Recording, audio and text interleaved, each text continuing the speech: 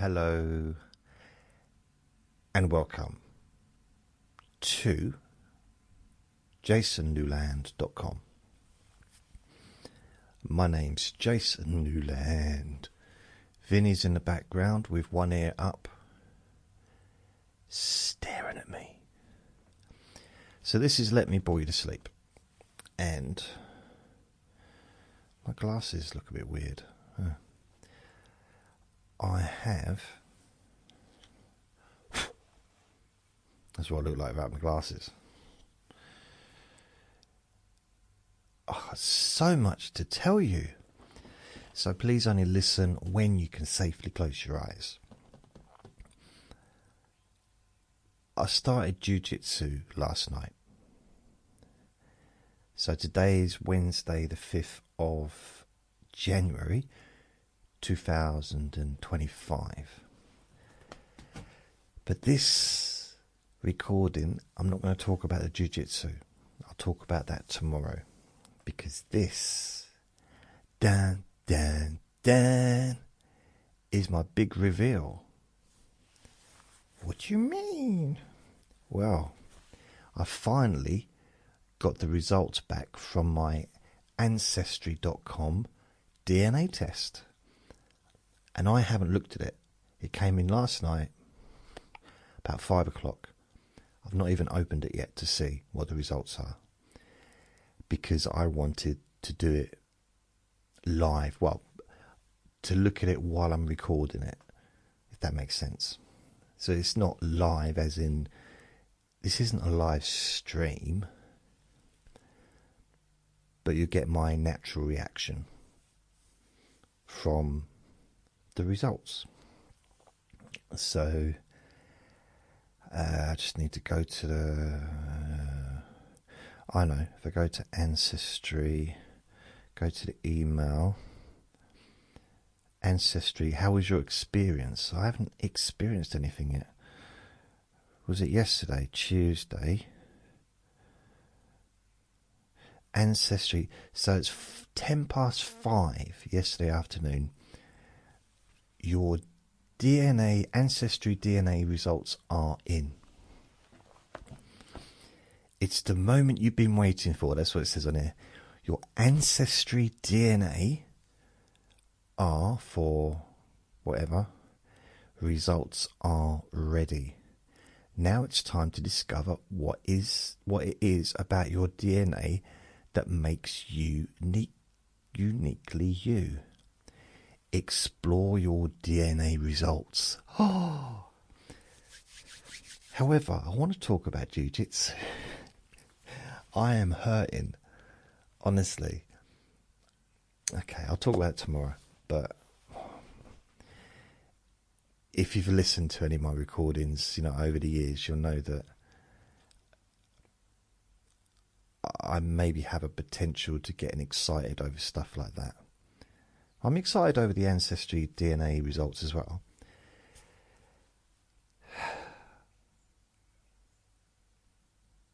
All I say, not all I say, I probably will keep coming back to it, but I will talk about it tomorrow. I want to talk about it now.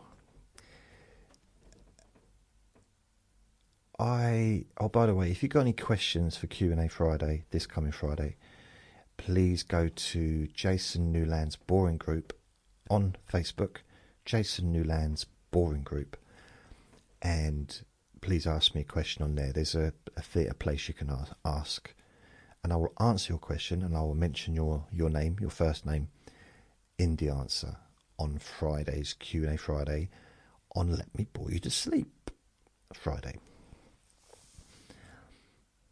It's kind of weird, really, because I've got the next 3 days already sorted for Let Me Bore You to Sleep.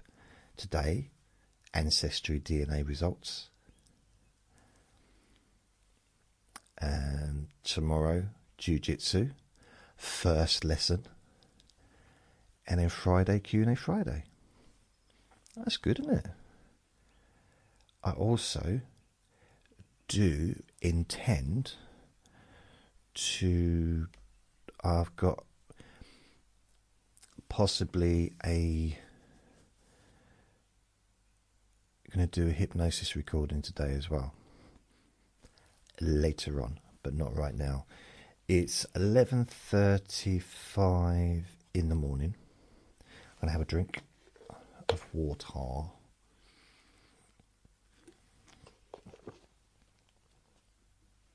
I'll tell you what, I didn't realise how unfit I was until last night. I knew I wasn't, you know, I mean cardiovascularly, and also flexibility. Blimey, sorry about that, I just banged the desk. However, because I've been doing squats with weights, well, without weights to start with, and then with weights, and I do 110 every morning, it's strengthened my lower back, because I've got arthritis in my lower back. So it's strengthened my lower back, but also my legs are stronger as well than they used to be. So I'm not, when I was a kid, obviously they were stronger then. Well, you know what I mean, like in comparison, as far as I could do squats, I could do the whole kung fu stance. Is it a horse stance? Where you kind of really low down and putting your hands up like that, and I don't know, like the kung fu movies. Anyway, I was able to squat down to a degree. Keep my balance, not so much. But then, luckily, and I was learning some of the most basic moves, and it's all groundwork. So I was a little bit concerned, you know, if I'd be able to do it. But I thought, you know what, I'm never going to know if I can do it if I don't try. If I don't at least try. So I signed up for a month, twice a week for a month, and then just for an hour each time. And I'm not the oldest person there.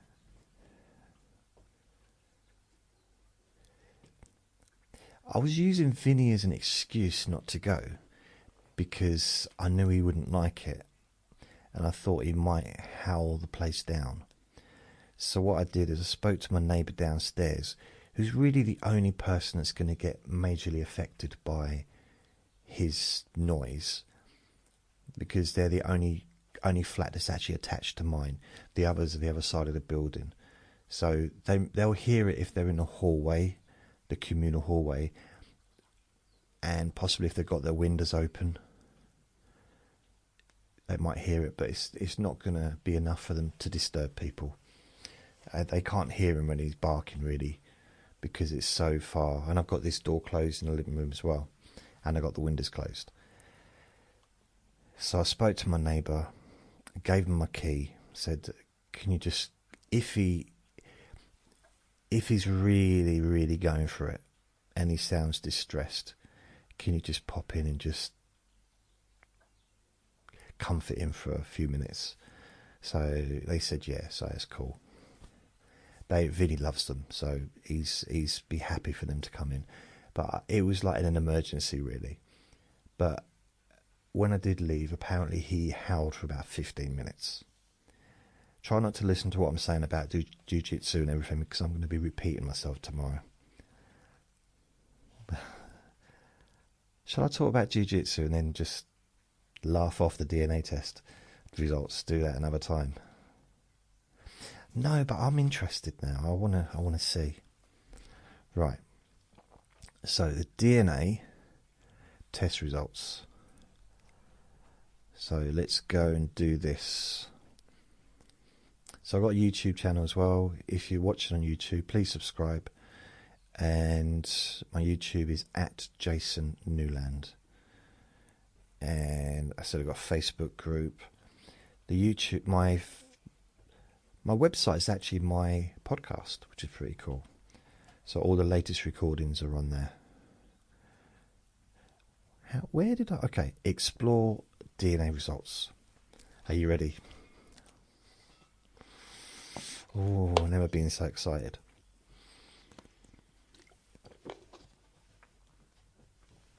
Okay. Wow. Ancestry. Okay, so here's the first thing that comes up. Okay. Ancestral regions. So this is it. Ancestral regions. Jason, your DNA results are here. Ancestral regions, learn where your story started. Ancestral journeys pinpoint the paths of your recent ancestors. DNA matches connect with living relatives. View my results. Okay, here we go. You're the first to see this, well, at the same time as me.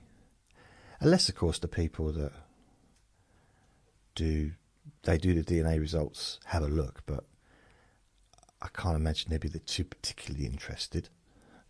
You know, if they're doing that all day, I probably wouldn't want to know. Now, this... it's not actually a huge surprise what I'm seeing in front of me. I am 48% Irish. 48% of my DNA is Irish, or from Ireland. 44, that's my ancestral regions. So 48% is Ireland, 44% is England and northwestern Europe, 4% is Germanic Europe, 3% is Scotland, 1% is maritime Southeast Asia. Wow.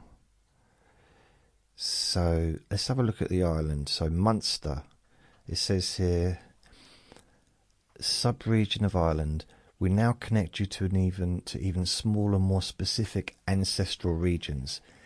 These connections can be very old, from over 1,000 years ago, so they may include places or populations not yet recorded in your family tree.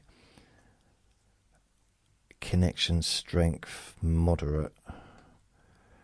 Munster, I don't know where Munster is. So it's in Ireland. Your ancestral region estimate is 48%. Our island population region is centered in this small island famed for its emerald green landscape, vibrant Celtic folklore, and deep-rooted spirit of hospitality.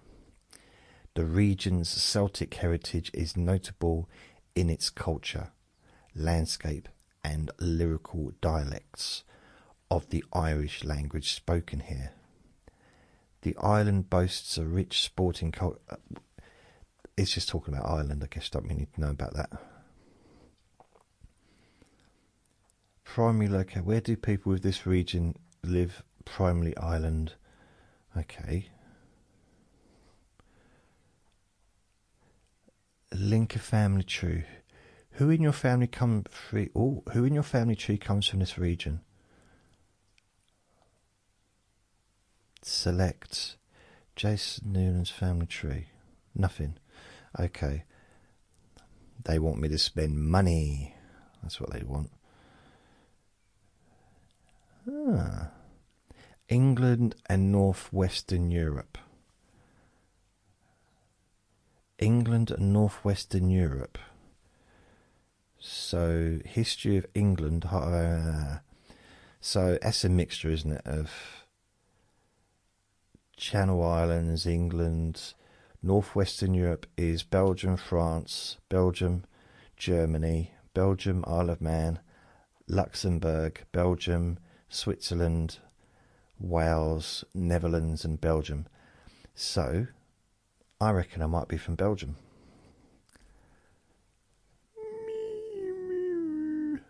Ooh. DNA by parent. Unlock now. What? All UK and America?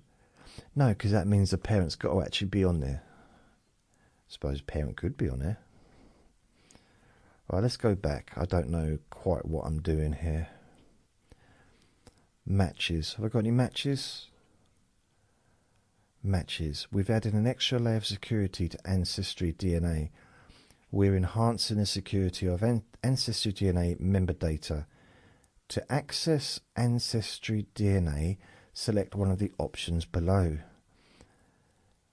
Enable two-step verification, sign in with, I've got no idea, email, send code.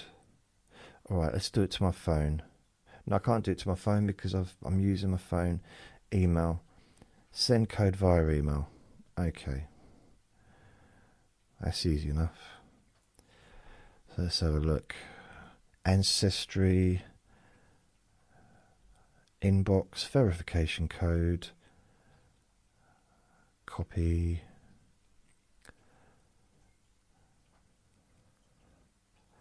Oh, come on, let me paste it. Come on, man. That's it. Right. Enable two-step verification. I don't want to do that. Enter code. Another code. Blimey. Is this necessary? Really? Right, here we go. Submit code. This is your one-time emergency backup code. If you lose access to email, okay.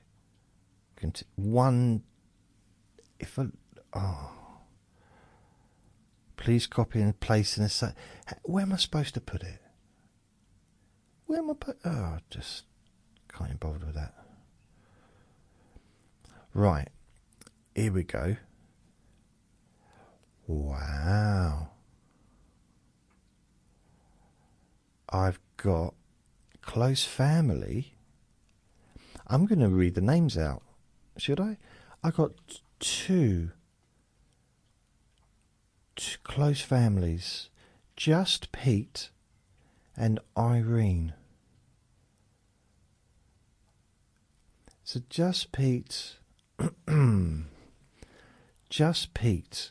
First cousin 1 times removed or half first cousin. Irene, first cousin 1x removed or half granddaughter. Granddaunt? What does granddaunt mean? 5% shared DNA. Just Pete is 9% shared DNA. Denise, second cousin. Denise Phillips, Julie Pilbeam, Bruce Beauchamp, Mike Crew 2%, 2000. So these are 4%. Denise Phillips, 4% shared DNA. Julie, Bruce, Mike, 3% DNA. Richard Platt, 2% DNA. James Reeves, 2% DNA. Maureen Slater,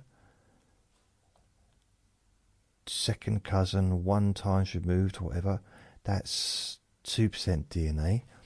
D. Davis, Daisy New, 12, third cousin or half second cousin, and that's 2% DNA. Rachel Platt, Paul Dillon, Jane Cody, Samantha Dawkins, 1% DNA. Well, from the looks of this, I ain't got no kids, have I? Because it'd be 50% of my DNA. So that's, I mean, it's not good. It's not good or bad. I mean, it's just, yeah. But there's no close family that are kind of high percentage. I would have thought that if a first cousin, bearing in mind they share 50% of their parents' DNA, and their parents, and both their parents and my dad and their dad shared 50%. They should have maybe not the same 50%, but 50% of each parent. Then I would have like 25% DNA the same as the first cousin, wouldn't I? No? I don't know. Right. So let's have a look at summary. It's just going to give me a summary. So regions, Ireland 48%. I've already done that. It's a DNA report. Munster, Ireland, and then 44%, 48% Ireland, 44% England and northwestern Europe, 4% Germanic Europe, 3% Scotland, 1% maritime southeast. So I used to say to my friend, I'm Irish. You know, I've got a high percent Irish in me. And he used to say, oh, just because your grandmother's Irish doesn't mean that you're Irish. Well, my highest percentage of me is actually Irish DNA. Thank you very much. So there.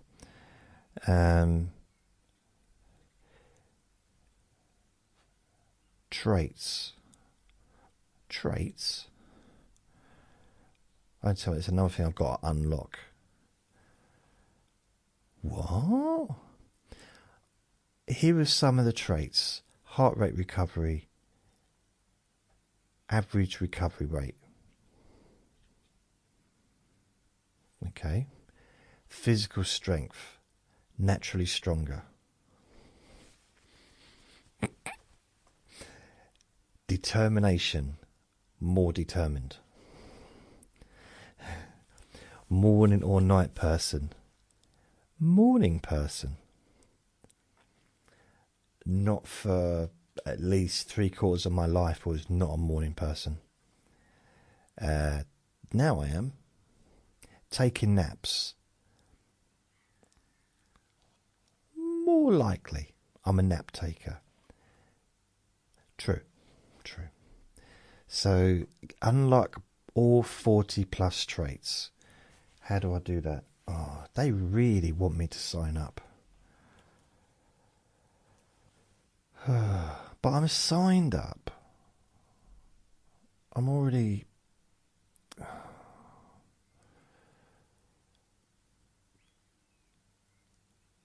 I mean,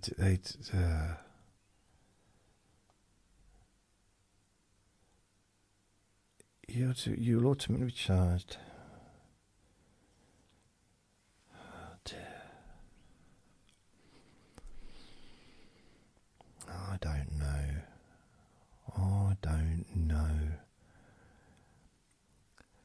Right, here we go. So I might as well go in for it. Might as well do it all. So motion sickness, according to this, unlikely to get motion sickness. True, I don't. Alcohol flush. Face does not flush. Look at my face. It's permanently flushed. Asparagus odour. What? Able to smell asparagus metabolites. Most likely.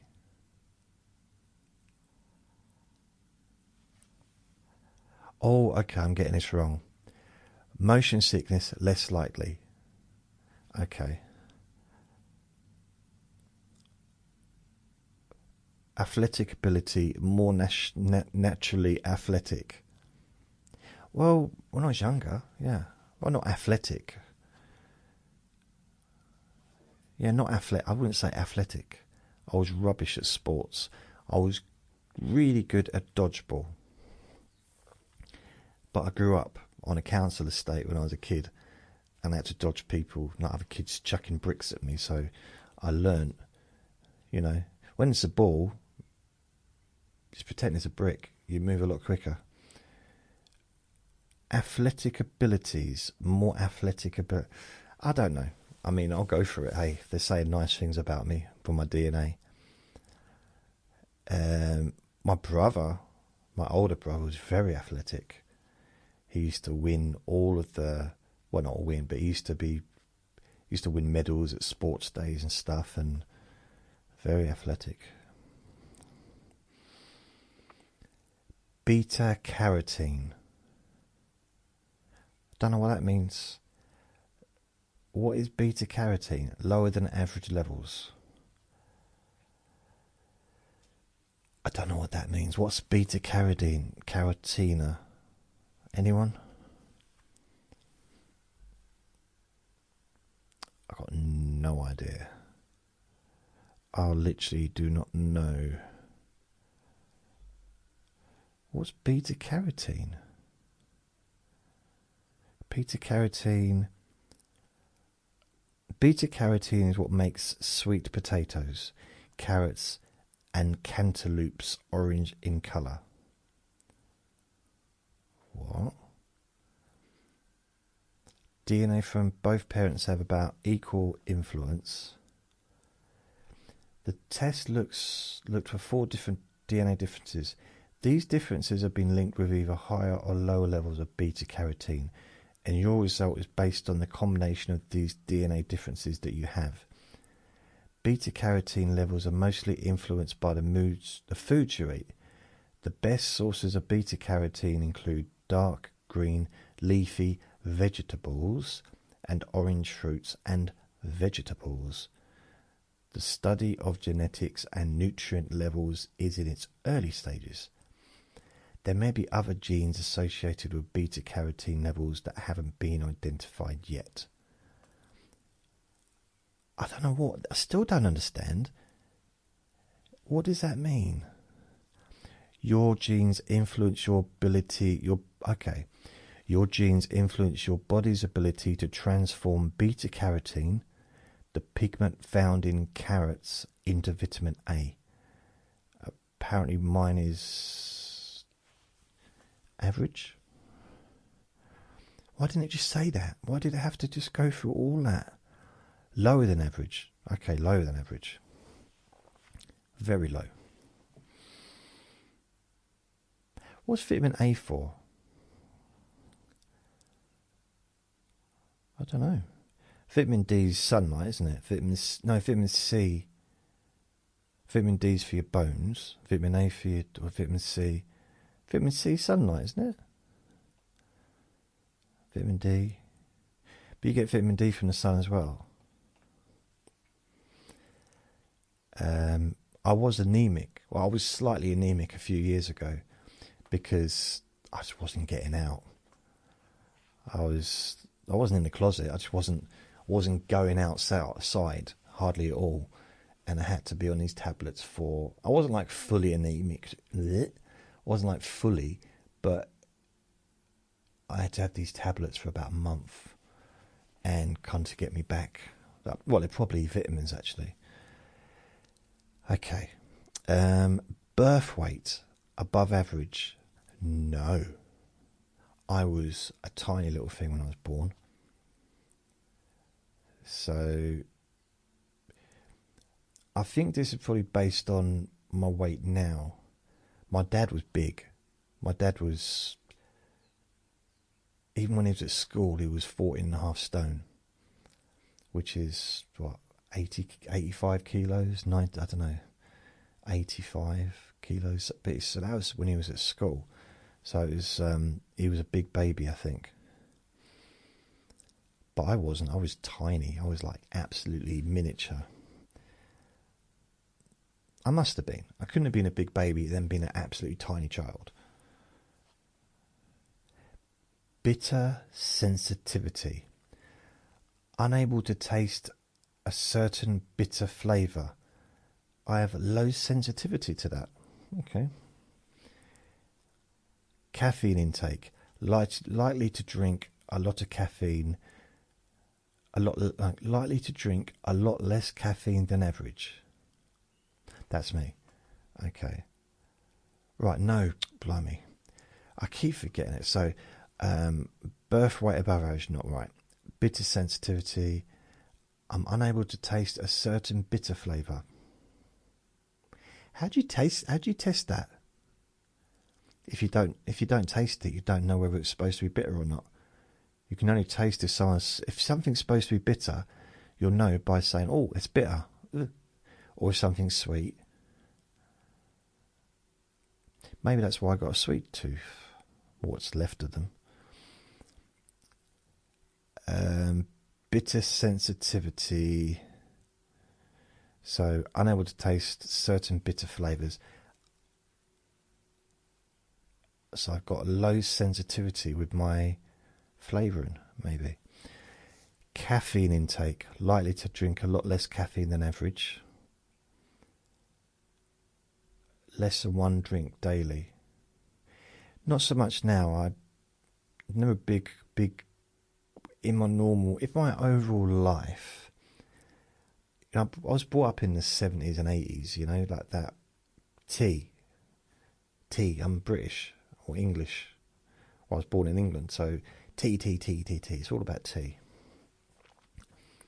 Most of my adult life, I didn't drink tea. I started drinking coffee a little bit, probably in my late 20s, early 30s. When I was doing the call centre work, I would have a coffee during my break.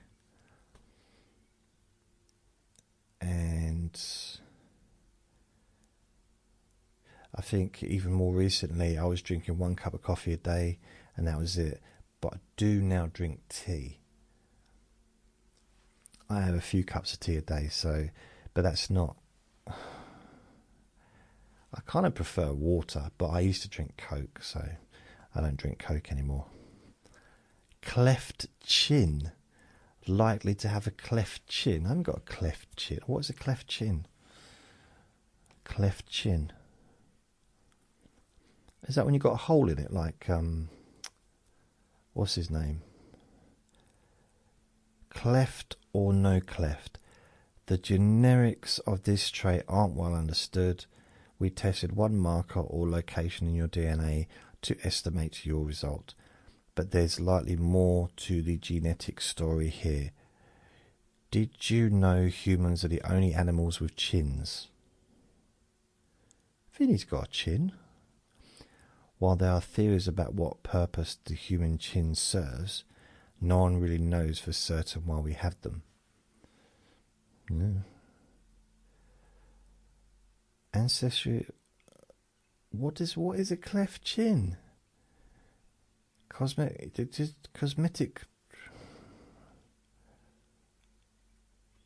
We compared your DNA to the DNA of more than 790,000 people who answered a question about having a cleft chin. Cosmetic procedures can help you gain or close a cleft chin. I don't know. I don't know what a cleft chin is. Anyone? Let's go back. Let's go back, I said. Right.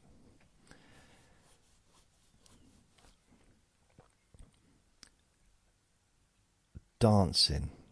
Cleft chin. Competitiveness. Likely to be competitive. Yeah, I'd answer that's fairly.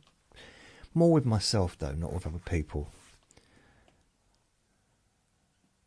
Yeah, probably not so much with other people in front of me. Maybe with someone that I don't know.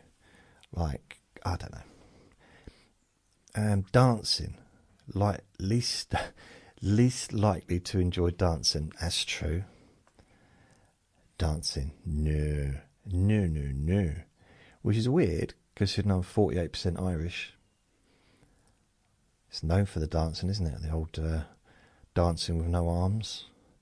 Well, you know, not moving the arms, I mean. No upper body movement. Desire to succeed. Less likely motivated. Right, so likely motivated by success. Okay. I'll take that. Determination. More determined. Dimples. Unlikely to have dimples. No, I ain't got no dimples. That's not a dimple, is it? It's more just, I don't know what it is, just a crease in my face. So less likely to have dimples. I've got a couple there in my chest. Doing things alone. Likely to prefer doing things with people. Oh, they got that one wrong. Earlobes. Unattached earlobes. Yep. I suppose some people have them stuck to the. Does that mean when the bit at the bottom is attached to the face or whatever, or does that mean when your ear's just hanging off? I don't know. I think it's I haven't got mine unattached. I think that's what it means. So I'm likely to have unattached earlobes. Earwax type, wet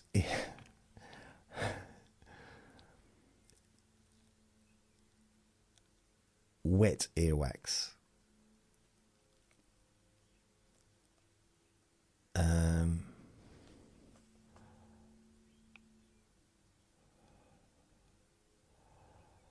So I don't know what that means.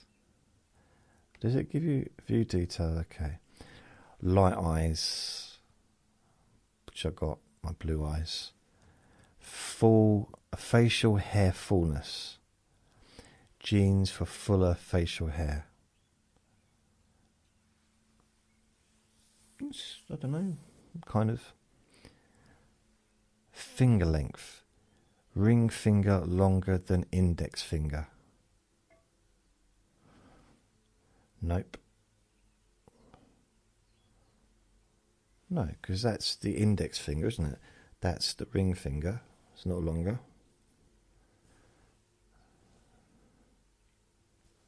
No. Ring finger longer than index finger. I didn't know that was even a thing. That's a... No, that's a ring finger, isn't it? That's not the ring finger. That's a ring finger. That's the index finger. Or is that the index finger? That's the index finger. That's a ring finger. That's not the... Yeah, so that's the index.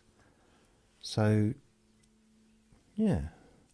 This is longer. This is longer than the ring finger.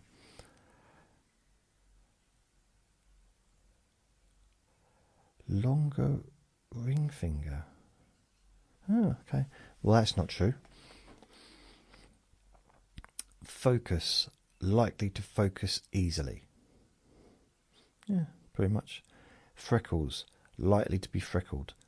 I was very freckly when I was a kid. I think when I was about 12, 13, my freckles turned to acne. What else? Fresh coriander aversion. That's a bit random, isn't it? Unlikely to enjoy fresh coriander. Okay, I wouldn't even know what fresh coriander is, or coriander is. I know it's a word. Getting stronger. Likely to get stronger easily. I'll take that. That's quite high on that one as well. Yeah, I think I notice it when I do weights. I do feel stronger. Although Sebastian, Nobby Sebastian says, I can see you don't work out your arms. Well, from that angle, it doesn't look like I did, but I do have. Look, there's some muscle there. Might be hidden, but I've got some muscles in my arms, my triceps. Look. Look. Look. Look. I've got some muscles. Just very hidden. Very well hidden. Goal setter. Unlikely to be a goal setter. Yeah. Not great on that, to be fair. Hair colour. What? Blonde hair and could pass on red hair. I've mentioned this before. That I was born with blonde hair. But a lot of kids are born with different colour hair and then they grow, you know. I might have been red. But I know that a lot of I think at least 3 of my cousins have got ginger kids. And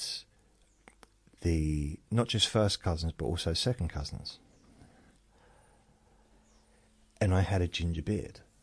All the grey, not all the grey bits now, but you know, the parts of me that became grey first in both my hair, where my hair used to be, and on my chin, that used to be ginger. So like dark brown hair with ginger. That was what my hair was like, mixed in, but not blonde. It's getting blonde now. Look, I've got a bit of blonde on my chin, and some of my hair is a bit blonde now. Some call it grey. I call it blonde. Hair strand thickness, thick hair. Yep. Well, used to. My hair used to be very, very, very thick, very curly, and that's the next one. Curly hair. Yep, got curly hair. You can't see it when it's like really, really short, like it is now. If I let it grow, it's very wiry, and it grows out. It's almost very. I don't know how to explain it without not sounding rude, but it's a very. It sticks out, and very curly. It doesn't. Once it gets to a certain length, it just starts curling. And it's unstoppable. The only problem now is because I'm receding, I've got a bald patch on the back of my head, and there's gaps. There's like, I like to think of my hair really is like the world used to be, you know, one continent, and then they started to break up, and the sea divided the different continents, and that's kind of what's happening with my hairs. So there's the gaps, bigger gaps between the clumps of hair. So it's all one bit of hair, technically, but with a big ocean in the middle, at the back, the crown, and the sea's kind of come in and flooded one part of it, and a few cracks have been like come in, and like water's come in, and the continents are starting to be created. I mean, a whole lot of it was just disappeared, you know, high tide and that. Hair type, curly hair. Hand-eye coordination. Oh my goodness. Hand-eye coordination. Likely to have good hand-eye coordination. Okay.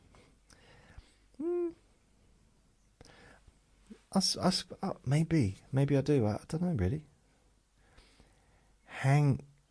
Hangriness. What on earth is hangriness?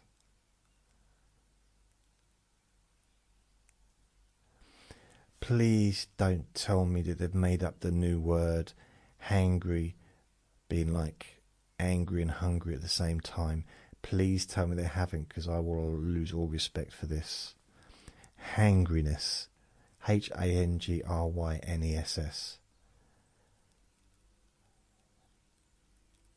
It is. The word hangry, a combination of hungry and angry, entered mainstream use in 2010s, but it actually dates back to 1956. I never heard it until recently. So it's been around since before I was born. It wasn't used. I would have noticed it. Jason, your DNA suggests you don't get hangry. Yeah, I don't get angry when I'm hungry. I just eat. When I'm hungry, I'm hungry. So I was I was a little bit surprised at that. Anyway, heart rate recovery, average recovery rate, heat tolerance, likely to tolerate heat well. I wouldn't necessarily agree with that. When I can, it's not really tested in this country because we don't have much heat.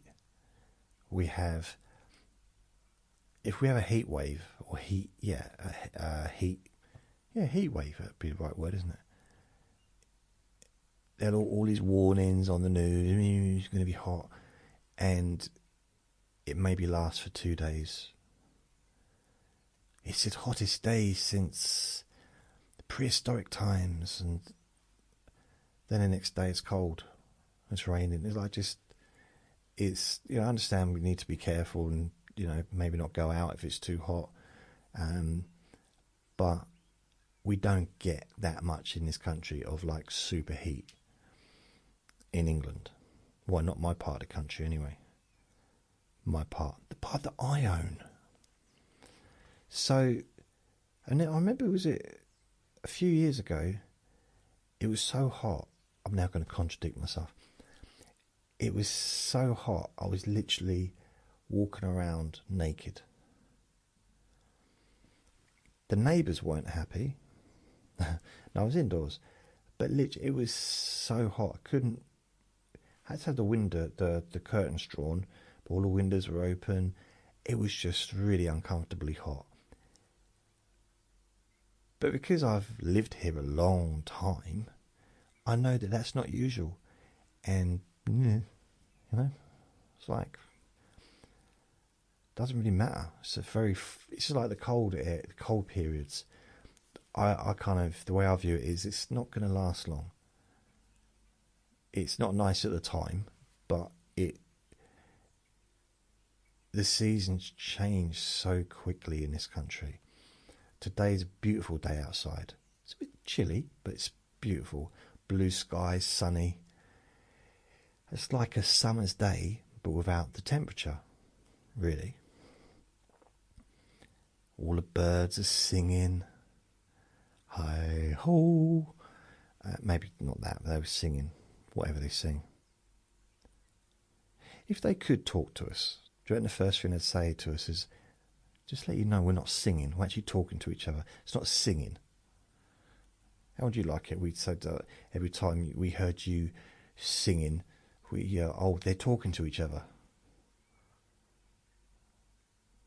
Do you reckon birds are confrontational like that? They might be. Seagulls I can see being very obnoxious. And also they're clearly scared of heights. You ever see them flying? Well, don't do it then, just walk. Introvert or extrovert? Oh no, wait, I'm hot. Oh. Heart tolerance. Heat tolerance, likely to tolerate heat well. The only time I've really struggled with heat was in Thailand. But it was, 40 degrees, whatever that is in degrees, hot. And I was alright most of the time. I was okay. One occasion when I was walking up these steps to go and visit a Buddhist temple, a massive Buddhist statue actually, but it was near a temple, and very steep steps and a lot of them, and it was getting hard because the altitude is high in Thailand anyway, but we were going even higher up. It was a bit too much for me, but something I learned quite quickly, which made me feel okay actually, because going there and like being a little bit uncomfortable with the heat, there was a little bit of me feeling a little bit inferior to the locals. Like they're so lucky they can deal with this and they're used to it. The Thai people do not like the heat either. Like the really hot days, they don't like it any more than anyone else really. So that's quite interesting to see. It's like, okay, I just thought if you lived in a place and you were born in a place like that, you'd be used to it. But they're not. They don't like it when it's really hot. Not all of them, but that's what I got from the survey I did. So holding your breath is a bit random, isn't it? Likely able to hold breath for longer. I used to be able to do that. Let's test. How long was that? About 4 minutes. I used to, when I was a kid, I used to get under the water in the bath. My own village, I did it myself. And I'd hold my breath to see how long I could go. And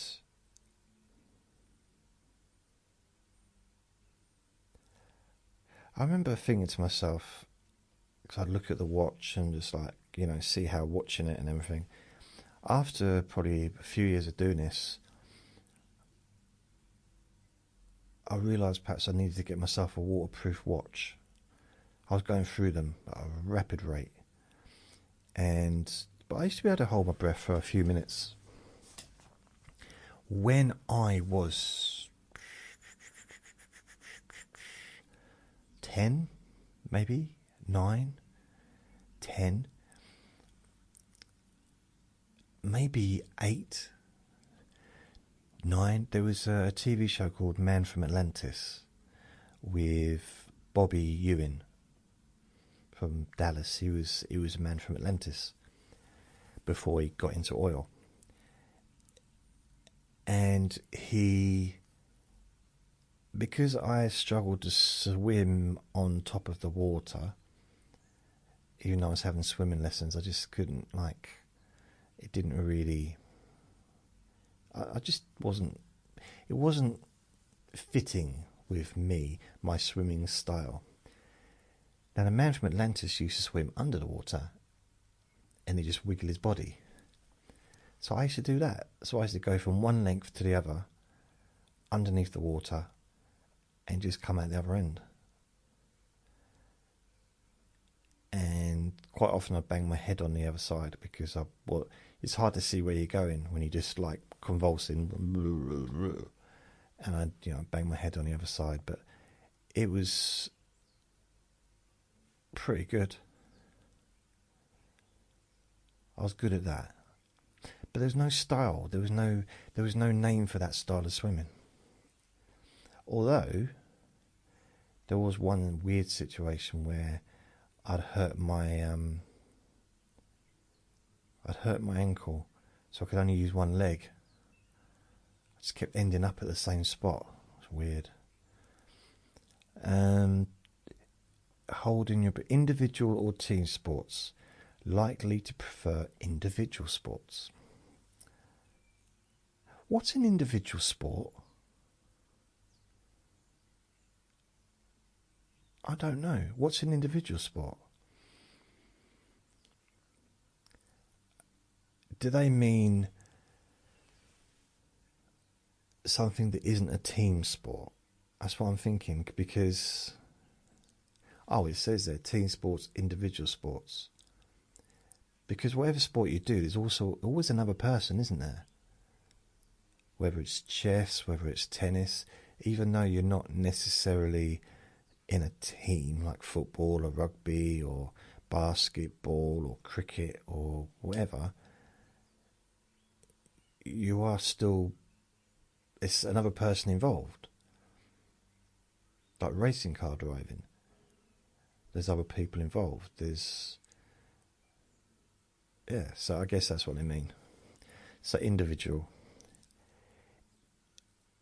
This next one, guess which one I am. Introvert or extrovert?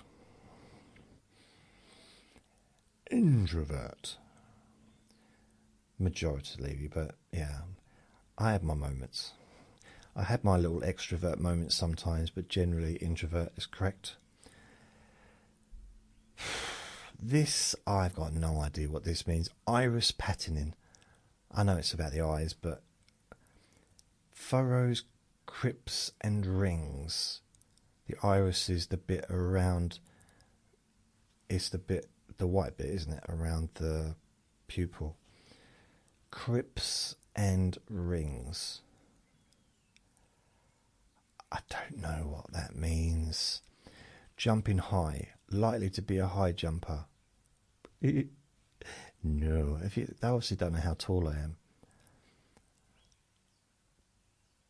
I mean, really, I'm not saying that, I don't want to generalise, but I will. The higher jumpers, the highest jumpers are taller. The fastest runners are generally taller. Now, I'm pretty sure if you looked in the record books of the fastest runners and the highest jumpers, they will all be tall. Let's check it out. Record books, highest jumper,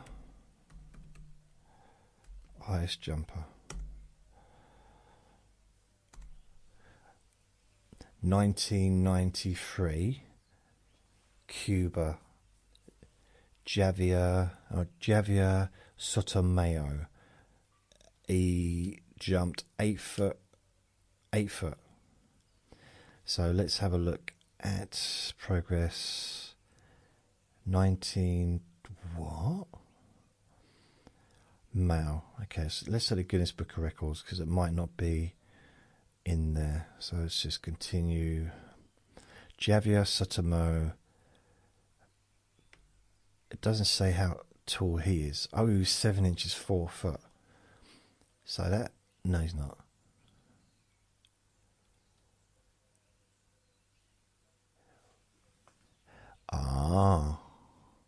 Oh, he cleared 6'6" at the.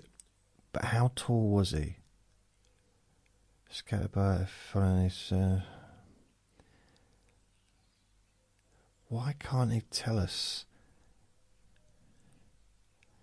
It's not telling me. Surely it must know what I need, what information I want. Cuba, 2.45 meters. Is that his height, or is that the height that he jumped? Probably the. Yeah. He retired in 2001. Okay, let's look him up. Let's find out what his what height he was. Guaranteed he's tall. I mean, it's actually it lets me look it up. Let's have a look. Look up. Ask Copilot. Let's have a look. Javier Sotomayor, born on October the 13th, 67. He won numerous records. Wikipedia, it should say his height on Wikipedia.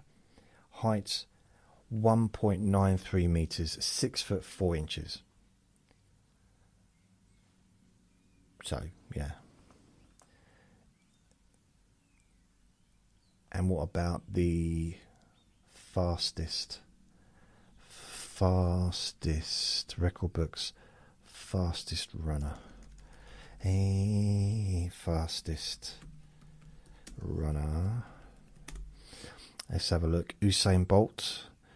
So, and I do believe Usain Bolt was pretty tall as well. Let's just check. Usain Bolt. Oh, that's weird. Usain Bolt. Come on. What's this got to do with my DNA? Don't worry about it. Oh, this is hard work. Come on. Usain Bolt.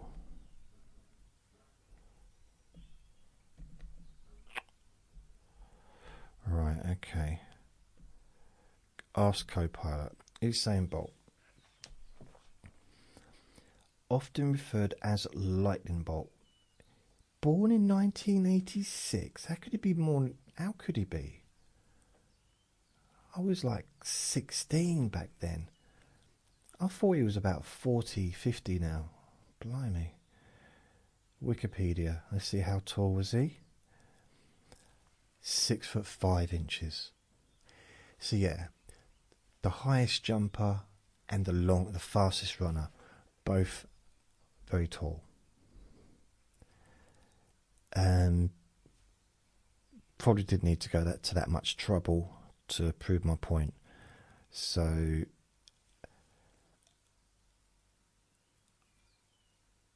I'm not that tall. Leader, more likely to take the lead. I don't know about that. Making contact with a ball. So whether or not I touch balls, that's basically what it's saying. Easier to make contact. Oh, I don't know. Male hair loss. Genes for higher chance of hair loss. Damn my mum. Morning or night person? Morning person. Yeah, and that's true now, but you didn't used to be. Mosquito bites.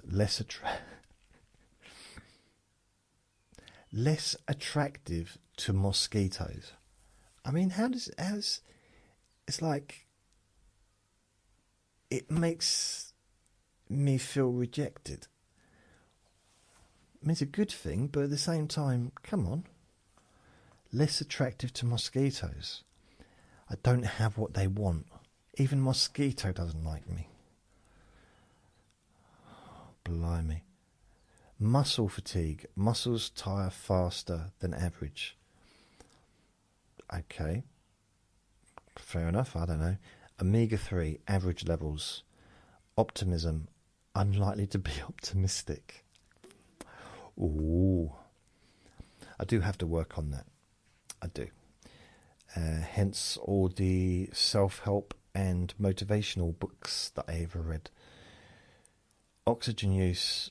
Above average ability to raise maximum oxygen use. Pain tolerance, lower pain tolerance. Performing choreography. Performing choreography.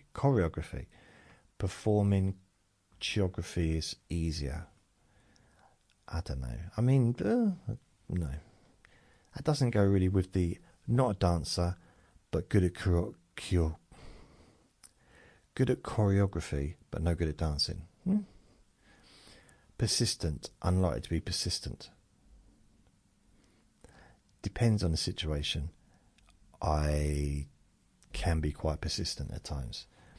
When I was doing sales, especially. Pet ownership, likely to have a pet. Wonder where he is. Oh, he's asleep.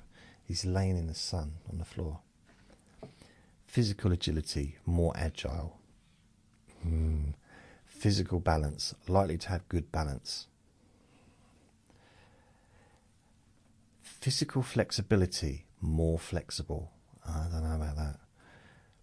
Physical strength, naturally stronger. Didn't I already do that one? Picky eating, or picky eater. I'm quite a picky eater. Playing an instrument, likely to play an instrument. I'd say yes from the past, not now, but I have. I used to play different instruments when I was younger. Not very well, but I did do them. Quick reflexes.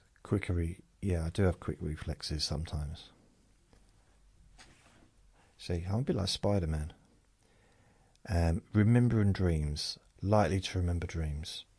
Yeah, sometimes. Risk taking. Avoid taking risks. Generally.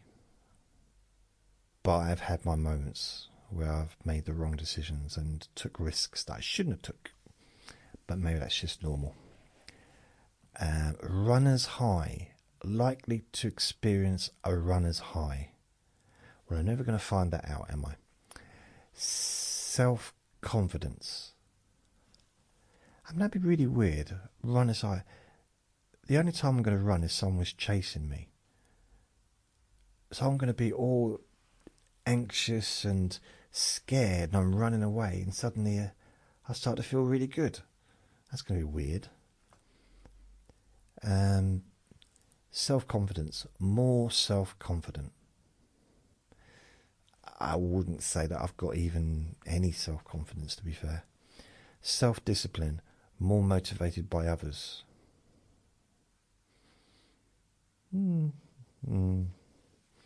Skin pigmentation. DNA suggests a light to medium skin tone. I mean light as in not brown, but I'm pink. It's the Irish skin, maybe. But I don't know. Well, 48% Irish. I don't know. That's part of the reason I wanted to do the DNA test. I wanted to like figure it out. Speed, less speedy when playing sport. Less speedy when playing sports. I'm not speedy in any situation. Generally. I mean, sometimes I've been known to be very quick. Spicy foods. Unlikely to enjoy spicy foods. That's true. Don't like spicy foods. Sports technique. More difficult to develop good technique. I'm not sure what that means. Sprinting. Likely a sprinter. No. Sun sneezing. Sun sneezing. A sneezer. That's hay fever, isn't it? Sun sneezing. They're bringing up about 18 to 35% of people feel like sneezing when suddenly exposed to bright light. As far back as 350 BCE, the Greek philosopher Aristotle discussed the phenomenon in his Book of Problems, theorizing that the heat of the sun causes a tickle in the nose, which led to sneezing. I generally, first time I heard that. Maybe I do. Weird. Right.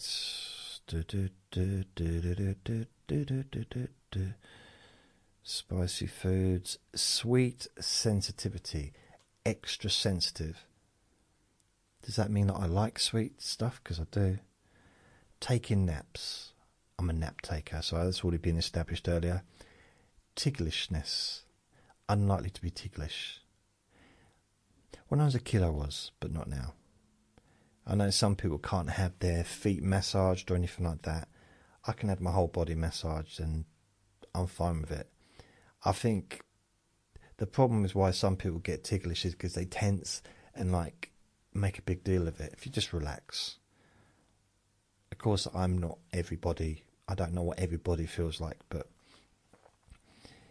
with the feet, you know, if you start like going like with a big feather duster, it's going to tickle. But that's probably not the most professional foot massage you're ever going to get.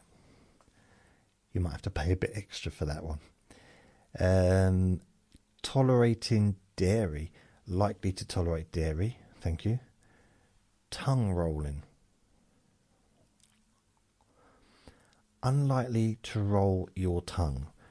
What does that even mean?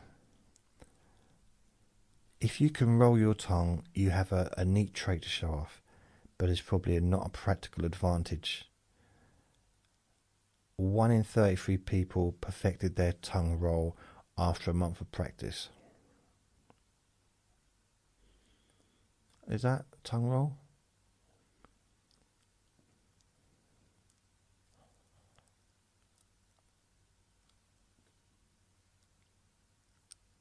I don't know. It looks horrible, so I'll stop. Anal bead? No. Trying new things. Likely to enjoy trying new things.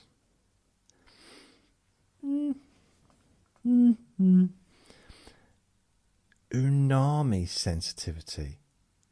Less umami sensitivity. Does anybody, before I look at this up, does anyone know what umami, umami, what is that? Never heard of that in my life.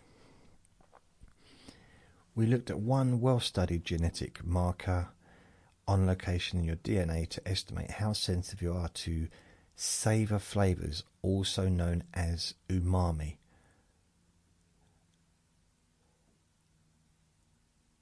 Some foods with high levels of naturally occurring monosodium glutamate, MSG, includes seaweed, fish sauce,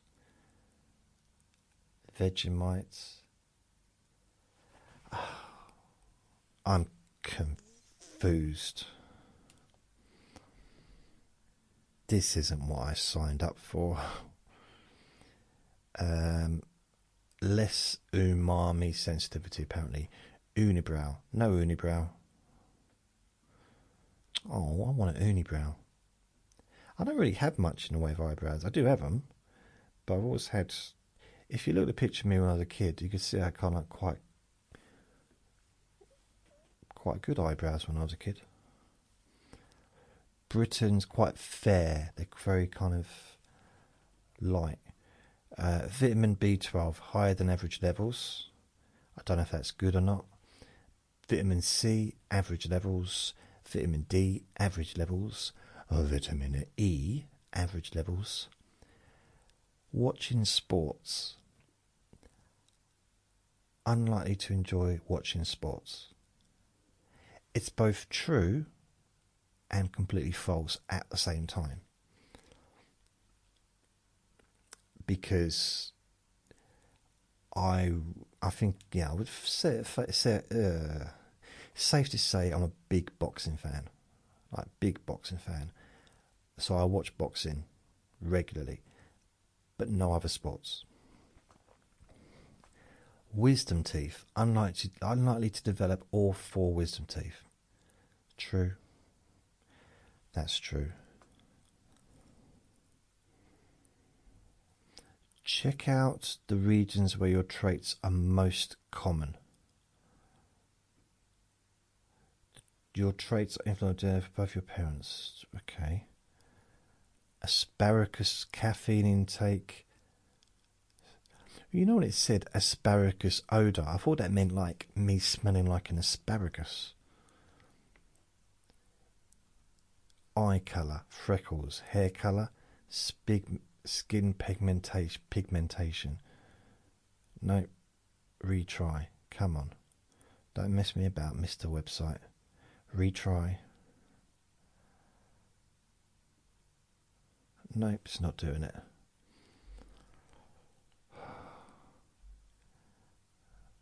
Right. I'm going back and it's not even letting me do anything.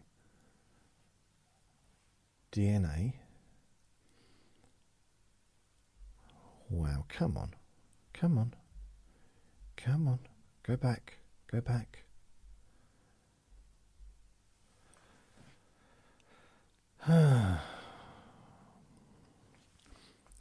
Right, so by personality, all traits.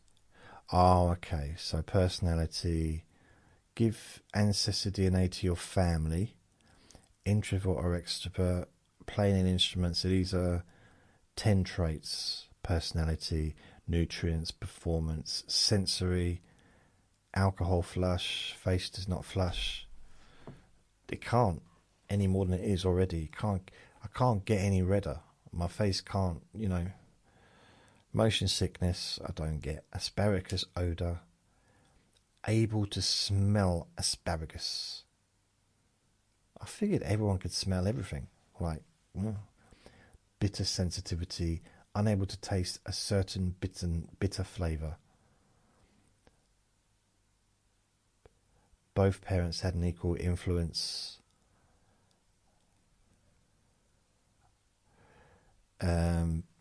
For the motion sickness, more parent 1 influence. Alcohol flush, more parent 1 influence. Okay. So which is parent 1 and parent 2? Let's have a look. But so they don't know, do they? There's no one side. So face does not flush. Influenced by parents. Okay, let's go for personality. By parent. Personality.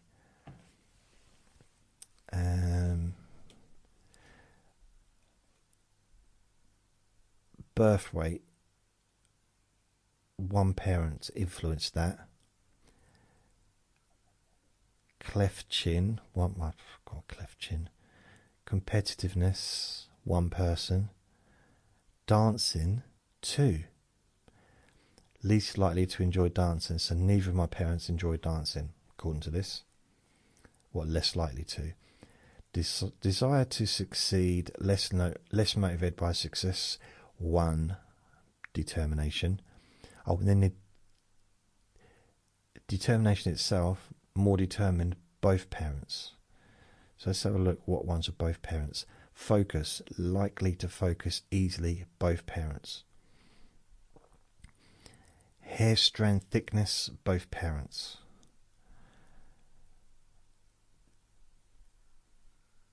There's not a lot of both parents, to be fair.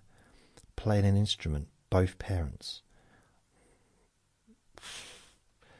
Runners high, both parents. Okay. Speed, less speedy when playing sports, both parents. Tongue rolling, unlikely to roll your tongue, both parents. Vitamin D, average levels, both parents. Traits inheritance by parents. Okay, right, so we'll sort that one out. Okay, go back. Go back, go forward, go back. Okay, right, so summary.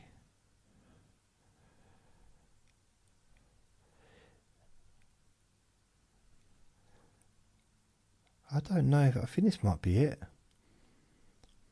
So I've got 3 matches. Denise, Irene, and just Pete. First cousin 1 times removed, or half first cousin.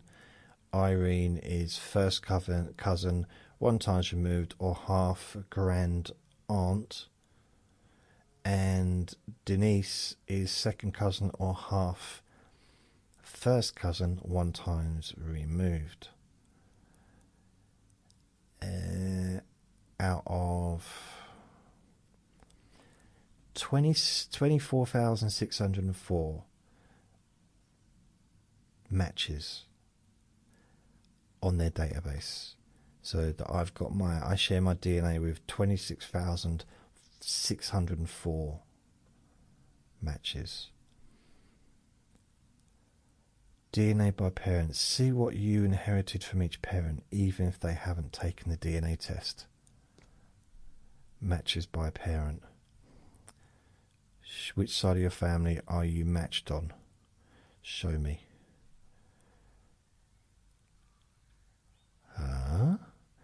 Parent 1. Last names in trees: Baker, Barnes, Gardiner, and Gardner. Parent 2. Gibson, Anderson, Anson, Baker.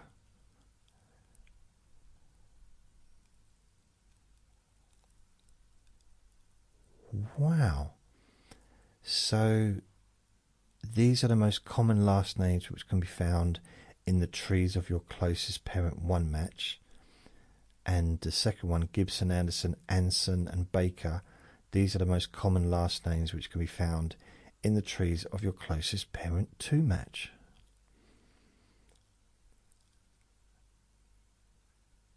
Regions by parent. Parent 1, East and South East England. Parent 2, East and South East England. Common journey. Well, they were both born in England, I do believe. It's parent 1. A few more. So parent one.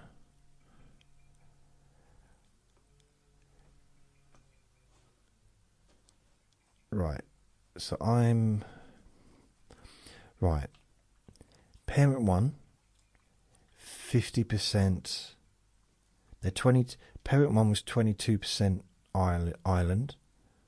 Parent two was 26%. 26% Ireland. Oh, okay. Which makes me 48% Irish, Ireland DNA. England and Northwestern Europe, 27% and 17%. So 44% that. One of my parents was Germanic Europe, 4%, which makes me 4%. Scotland, one of my ancestors was 3%. I think parent 2 is my dad because he did the Ancestry decades ago and he traced the family tree back to Scotland, or part of it back to Scotland, so I'm guessing that must be my dad's line. So I'm 3% Scottish. Maritime Southern Asia, that would be, I guess, my mum. So it's me guessing it. So 22% Irish on my mum's side. See, I didn't know that. I didn't know that. I thought the Irish only came from my dad's side. But clearly, my dad, my mum was part Irish and my dad was part Irish. So my dad's mother was Irish, which means that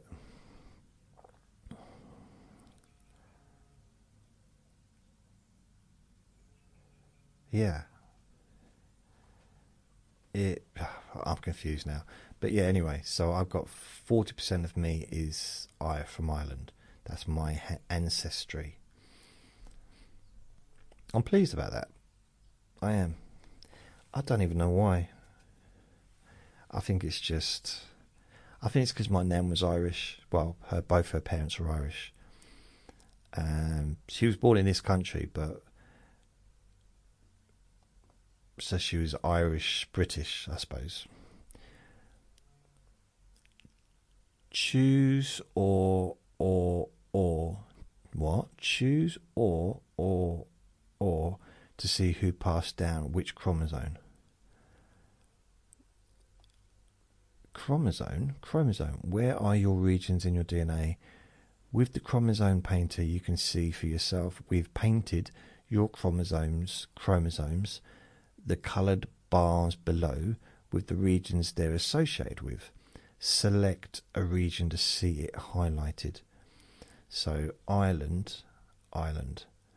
My chromosome. So parent 1 is what? Parent 1, parent 2. So parent 1 is a lot. I mean, blimey. Parent 1. So these are the choose or. Choose or. I think they've messed up with the talking there, but so I've got 22 chromosomes, and there's 1, 2, 3, 4, 5, 6, 7, 8, 9, 10, 11, 12, 13 are Irish. What? I'm confused. If I choose Irish all, but I just want Ireland, England, Germanic Europe. Yeah, so that was only one parent. Oh, only one parent. Parent 2 rather. Oh, got you. Parent 2. Irish. Parent 1. Definitely much more and parent 2 was less Irish, but not by a huge amount, to be honest. Wow. Maybe my granddad was Irish. Because thinking about it,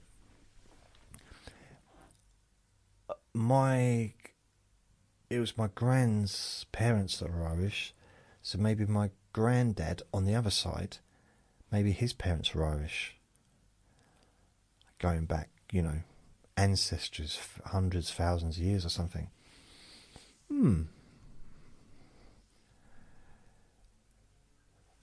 Married, blimey. I don't understand.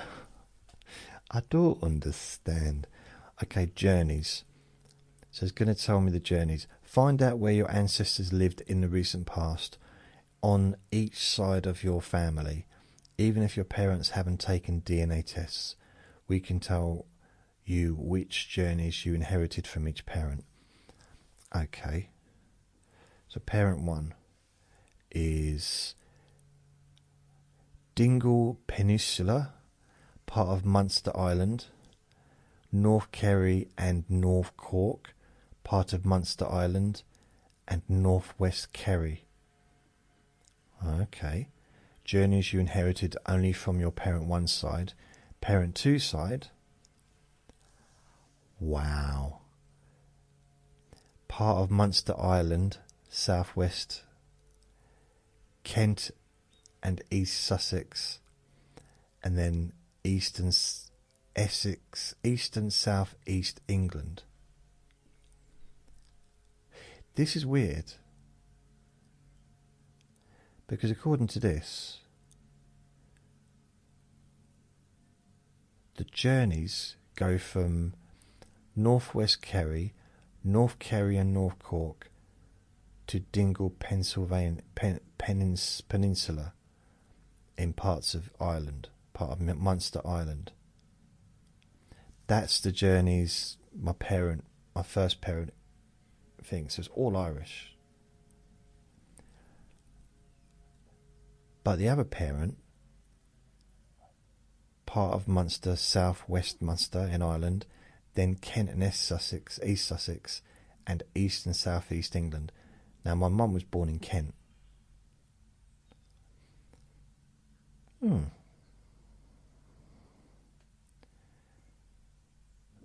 So, does that mean my dad, and then she moved to east and southeast London, like in London, south? Does that mean that I might have a different dad and he was Irish, which is why my Irish is so high? Ooh. Ooh. Can you imagine at 54 going up to my dad who's like 79? Daddy, is there any chance I can have a little chat with you? I did a DNA test online and I'm beginning to wonder that maybe we're not actually as related as we thought we was. Did you have any friends from Ireland visit you about 54 years ago? Blimey. Apparently I did used to have an Irish milkman.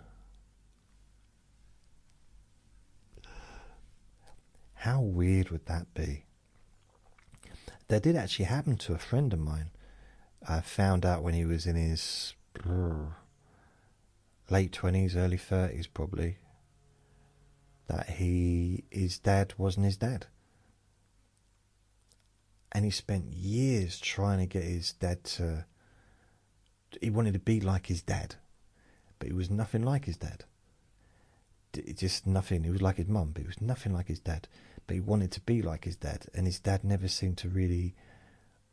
They never really got on very well. And then he found out that, that they weren't related. I mean, they were related in the sense of his sisters were still got the same mother and that, but it's weird because his sister looked very much like him as well. Not just the boobs, but the the facially, she looked quite similar. Journeys, both sides, Munster Island. So that's what's shared. So from both sides of my family, both parents originate from Munster Island. I didn't even know there was a place called Munster in Ireland. Oh, there is. That actually is a real place. Cradled by mountains and covered by a patchwork of inhospitable bogs, Munster was the perfect hiding place for rebels and outlaws who sought refuge from British authority. Oh, I used to be a rebel. During the Great Famine, many Munster inhabitants fled their homes to escape poverty and starvation. With one of the highest and most consistent emigration levels in Europe, hundreds of thousands left the shores of Ireland for Victoria in southern Australia or the United States, where they settled in New York, Boston, or other centres across American Midwest. And of course came to England as well. Hence my family being here. So find out where your ancestors lived in the recent past on each side of your family, even if you haven't. Okay, I think it's quite interesting. Unassigned, no journeys unassigned. So parent 2 is obviously my mum, because she was born in Kent. So she's got Kent, East Sussex there as part of her journey. South West Munster and then Kent, East Sussex. So I don't know how long her family were living there. And then southeastern London, east and south east England, which is she lived in London. And then my dad's northwest Kerry, northern Kerry and North Cork, and then Dingle Peninsula. It says all Ireland, all part of Munster. Wow. So matches, what matches have I got? What's my matches? More custom match groups. With your subscription, you can now create up to 64 custom groups, giving you more than double the number of groups to play with. Got it. So, private link tree, unlinked tree, Irene. I don't even know anyone called Irene. Don't know anyone called Just Peter? Just Pete? Do you reckon his name's just Pete? I mean, not just Pete, but do you think his name's actually just Pete? And I mean, you know what I mean? Not just Pete, but do you think it's just Pete? I mean, it could be Justin, but I think it's just Pete. But not, you know what I mean? Pete. Just Pete instead of just Pete. That tickled me inside saying all of that. I don't know why. Very sad. Paul, Dylan, Rachel, Platt, Jane. This is going to take a lot of working through to figure this out. So, coming back to the summary. Munster Island, East and South England. So, the Munster Island, that would be my dad's thing. East and South East England must be my mum's, because she was born there. My dad was born in London, but possibly her parents were born there as well.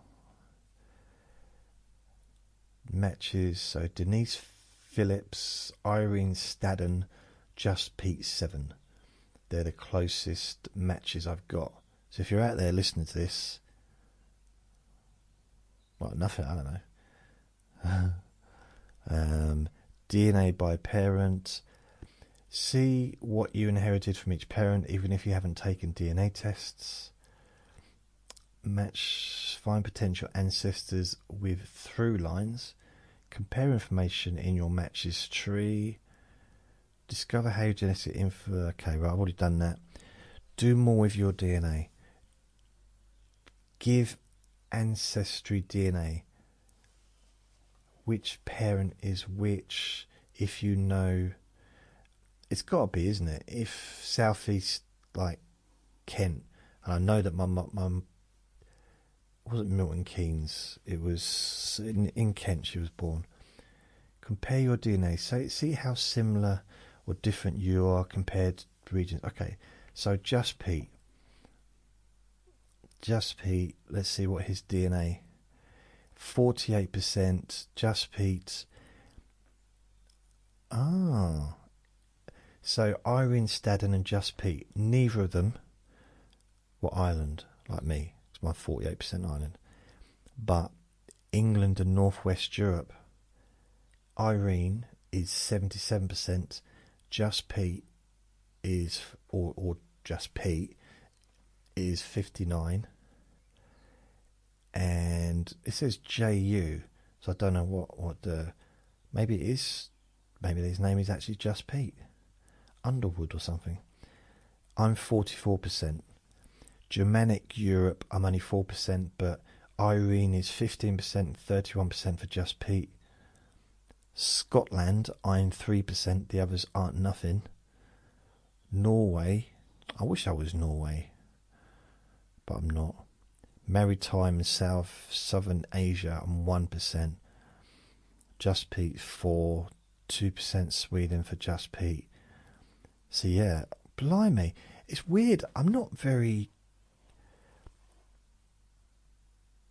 spread out a lot, do I? I mean, I know England and Northwest Europe is obviously is an area, isn't it? It's a heart of our England and Northwestern Europe region, often presented as one group of invaders from one other place. The Romans, Anglo-Saxons, Vikings and Normans. So I'm part of that group, which would probably be my mum's side, I suppose. But 48% Ireland. Can't wait to tell my dad. But how do I broach the subject of him doing a pregnancy test for us? Dad, I don't know how. Oh, look at this. Ancestral journeys for me. If you go back, southwest Munster, northwest Kerry, North Kerry and North Cook, Dingle Peninsula, Munster Island, Kent and East Sussex, south east and south east England. Right, well, that's weird because I was born in London, which is south east England.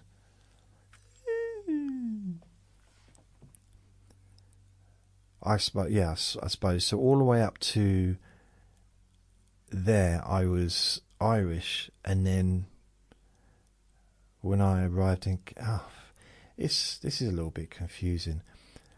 So there's no, but then Just Pete says Kent. I was Kent and East Sussex, so, but they all shared that. Kent and East Sussex, me, Just Pete, or Just Pete, and Irene are all in Kent and East Sussex.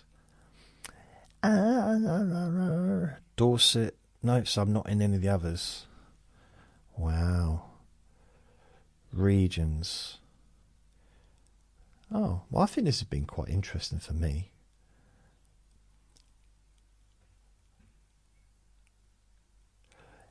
I tell you what's weird though.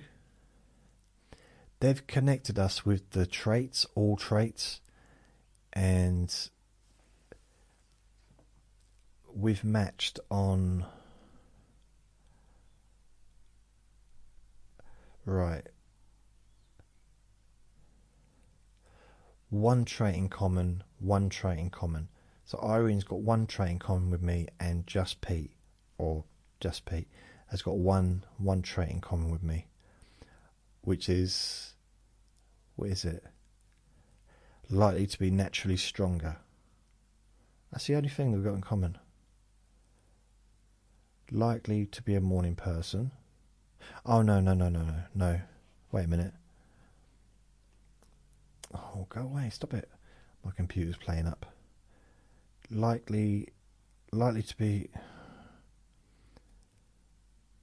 What is it then? Traits one in common with you. My results. So which one is it? Oh, normal heart rate recovery. That's the one. Normal heart rate recovery. Oh, brilliant. How exciting. Huh. All right. Well, I do believe that is kind of the whole thing. I'm going to have to look into it a little bit.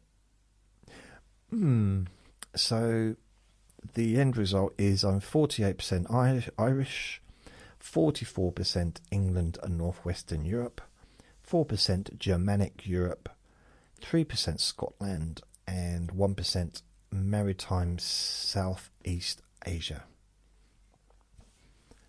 Thank you for watching. Thank you for listening. I don't know if there's any benefit to any of this, but it's interesting to me. So yeah. So I'm going to go. Thank you for listening. Remember to be kind to yourself, because you do deserve to be happy. Be gentle with yourself. Lots of love. Bye.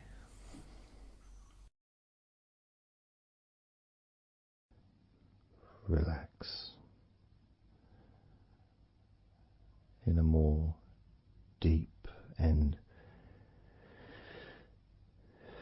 meaningful way.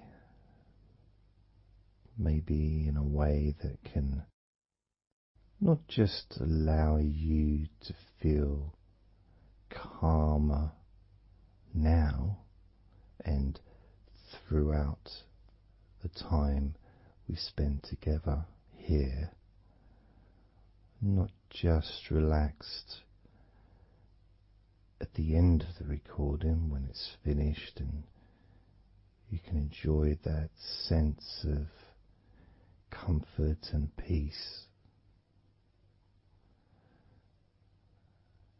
but also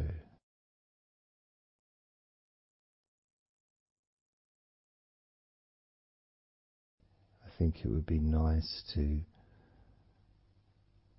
have those feelings of relaxation continue for longer after the recording is ended, so that you can still benefit from listening to my voice, maybe in a few hours' time, perhaps tomorrow.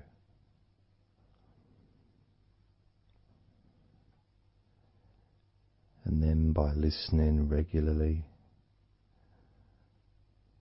especially if you find, like some people do, and myself as well, sometimes I find one particular recording that really resonates with me,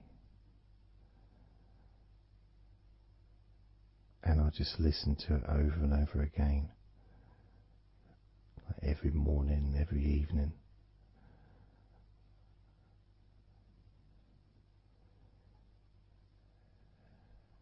There was this recording from, we're going back to about 1999. It wasn't hypnosis, but it was a guided visualization, so it kind of was hypnosis really.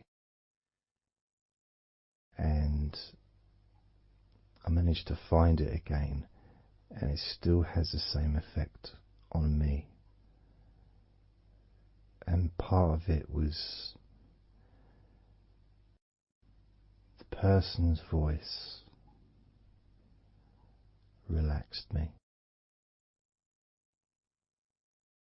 Just felt so peaceful,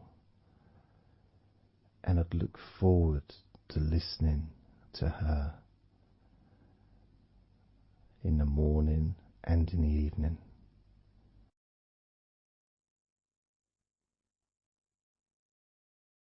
And I knew before even pressing the play button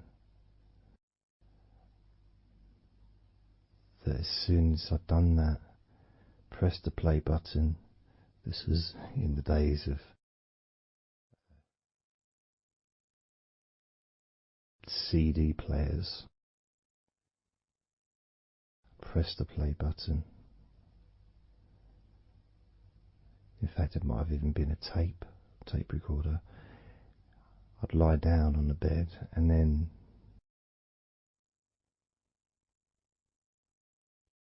even without necessarily listening to her words, because I had them memorized, really. It was as if my body knew exactly what to do. And the muscles just almost went into automatic relaxation.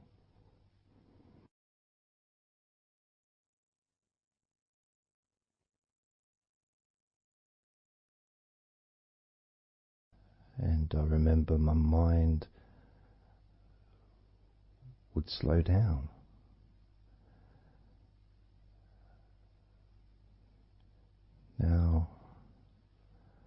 Now, I was listening to this recording in the early days of learning hypnosis, and long before I ever made any videos or audio recordings myself, because I didn't start doing that till 2006.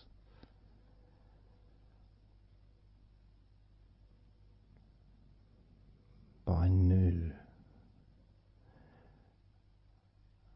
knew how helpful I found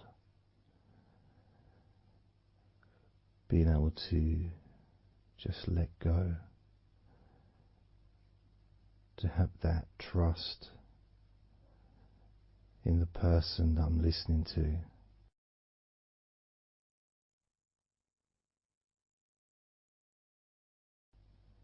Knowing that it's going to be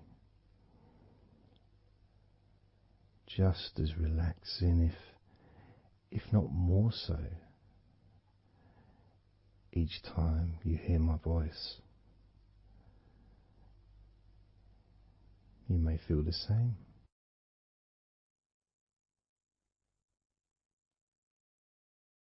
Some people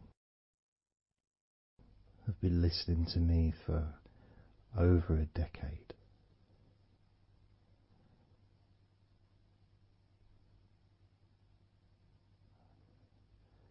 Maybe not solidly, obviously not 24 hours a day, but maybe people come back. Some people maybe listen every day.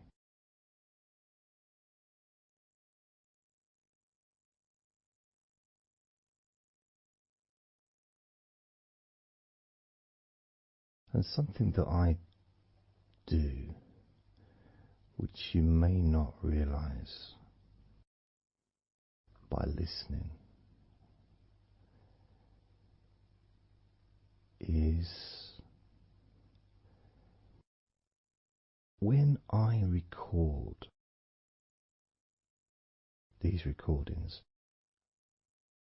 now for example,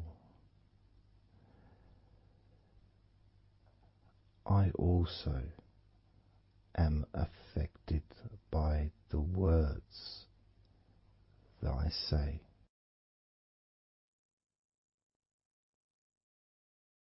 So if I said to you, focus on your feet, notice your feet relaxing,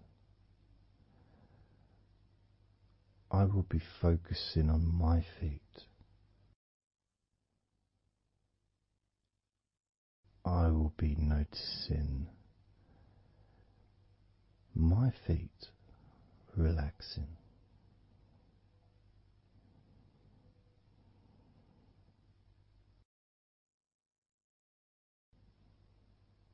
If I said focus on your hands,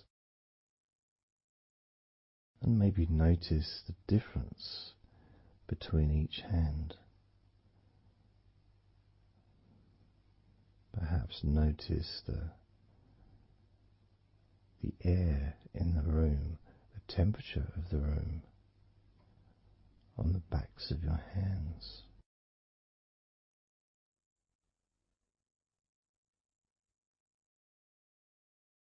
You may start to notice what almost feels like a very light breeze, even though there may not be any type of breeze at all where you are right now.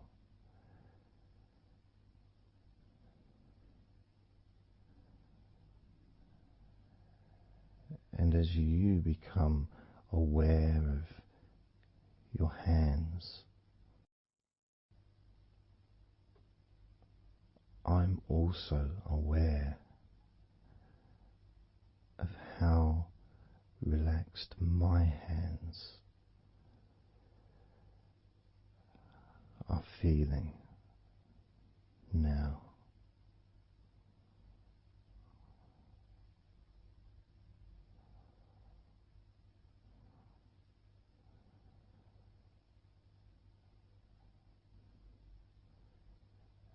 And when it comes to potentially drifting off to sleep, which may be the reason you're listening,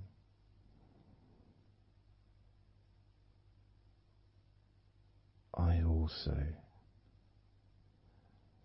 feel drowsy when I make these recordings. I also notice my mind drifting.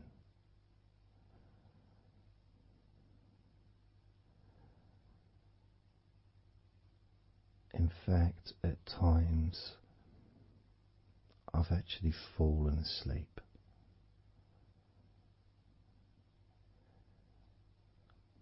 without even noticing. And then I carry on talking.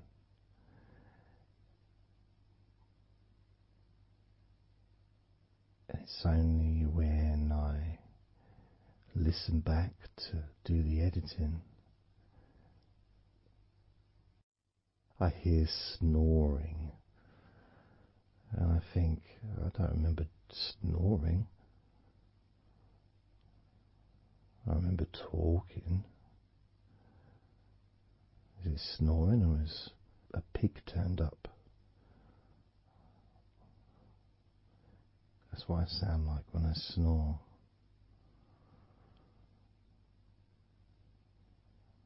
And I get really into the whole experience.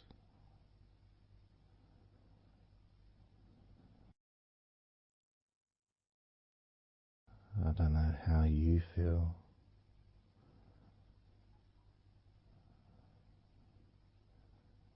How relaxed you feel in your feet.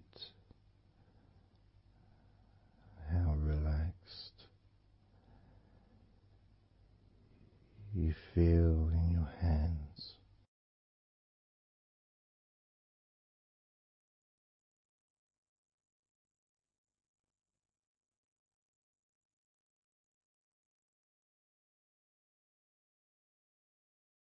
I have noticed more and more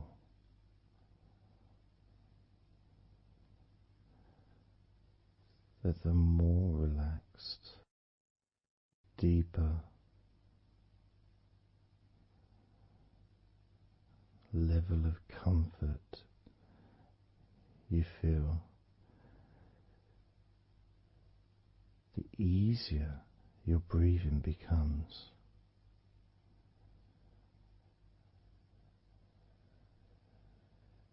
It's almost like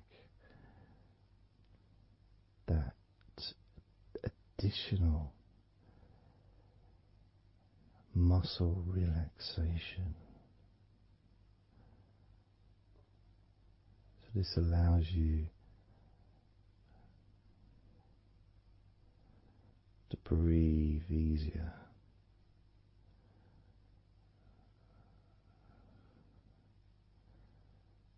without necessarily focusing on your breath.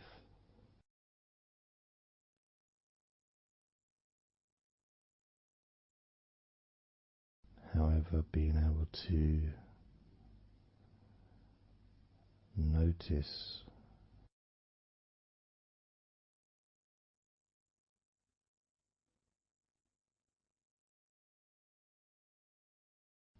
the ease in which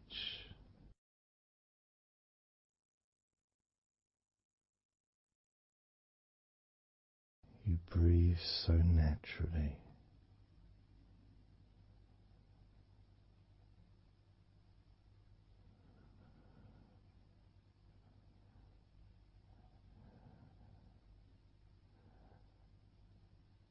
You breathe so very easily and smoothly.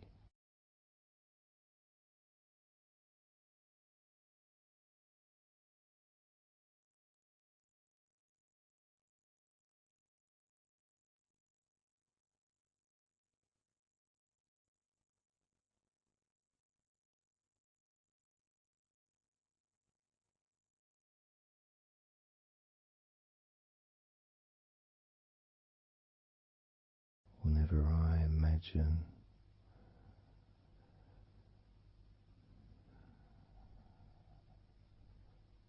my breathing improving,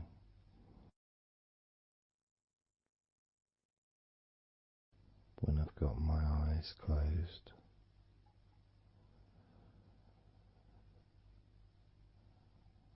I tend to visualize a beautiful field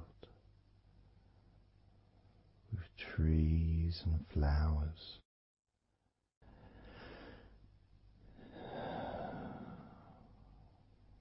producing all that life-giving oxygen.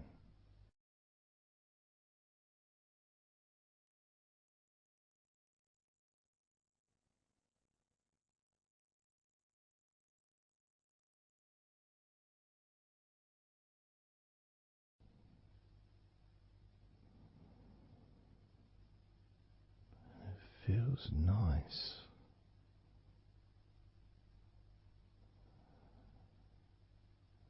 to, if nothing else, just taking some time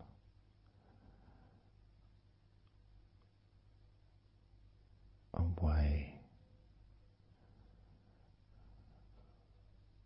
from everything.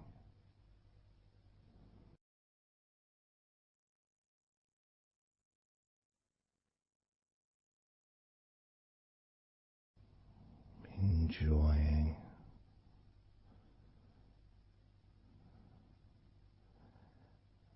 that feeling of peace, serenity,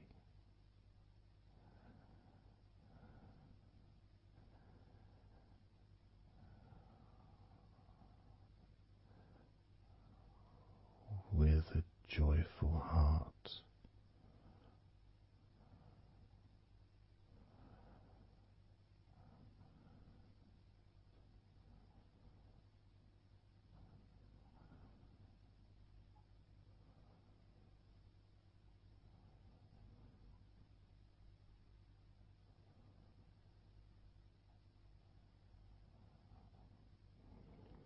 Time seems to just drip by so very slowly.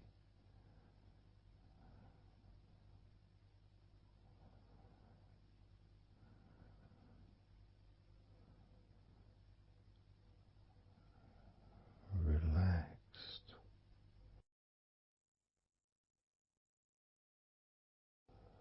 so deeply peaceful,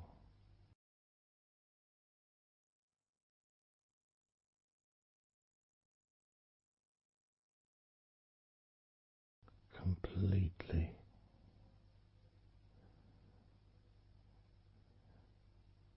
unattached to any thoughts whatsoever in this moment.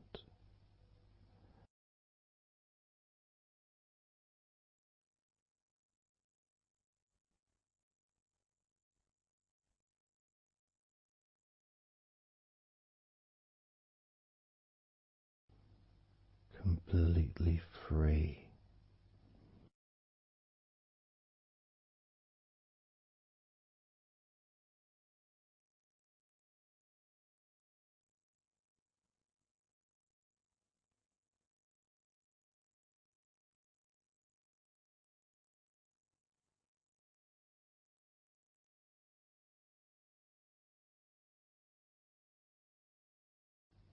Noticing that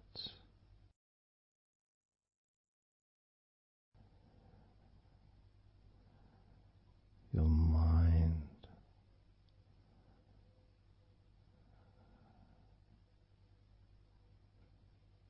has slowed down,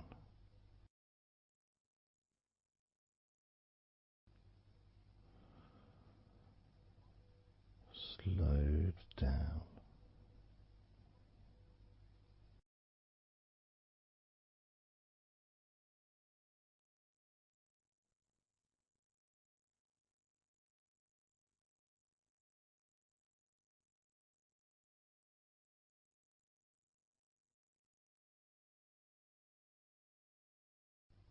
because nothing really requires your attention.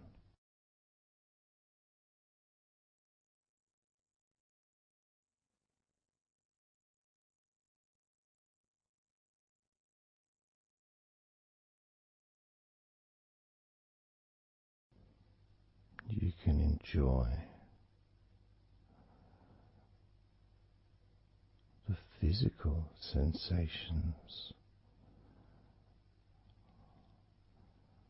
of allowing the stress to drip out of your body,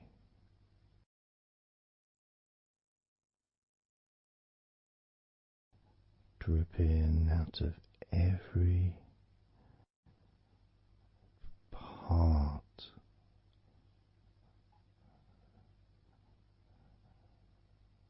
of your body.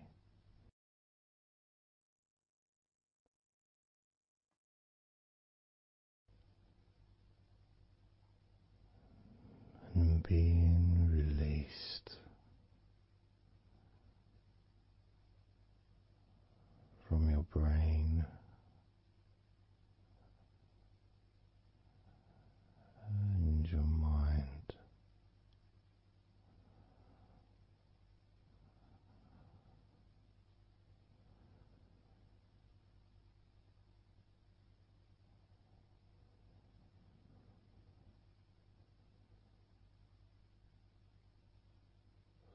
Slowly but surely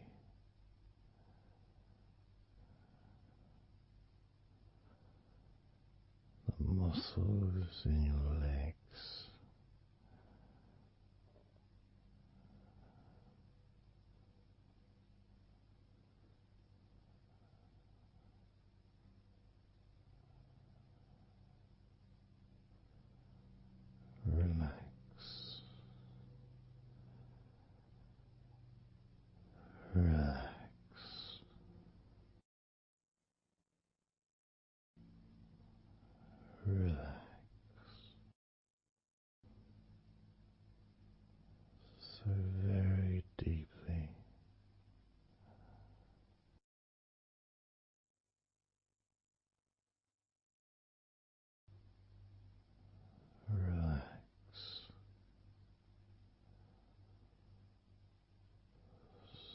deeply.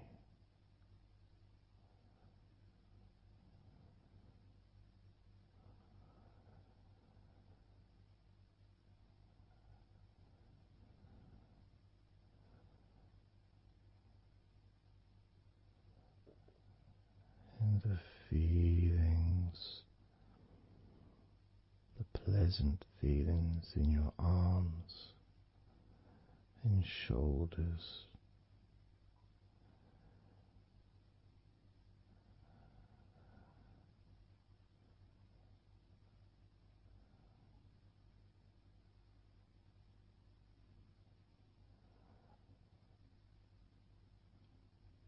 Deepening each part of your body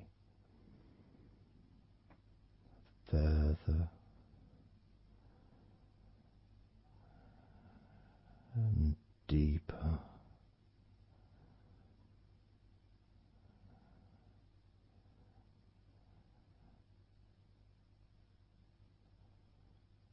and deeper.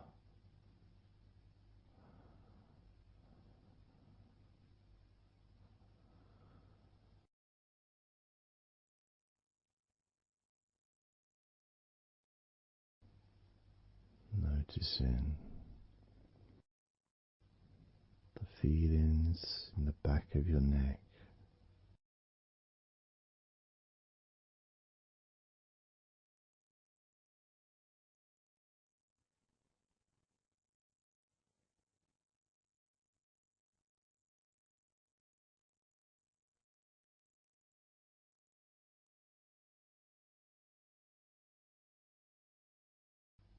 the feelings in your wrists,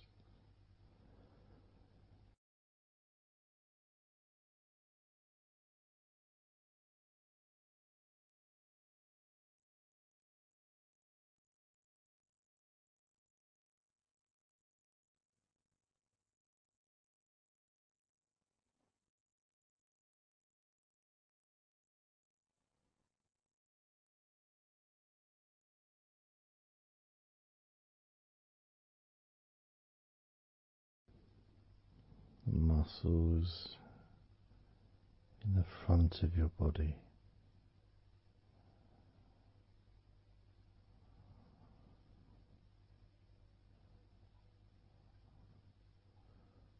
are also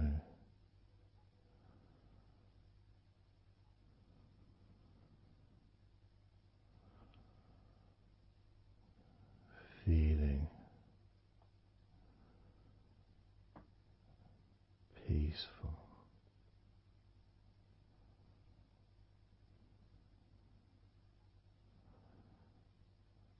Deeply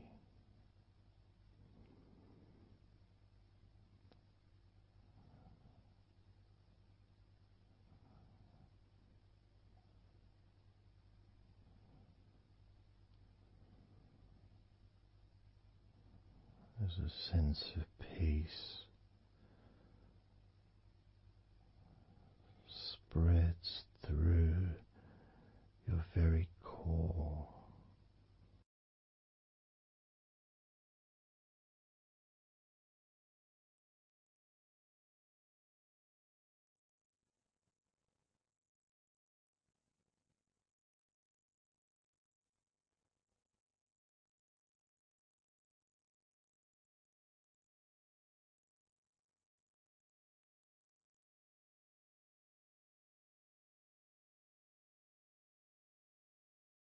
Even when you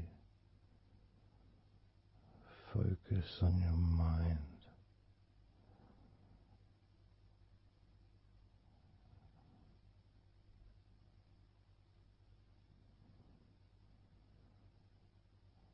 your mind becomes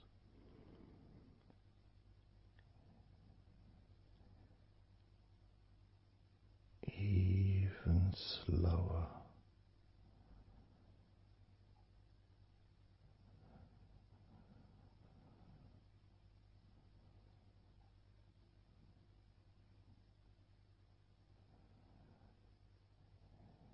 even deeper.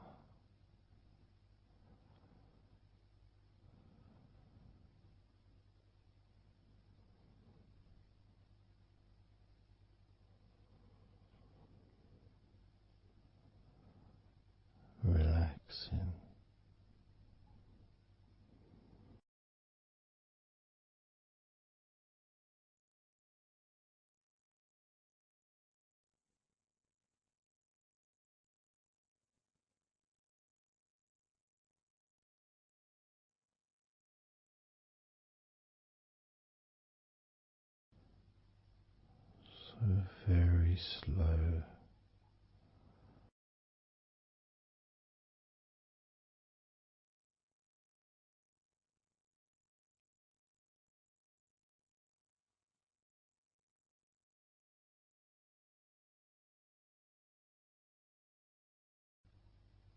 Your stomach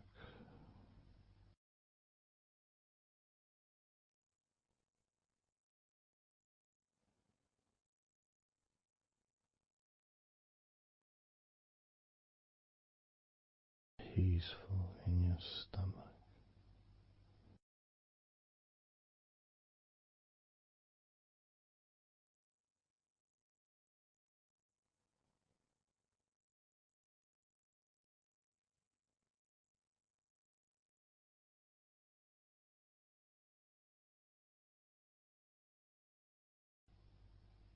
Your back,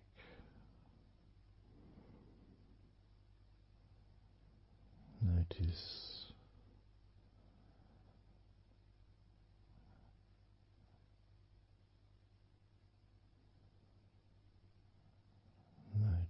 how relaxed you now feel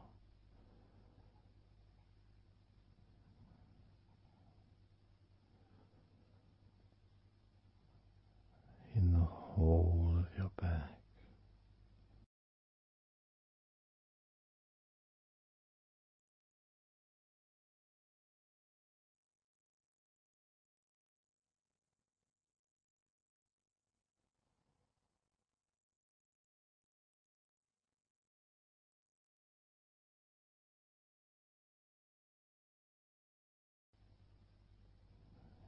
Your spine,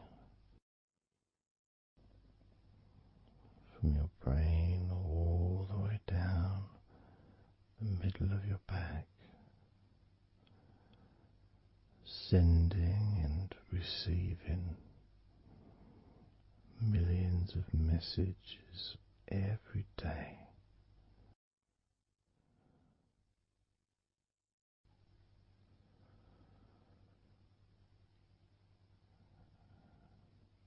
Deep comfort increasing.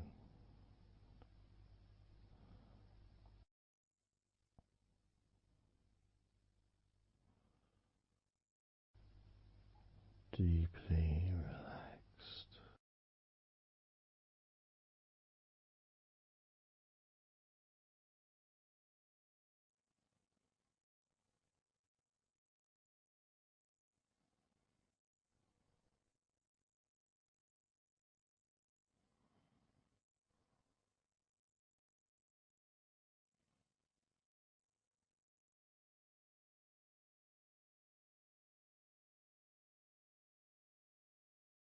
Your knees,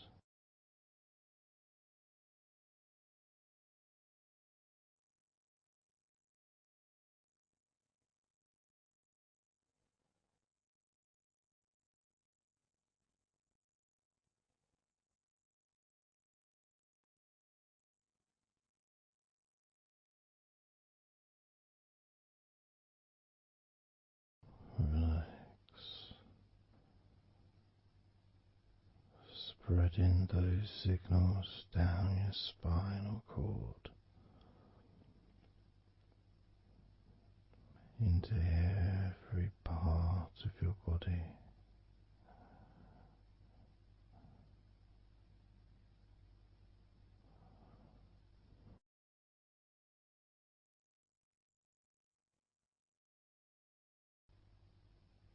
Your shins and your calf muscles,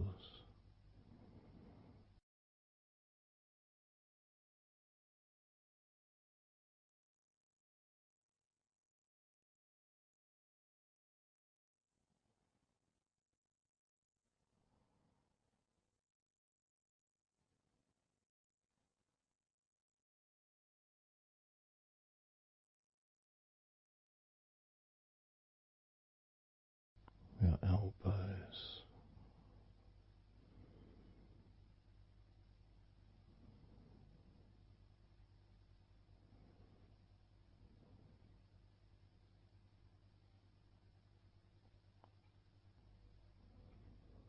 feelings of peace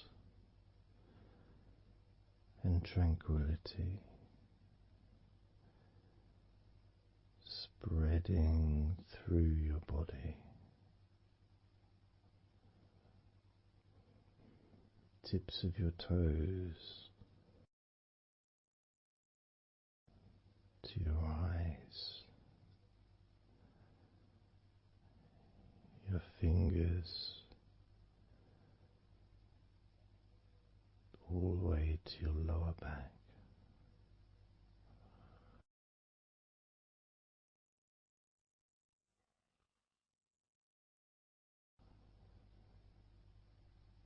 And letting go, really letting go.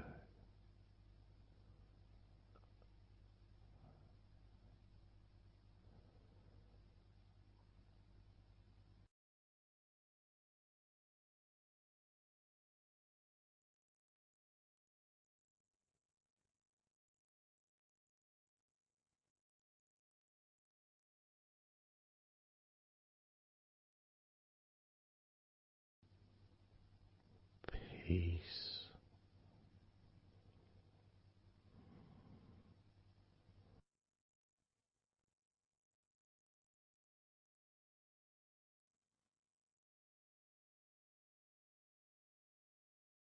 Drifting,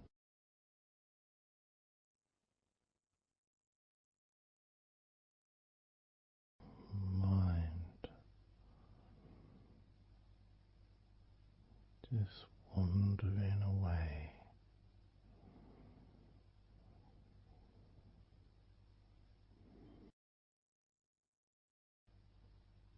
happy to let go, let go, completely let go.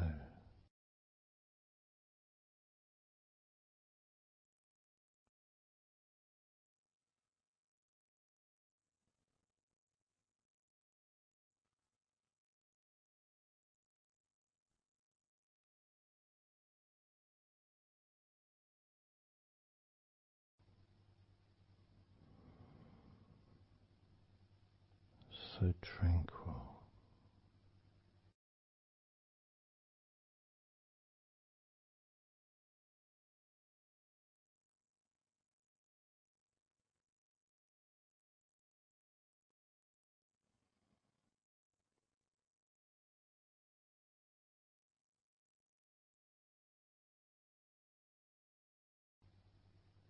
Your whole body enjoying a sense of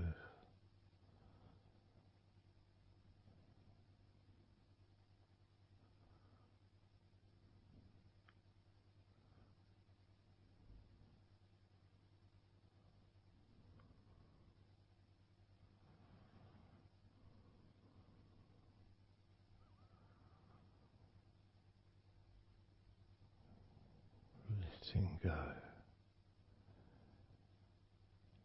even more.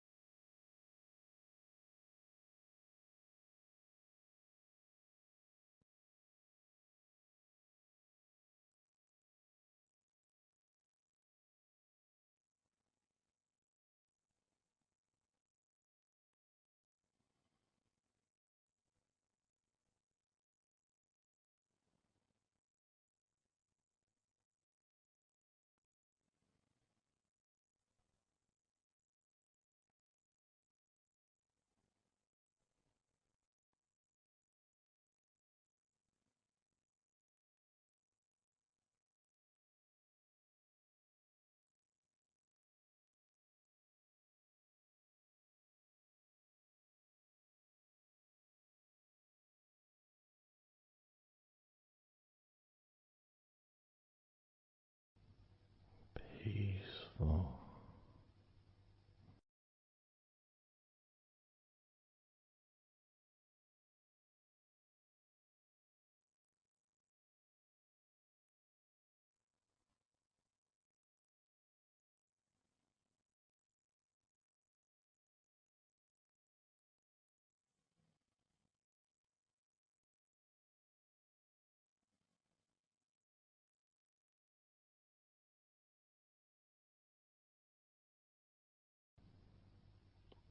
enjoying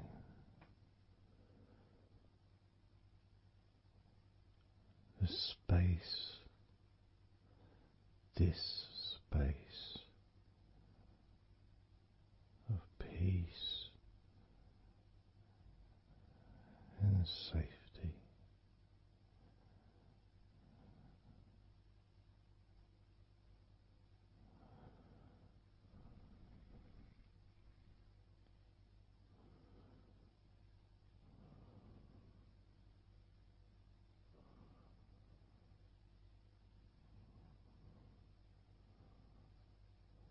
So very,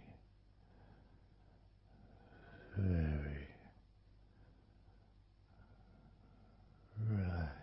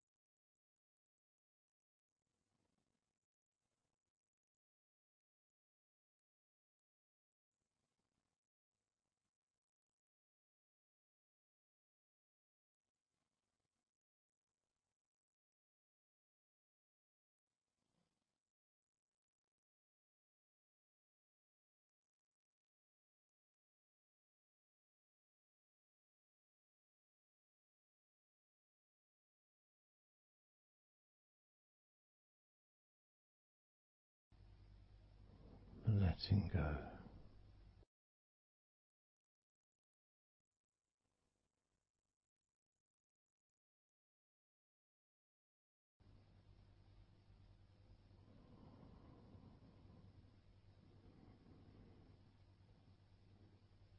Maybe we can just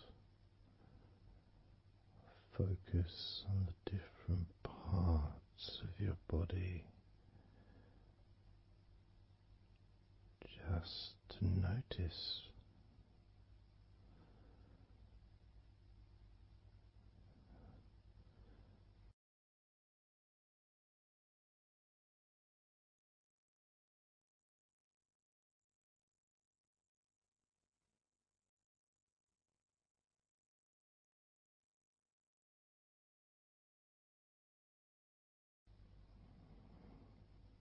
your forehead and your eyes.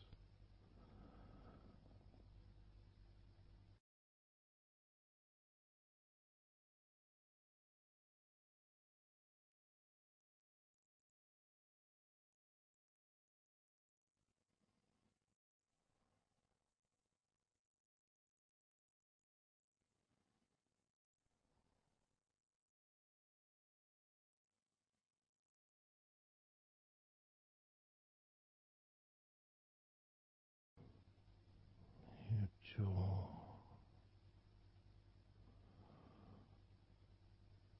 so loose.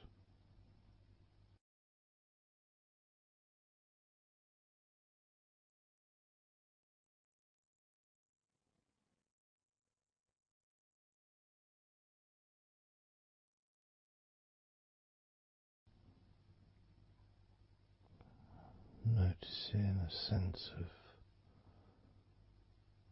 complete freedom.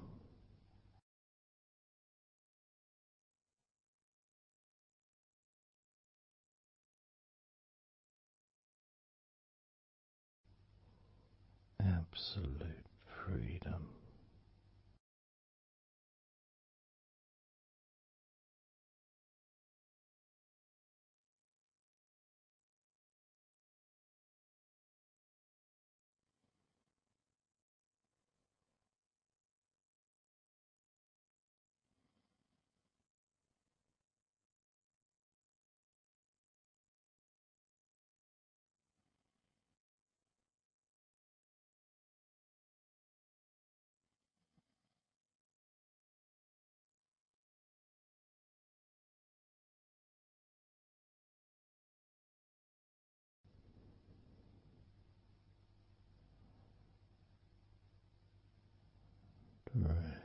drifting,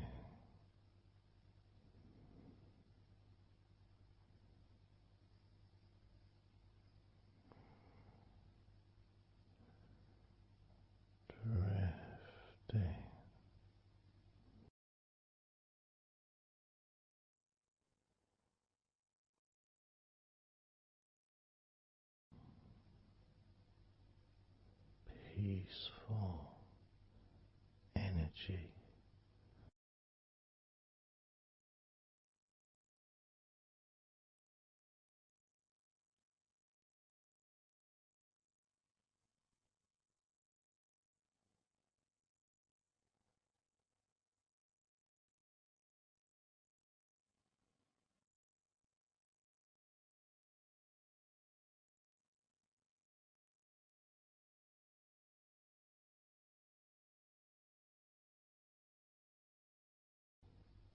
Peace to breathe, so much easier.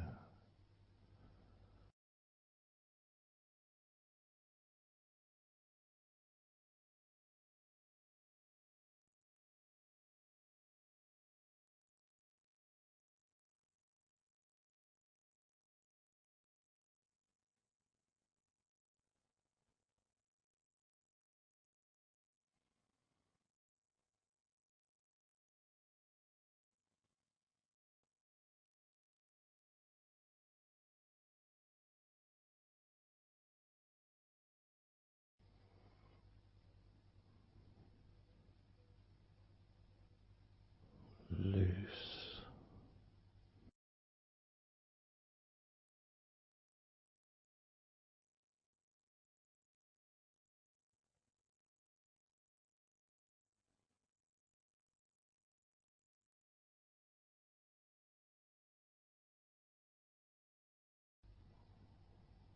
You may have or may not have noticed your mind drifting.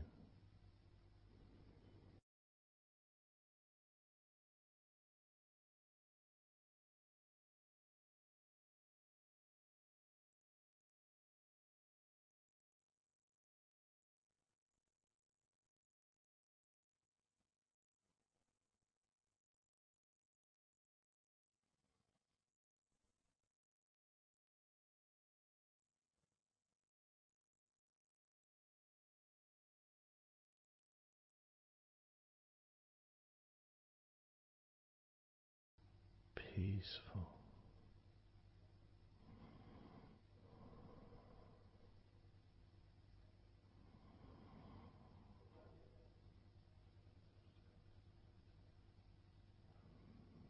Moving even more deeply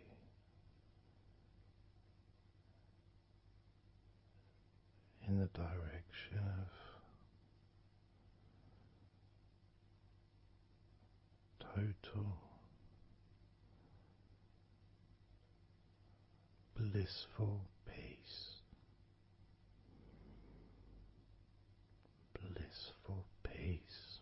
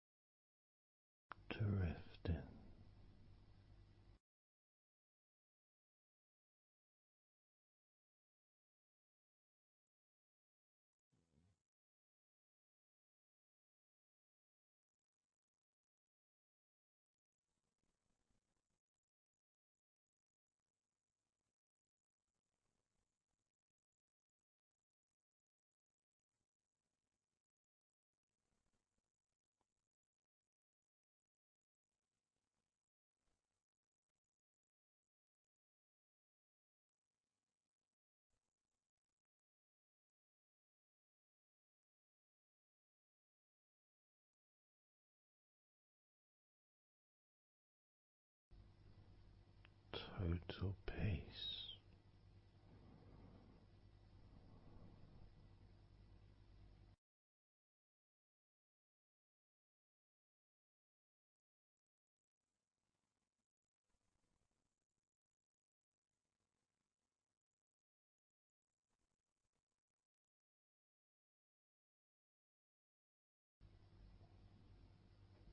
Calm, so calm,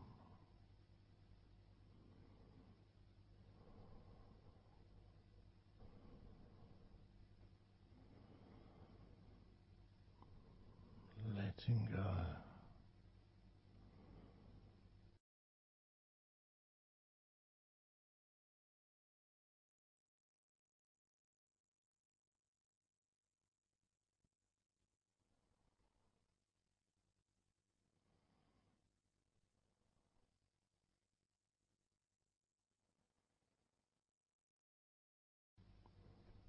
Peace of mind,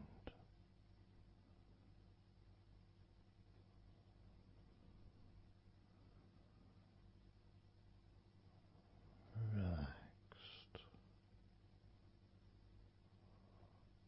body,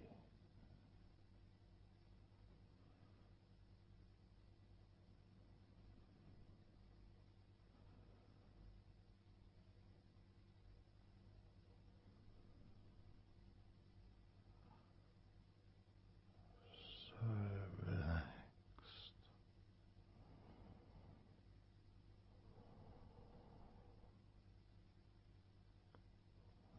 so relaxed.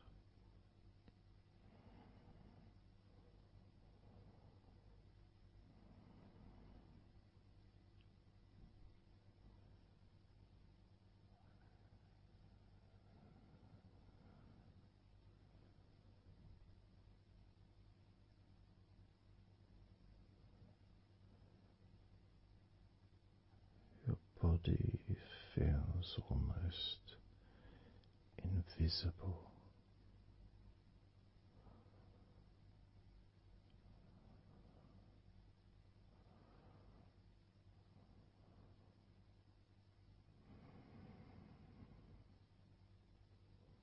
So very relaxed and peaceful.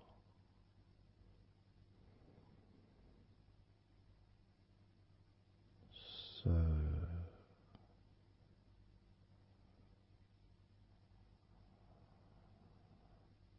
peaceful.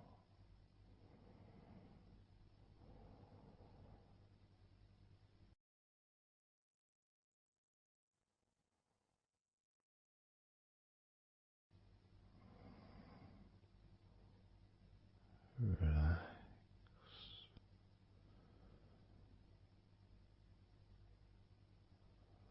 Let go.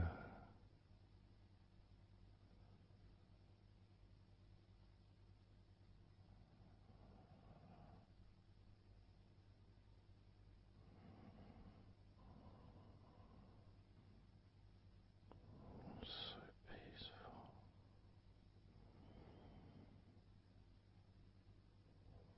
So very, very peaceful.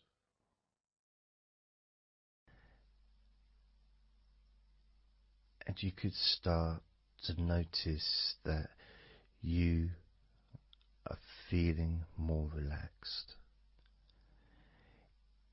Even though I've not purposely focused your mind upon that sense of physical comfort that is growing within you throughout your body,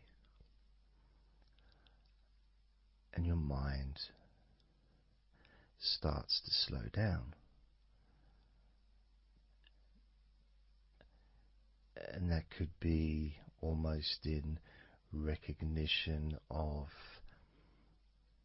I guess, my speech not being particularly fast.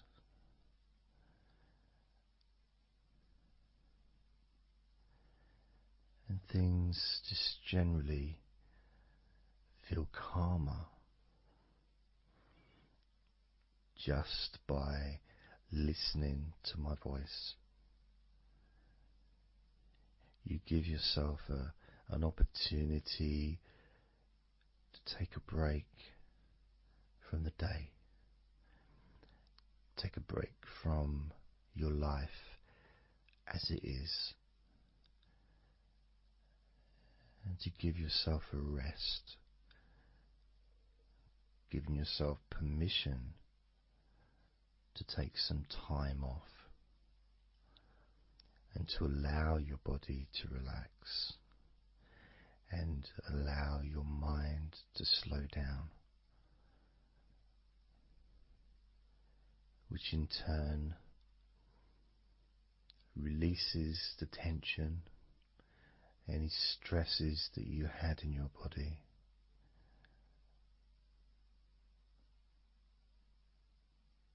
It's almost as if the parts of your body just open up, allowing the negativity out.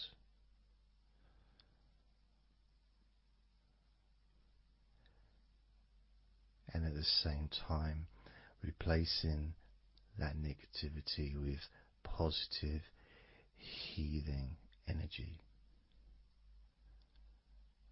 which then fills your body up and your mind too also starts to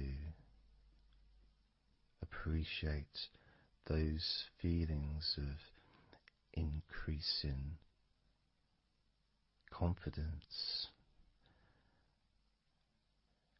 and an almost uplifting feeling, positive healing, an energy that spreads through your body like a wave of comfort. And all this comes from just allowing yourself a few minutes, maybe half an hour, however long you want it to be, to just rest.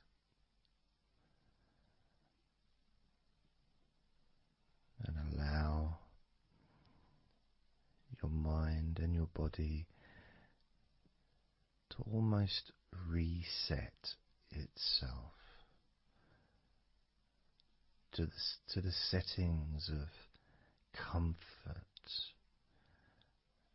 and relaxation, calmness, which allows more room for feelings of pleasure and happiness to move around your body and into your mind,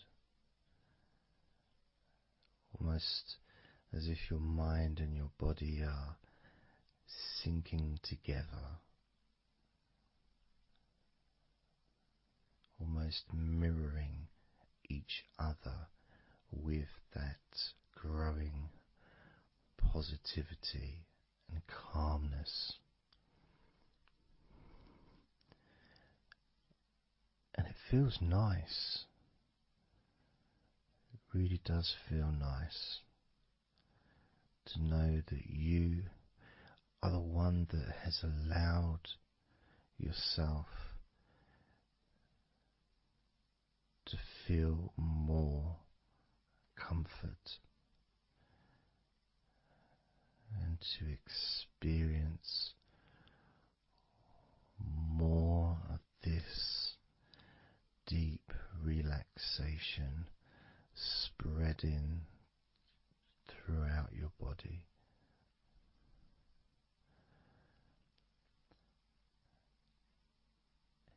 And as I focus on each part of your body, you can notice that that part becomes even more relaxed just by focusing on it. It becomes even more calm and comfortable just by focusing. And as I move down your body, starting at your head, the parts that you've already focused on will continue to relax deeply. And those parts that we've not yet focused on will just automatically release any remaining tension in anticipation of even more comfort about to come.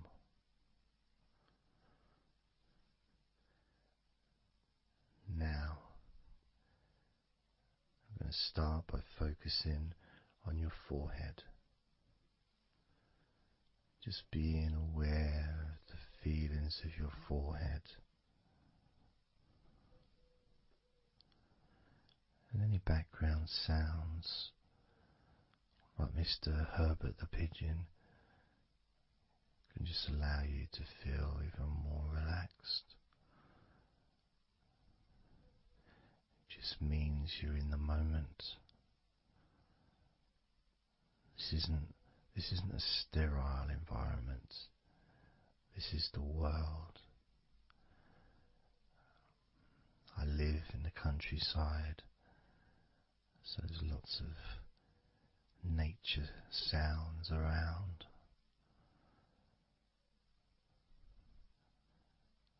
So as you focus on your forehead, just notice how it becomes even more relaxed as you focus only on my voice and that part of your body.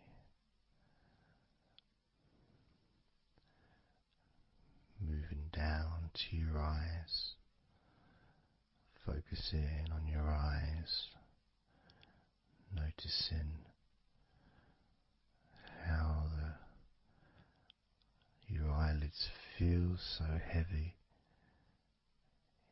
yet so light at the same time. And all the muscles around your eyes relaxing completely. Moving your focus down to your mouth, your lips, your tongue, your teeth and your gums, and the whole of your mouth relaxing, calm and loose. As you focus now on your jaw, not just the part of your jaw near your mouth, your chin, but all the way up the sides of your face to your ears, that whole of your jaw, feeling more relaxed and calm.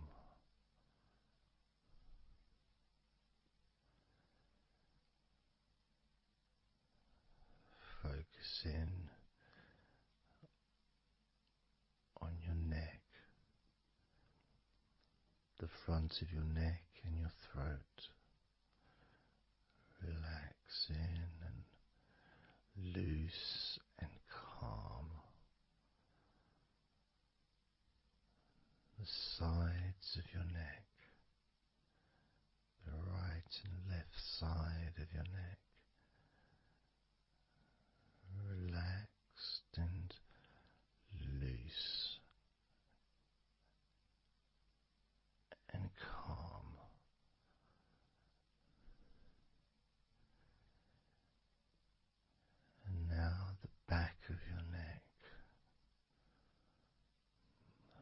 focusing on the back of your neck,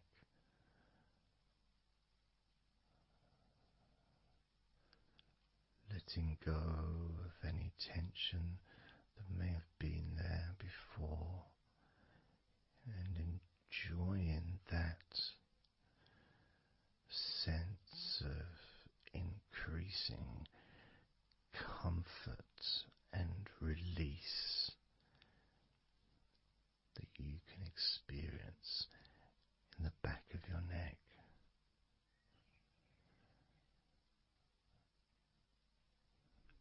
Moving down your back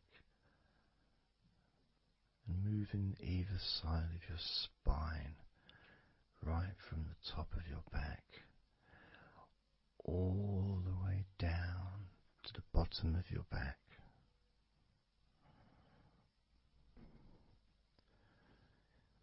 Down to your lower back.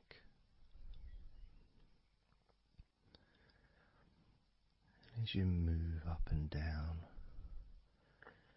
your spine, you can feel the muscles either side of your spine relaxing even more.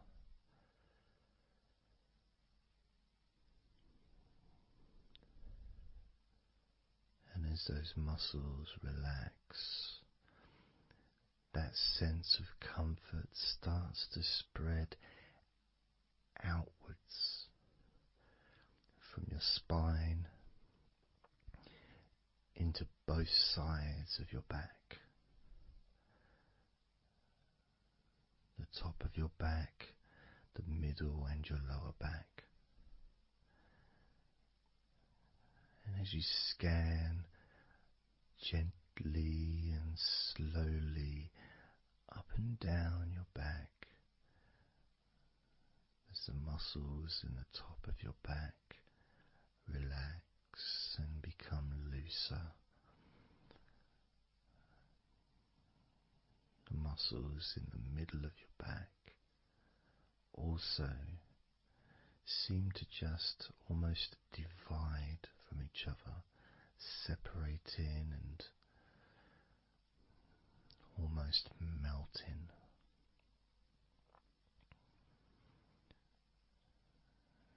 And in your lower back, there seems to be an extra special feeling of comfort that spreads into your hips. So down your lower back and into your hips, into the area where your coccyx are, and into your buttocks. And all those muscles that spread from your lower back into your hip area start to melt, start to really let go.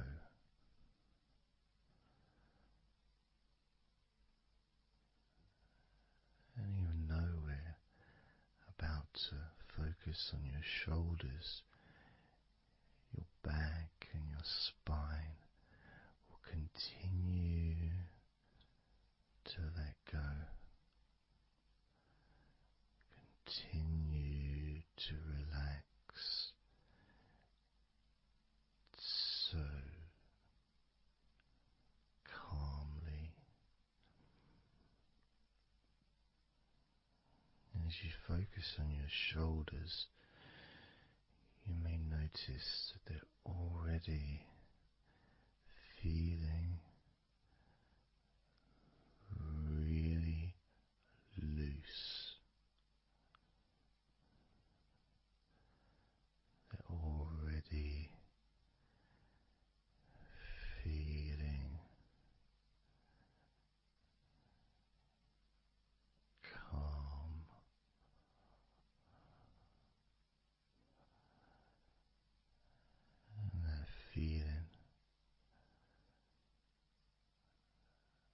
those muscles that move from your neck into your shoulders.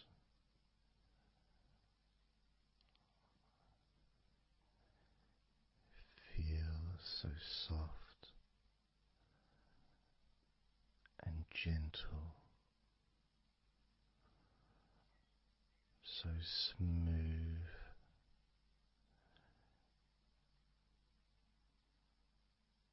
and calm.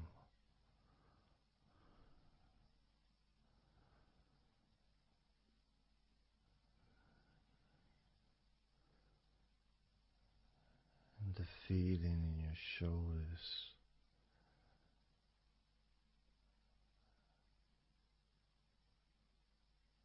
seems to spread deep into your shoulders. That sense of relaxation, not just traveling deeply into your muscles, but also relaxing the bones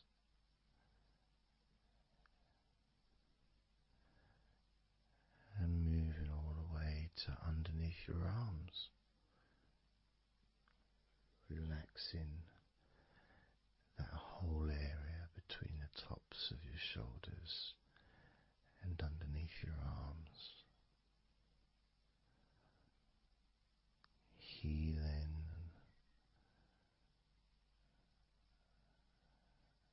You feel so relaxed and comfortable in your shoulders, which sends that deep healing message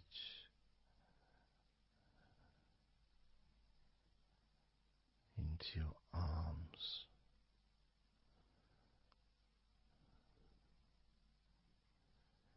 And you may feel almost as if your arms are not even there because they're so relaxed, so deeply relaxed.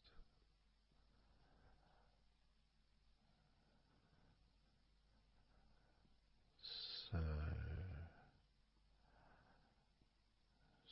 so calm.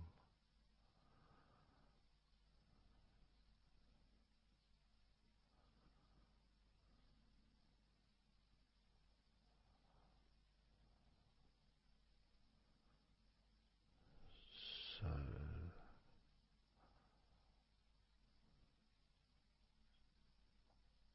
loose.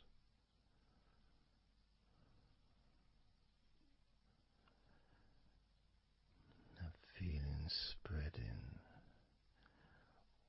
all the way down your arms to your elbows, including your elbows.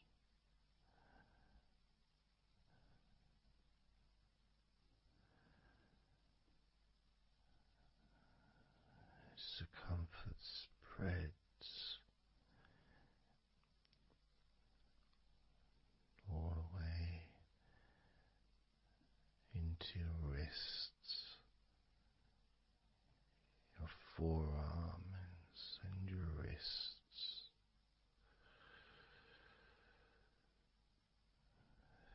feeling so heavy, yet at the same time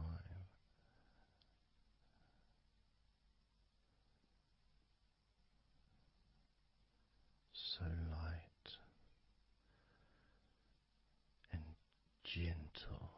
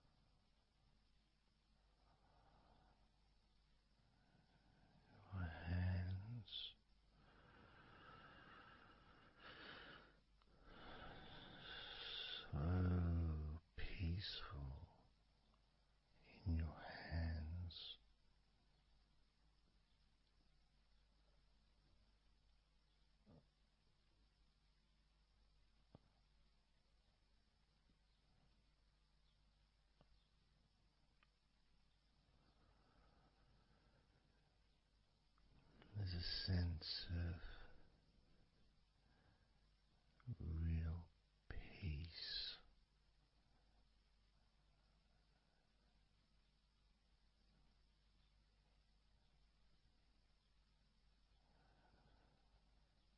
It just seems to feel so familiar when your hands relax deeply.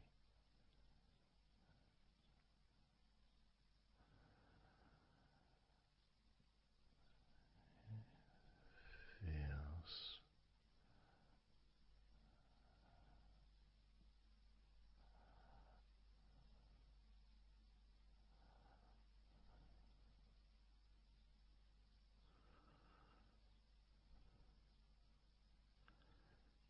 your fingers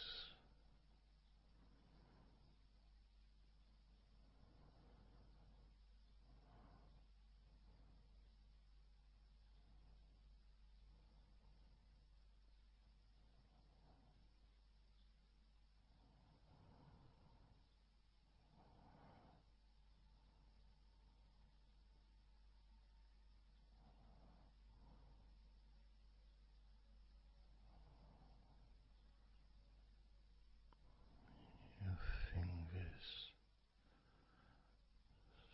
so loose.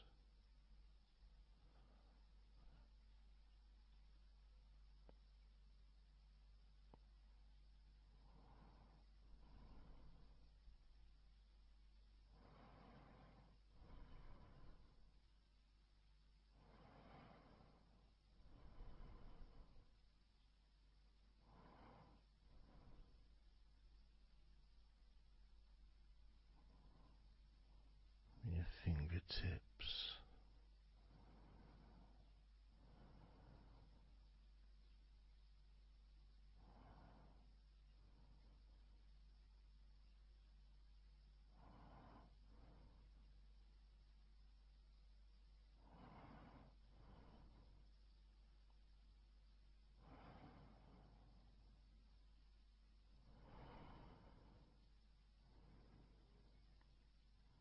moving your attention to the front of your body.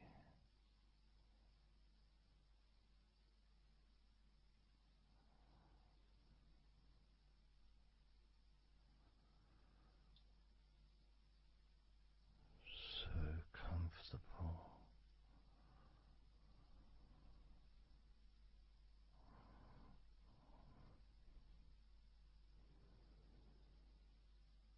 Moving your focus to your legs,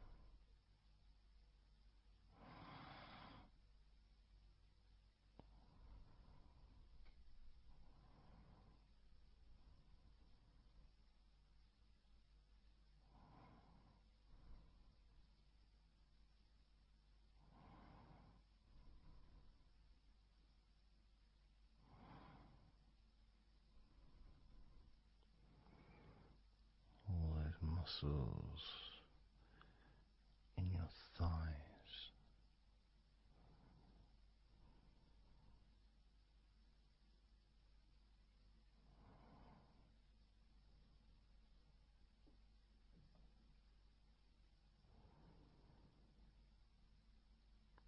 Your knees, so relaxed.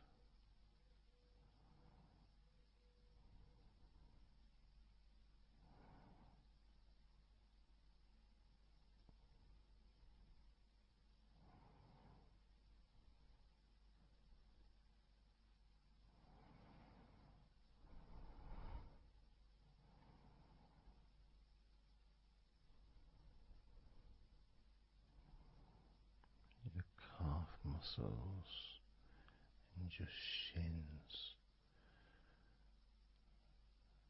completely.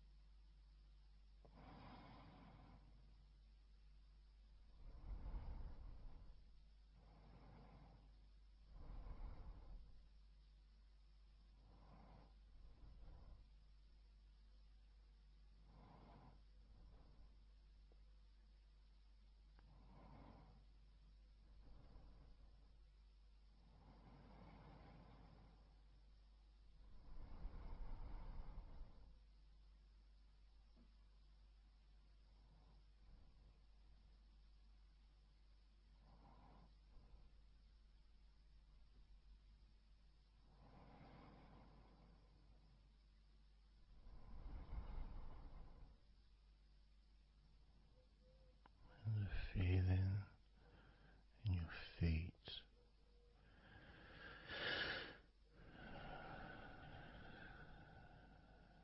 so peaceful and so calm,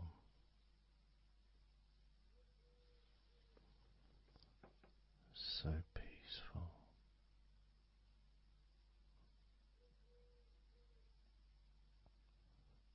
so calm.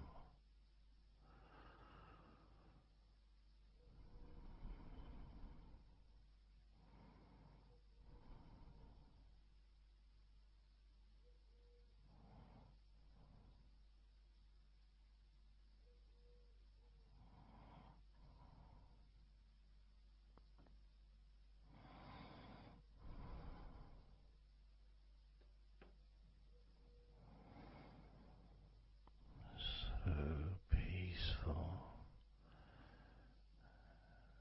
so calm, so peaceful,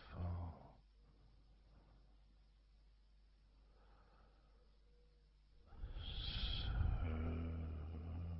relaxing,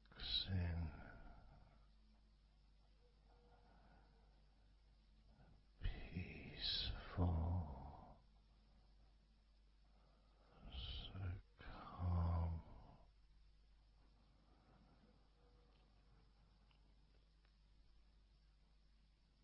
Allowing that deep relaxation to spread to your chest and your stomach. So relaxed.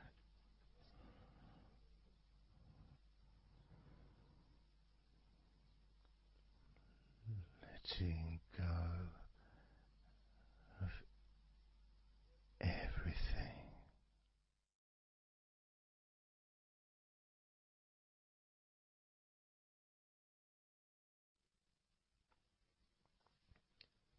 So I'm going to start counting down now from 20 down to 1.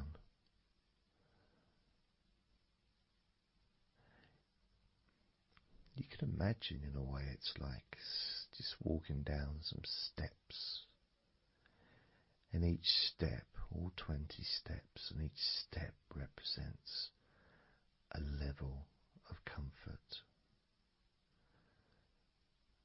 Each step represents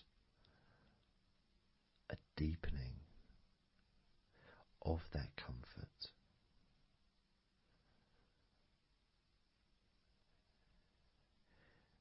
And the further you walk down those steps, the deeper and more relaxed you feel.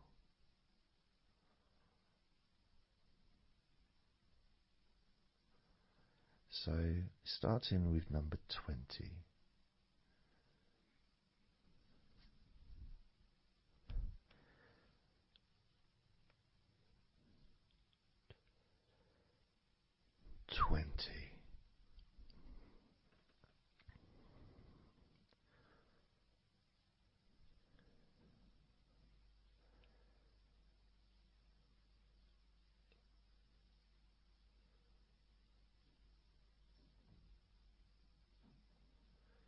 Nineteen.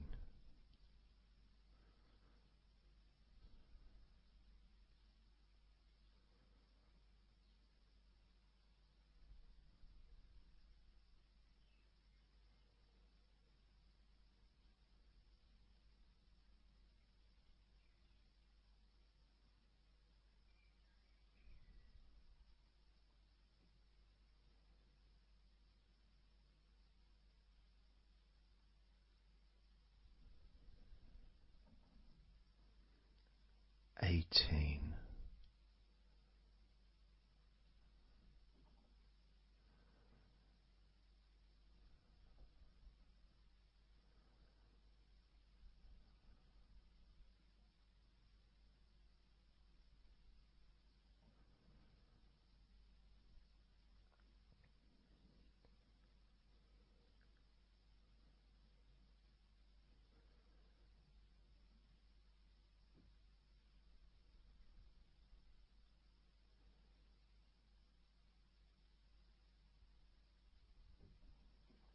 17.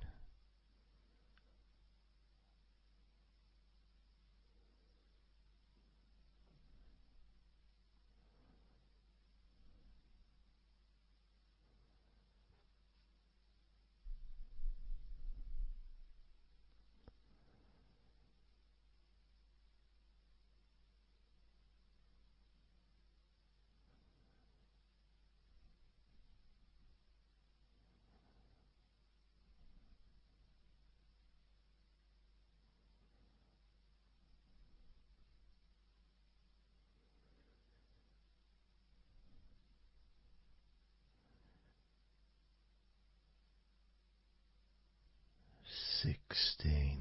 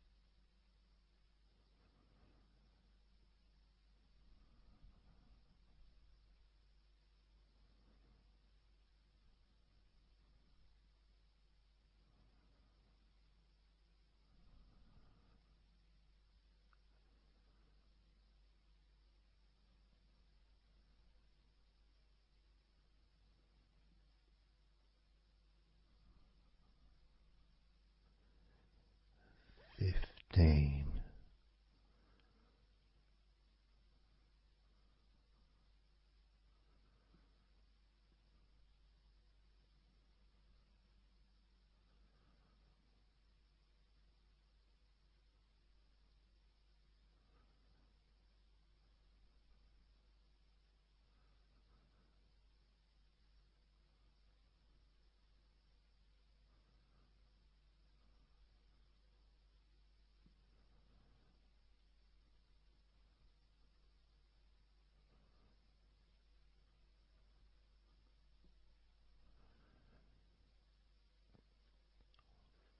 14.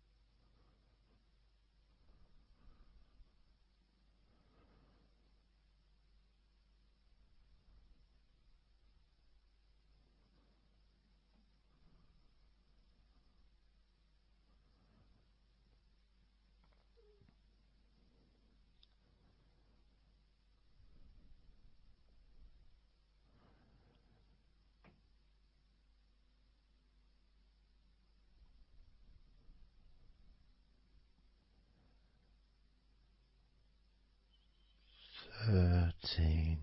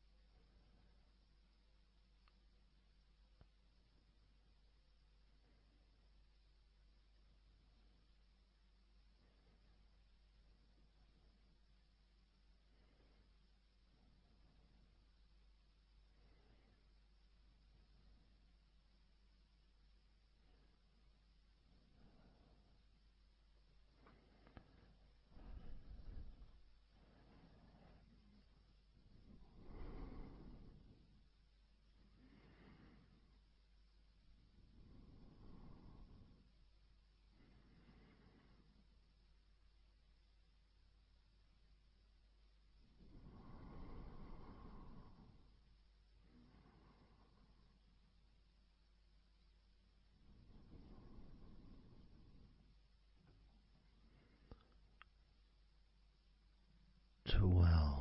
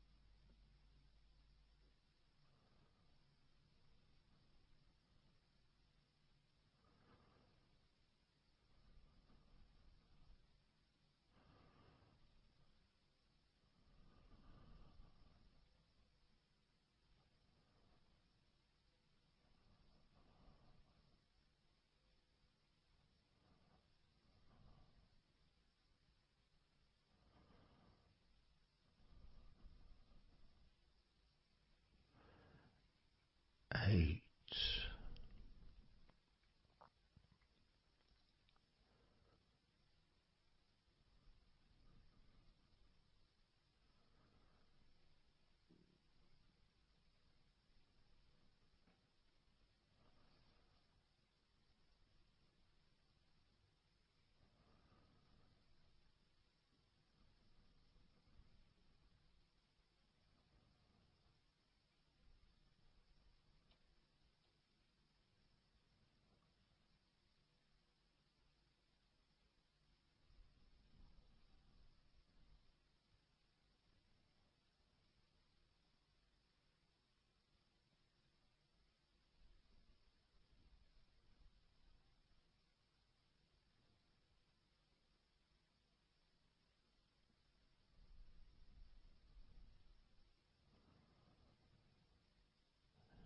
7.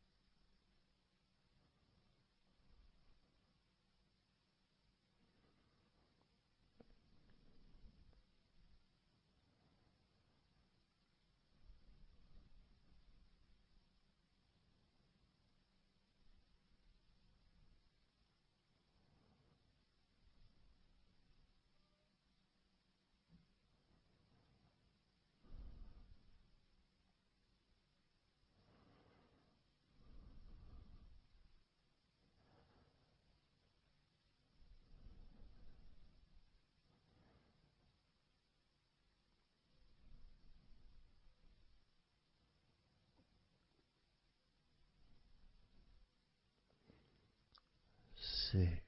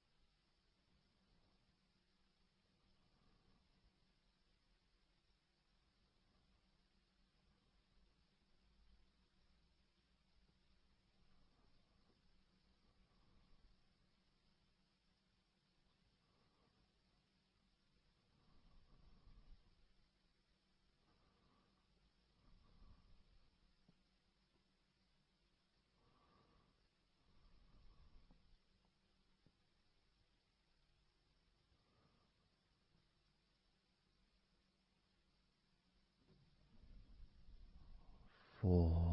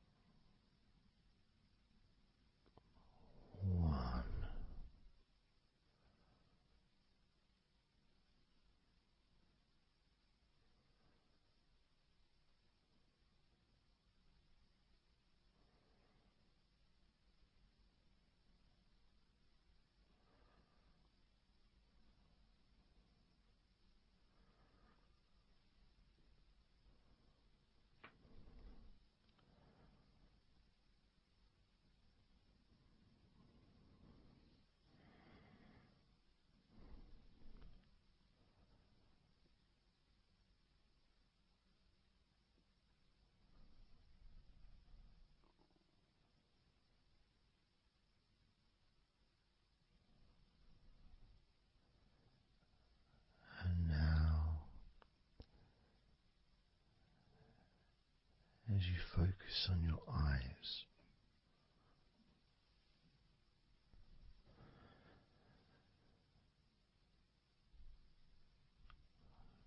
we're going to count down from 10 down to 1.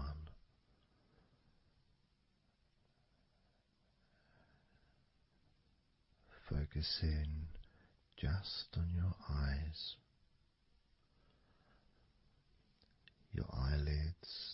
muscles around your eyes, your eyeballs themselves, that whole area that makes up your eye.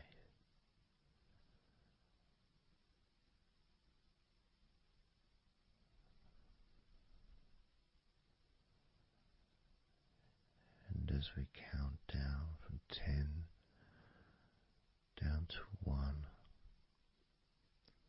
whilst focusing on your eyes,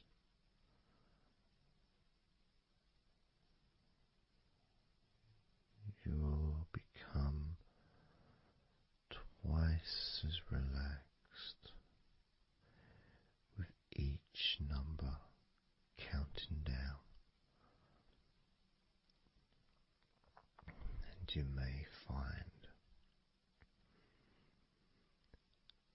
that all you want to do is just drift off to sleep. And if that's what you want, then just allow yourself to do that.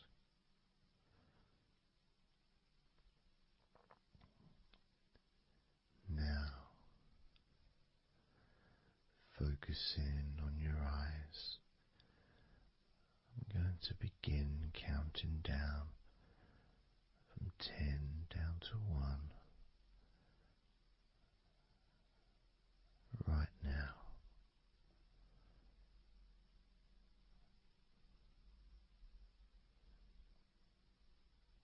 10. 9.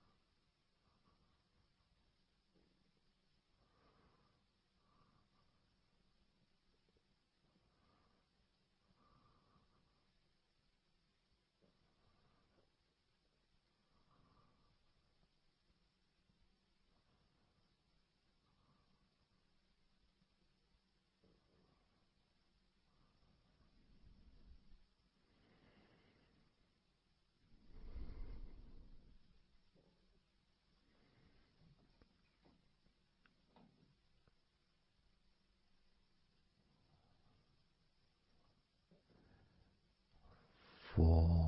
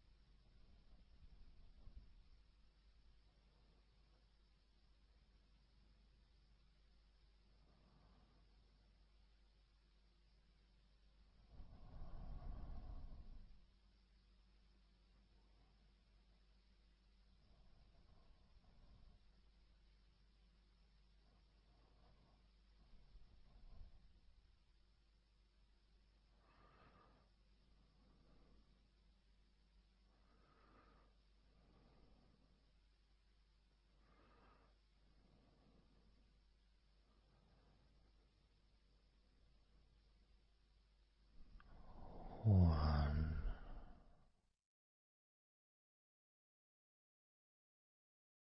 So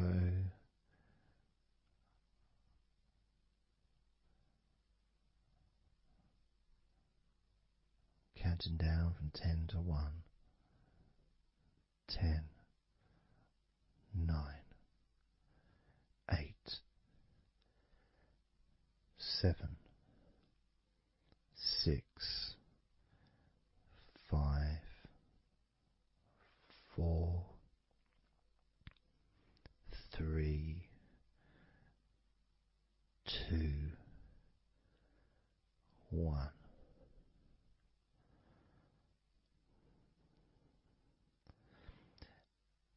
And maybe that was a bit too quick in order to relax. Maybe it's a bit too fast for you to notice the calming of your body.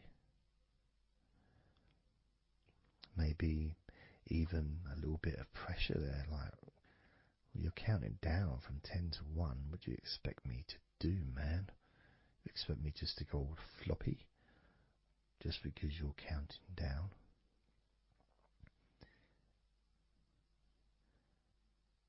We could try again, but this time I'll go a bit slower. This time, as you focus on the whole of your body before we focus on your legs, just notice how your body does start to feel more relaxed with every number that I count down. 10,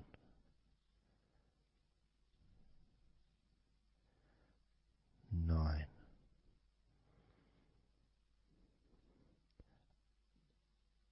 8,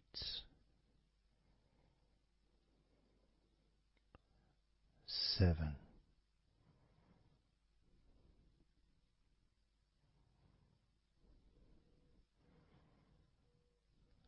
6,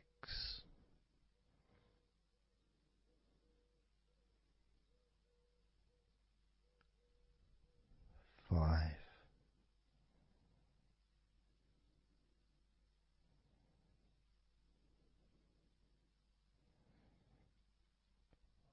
4,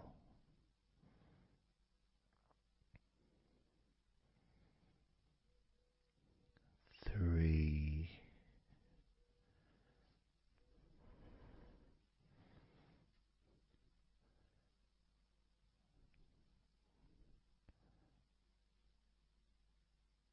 2,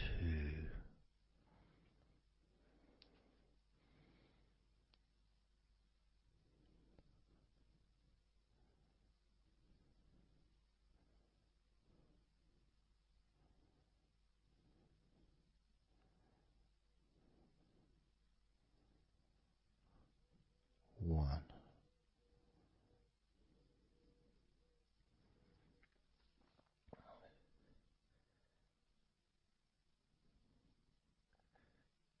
And just notice how you feel generally, how your body feels.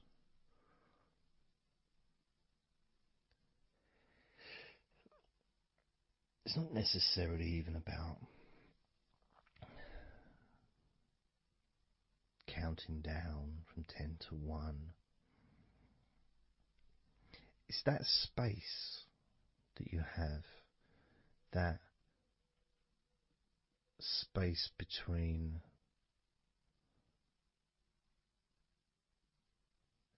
being active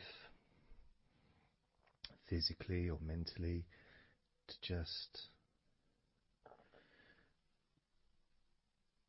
sitting or lying down, just being there, not doing anything, not saying anything, not needing to think about anything. So it opens up a space, a bit of a space, a gap.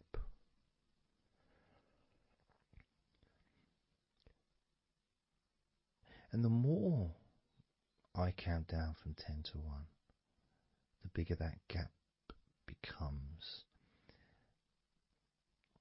So there's that gap of calmness, of comfort, relaxation.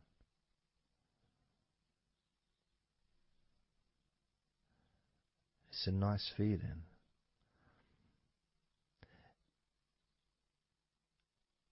And it moves those stresses or discomforts physically or emotionally, moves them away.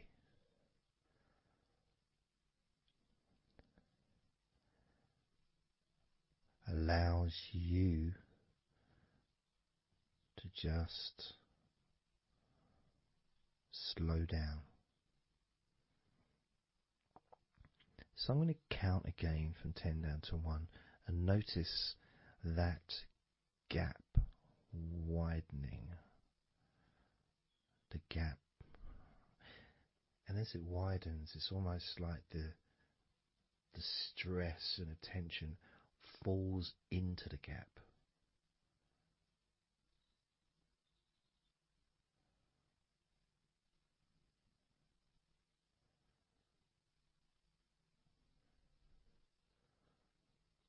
And gives you that distance, that space. Now, 10, 9,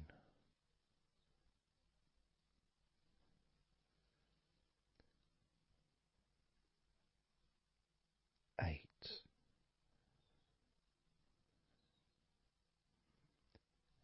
7,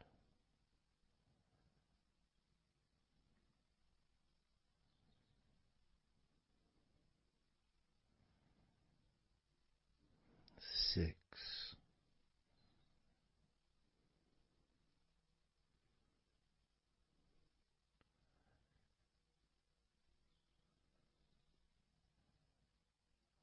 5,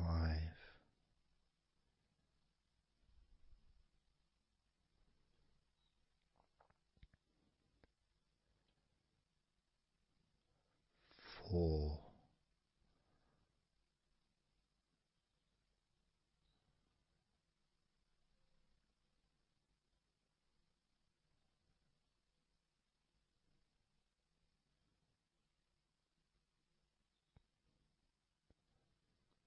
3,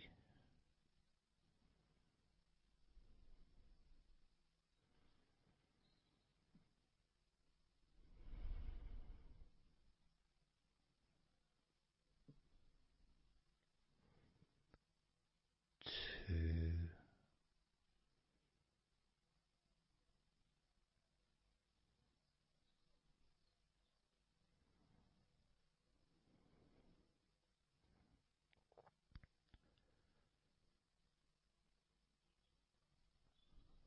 1.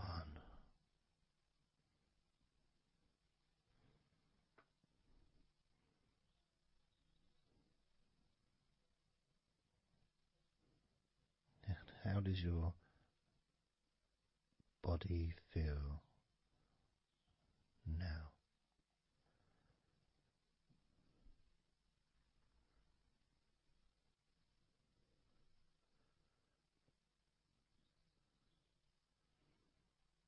Can you notice that you're feeling calmer?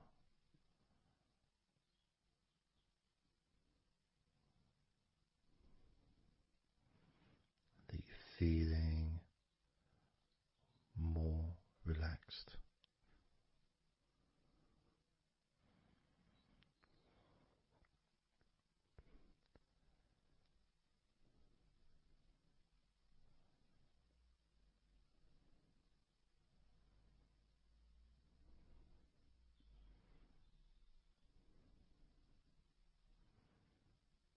As we now focus on your legs, just your legs.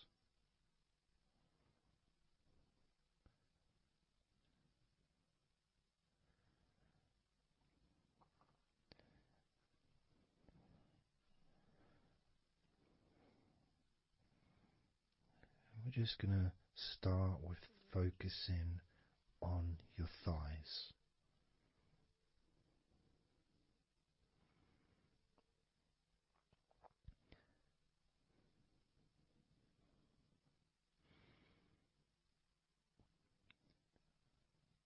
Of course, it's not the most exciting thing to be doing because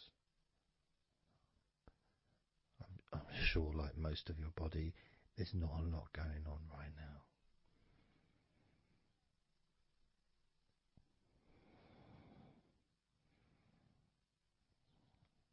Just focusing on the whole of your thighs, the tops of your thighs, the sides of your thighs, the bottoms of your thighs, your outer thighs and your inner thighs.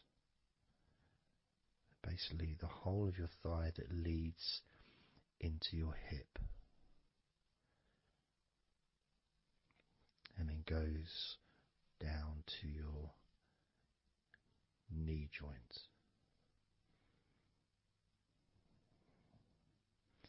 Now, this is a big area. It's a very heavy area. It's very strong. Probably the strongest muscles in your body are in your thighs.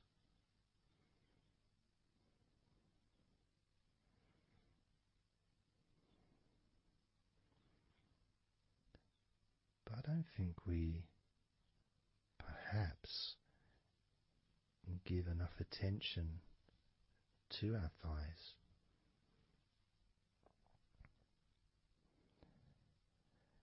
Perhaps we don't acknowledge how important our thighs are to our lives.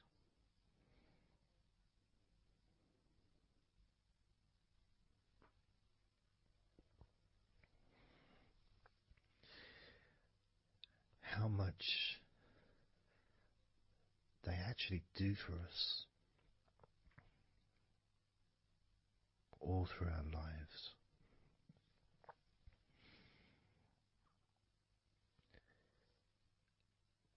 And it may sound really weird, but I think that all of our body parts,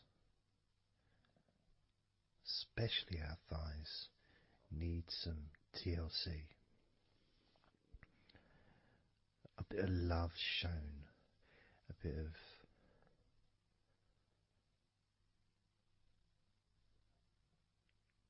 acknowledgement, a thank you, gratitude for what our thighs do for us.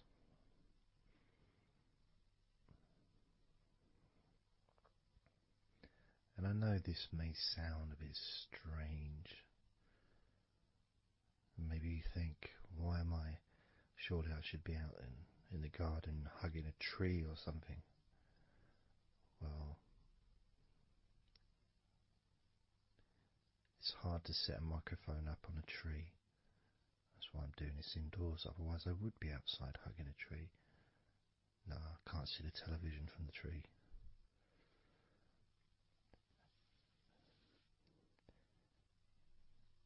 If you move down to your knees, again, such an important part. And I think we don't necessarily, I'll speak for myself here, I don't necessarily appreciate all that my knees do for me until I have a problem with my knee. So occasionally if I maybe I bash it or it's aching for some reason, it's then that I realise how much it does. You know, the benefit of being able to use my legs without any kind of physical discomfort is a beautiful thing that's possibly not appreciated until it's temporarily removed, you know, that comfort. But as you focus on your knees, regardless of how your knees feel, you can add that sense of gratitude and love to your knees for all that they do for you.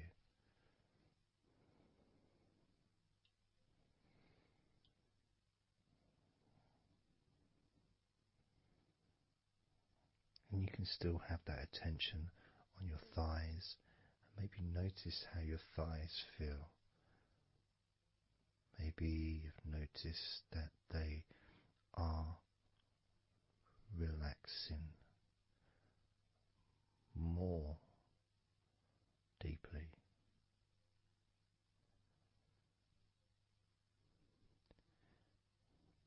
As you focus now on the bottoms of your legs, your shins and your calf muscles, and the bones between your knees and your feet, incorporating, of course, your ankles. So important.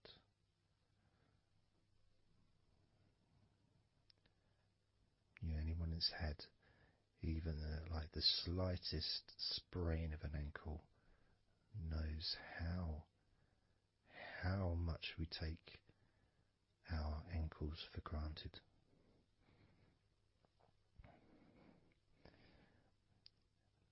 And it's kind of strange in a way when you think that, logically our wrists are a lot thinner than the rest of our arms, which is okay. Can't see any problem with that because we're just picking stuff up. But our ankles are so much thinner than the rest of our legs.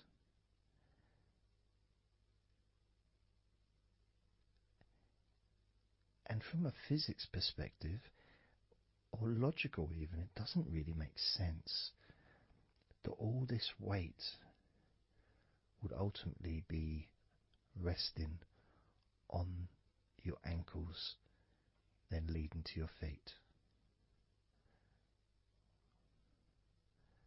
That thin area, thin bone,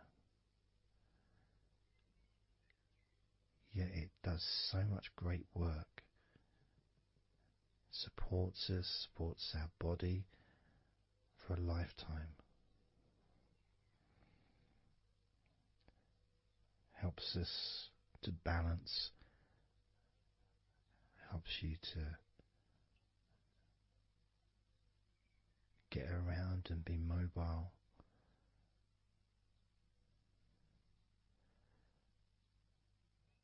And there's the calf muscles, of course. When I was younger, I couldn't see the point in calf muscles. It didn't seem to do anything. Okay, if I walked around on tiptoes, then my calf muscles get some work. But of course that's not true. The calf muscles are being used whenever we use our legs.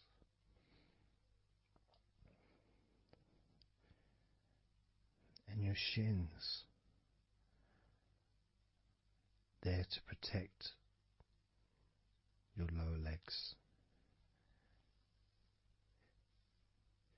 shaped in a way almost as a protector for the bone.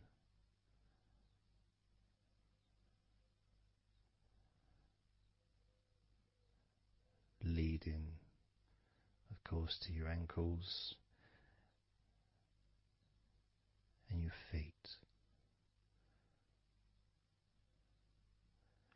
But we're not going to focus on your feet, we're just going to focus on the legs. I realise that now that I've mentioned your feet, you're probably focusing on them anyway, so maybe I should focus on your feet a little bit. You can have them in your awareness, the same as you have your thighs in your awareness, even though we haven't been focusing on your thighs for a few minutes. We've been focusing on your ankles,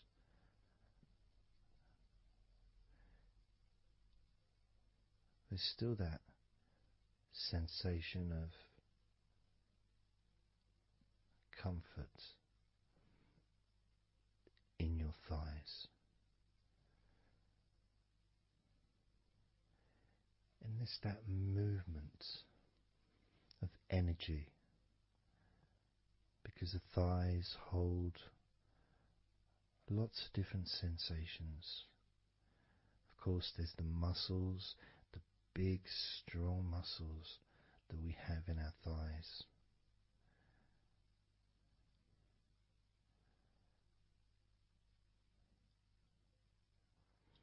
But the skin on the outside of the thighs, as in the outside of all of our body, can be very sensitive. sensitive to the touch,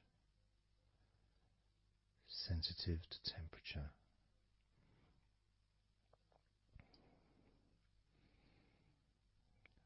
And inside your thighs, the bones, there's the muscle, there's the blood vessels, the arteries. So all this stuff, it's inside your thighs. And I guess sometimes it'd be nice if you could actually put your fingers inside your thighs and massage. So you can massage on the outside, of course, but to be able to get deep into the muscles, and to be able to just massage inside your thighs, massaging the bones of your leg, massaging all the veins, and just gently healing your thighs. And you could move down, massaging inside your knees, just massaging those bones, but with healing fingertips, spreading that healing energy deep into the joints of your knees.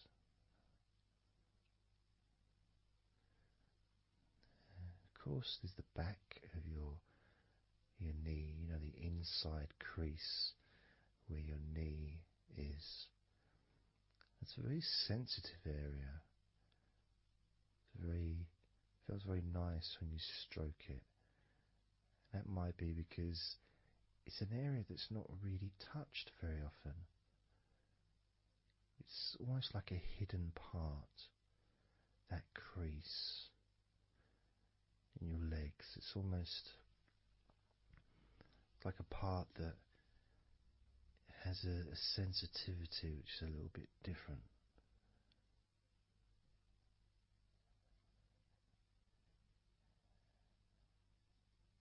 Of course, it's protected by your legs.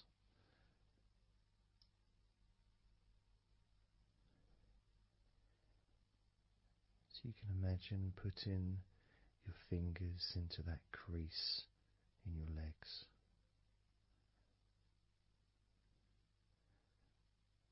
That fold in between your legs, you can just massage with your fingertips. Imagine your fingertips going inside, massaging the muscle tissue. You can of course feel the bones of your knees healing through your fingertips.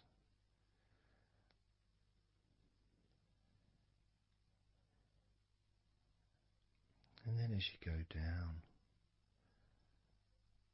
to your calf muscles, now that's a part I'd like to be able to really put my fingertips deep inside my calf muscles, massaging every single tissue of that muscle, healing every part.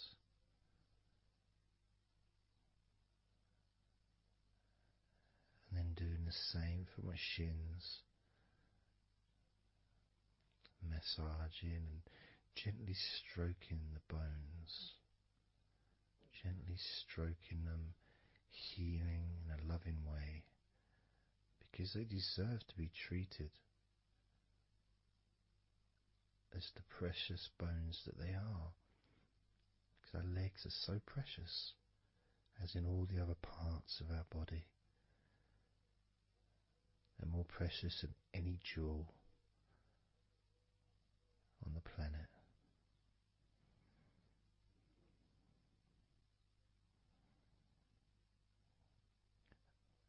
And when you start to think about your legs in this way, it can change your perspective. It might sound a bit silly to start with, The idea of having love for your legs, showing appreciation for your thighs, wanting to be able to put your hands in your thighs and massage the muscles and the bones, and to get your fingers deep in there, releasing all tension, just to show how much you care about your legs, how much you care for what your legs do for you regularly. Your knees, your calves, your ankles, the strength of your ankles, considering how thin they are compared to the rest of your legs, especially your thighs. Yet they're so strong, so flexible. Absolutely amazing things your ankles are. Truly a gift because of what they do for you.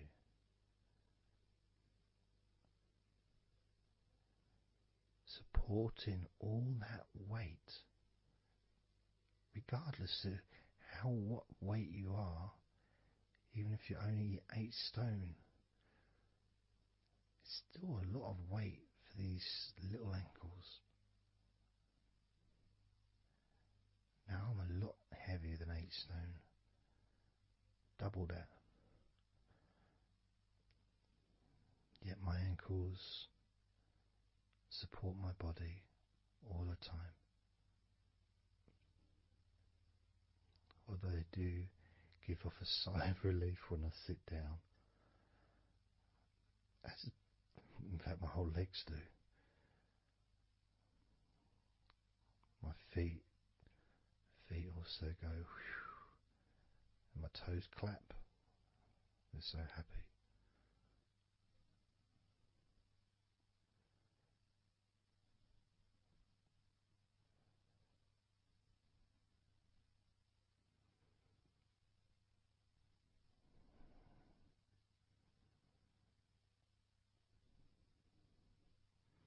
Your legs really are amazing. And I know that talking about your legs is probably possibly among the most boring things you've ever heard anyone say, possibly. But boring or not, everything I said is true.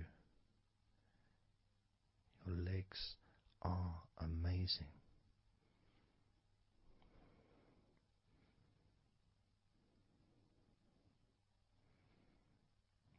Your legs deserve not just respect,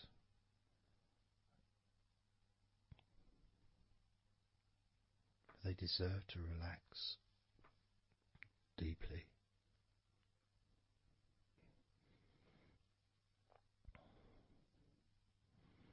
They deserve to take some time out of the day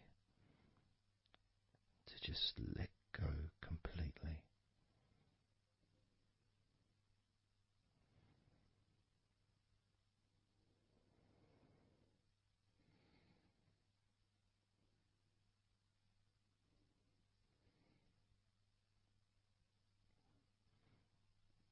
Your legs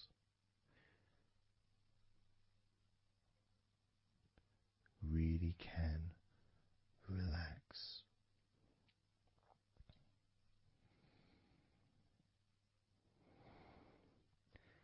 And because the legs are such a very important part of your body, when you relax your legs, the rest of your body also naturally follows in that journey of comfort.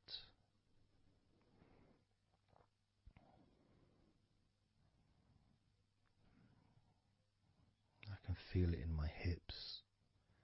My hips feel really loose. And also my lower back as well. My lower back really feels stretched, even though I'm just sitting in a chair and there's no stretching as far as I'm aware that I'm doing. But it's almost as if the muscles are just relaxed so much that there is a natural stretch as the tension has reduced a lot.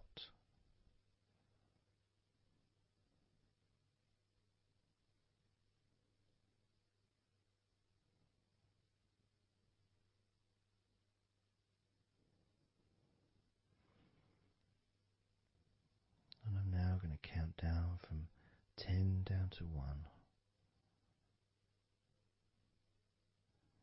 And you can continue to feel wonderfully relaxed. 10, 9,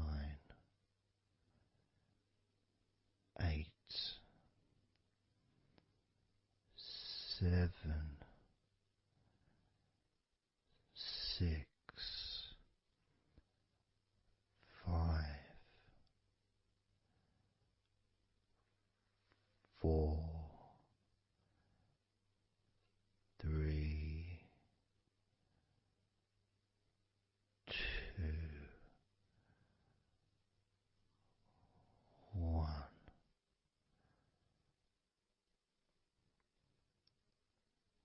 Relax.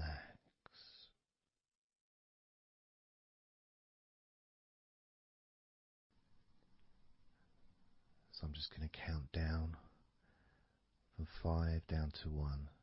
And as I count down, if you just focus on the numbers, just the numbers, counting down, and notice how you feel in this moment as you hear the numbers counting down, knowing that those numbers counting down represent you feeling calmer, not just in your body but also relaxing your mind. And just notice how you feel. There's nothing to do, there's nothing to say, there's nothing to think about. Starting with number 5.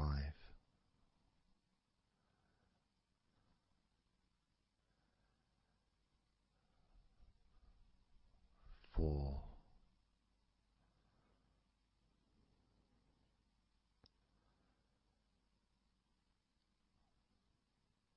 3.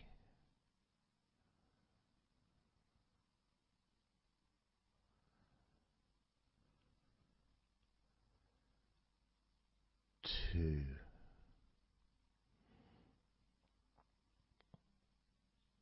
1.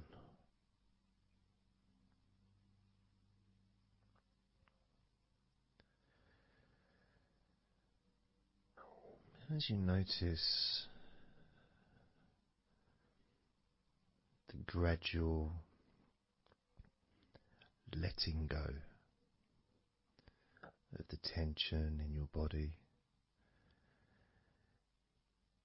you may also begin to notice and be aware of how your mind is starting to slow down. This is just a natural thing that happens. It's not really a special procedure. It's just natural because as your body relaxes, your mind also starts to relax. And the more your mind relaxes, the more your body relaxes. It's just a continuous circle of relaxation.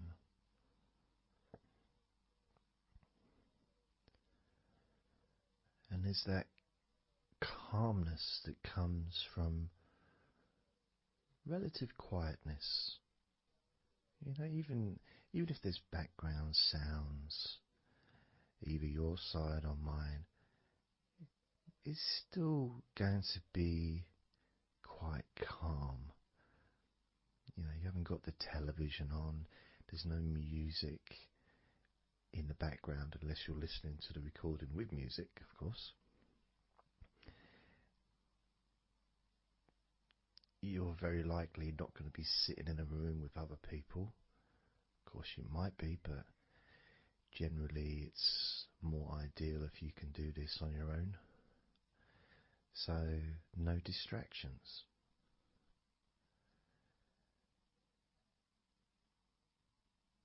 And when you stop thinking about stuff,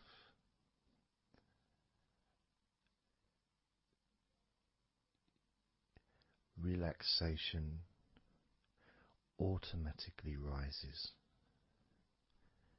A sense of comfort starts to grow. And without trying to build it up into something fantastical or something magical, this is just a natural process. Something that's easy to accomplish. In fact, it's almost, the sense of relaxing completely happens really when you put no effort into it. It's not something that you can really force. It's something that happens naturally. And part of the process of this recording and others is simply to allow you to take advantage of this space, this time, to just let go, to just be here, to be in tune with how you feel.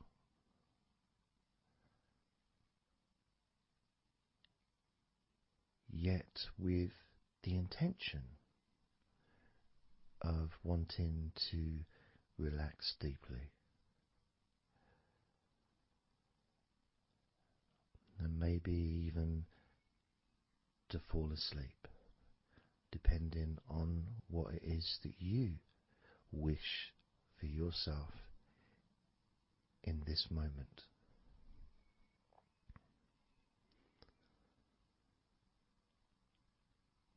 As we know, relaxing is the majority of the process of falling asleep. The actual falling asleep part is the tiny bit at the end. The deeper relaxed you become, the easier you find yourself drifting.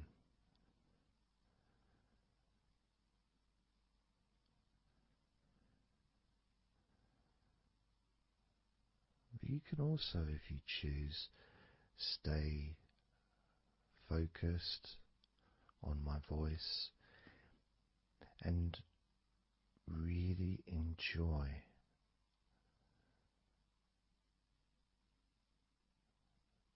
the process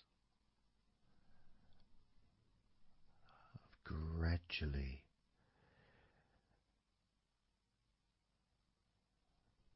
relaxing each muscle in your body effortlessly,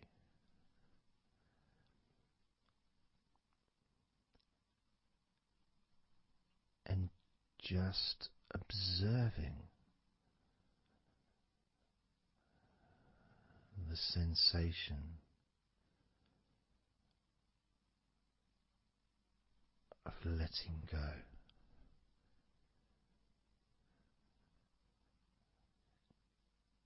Completely.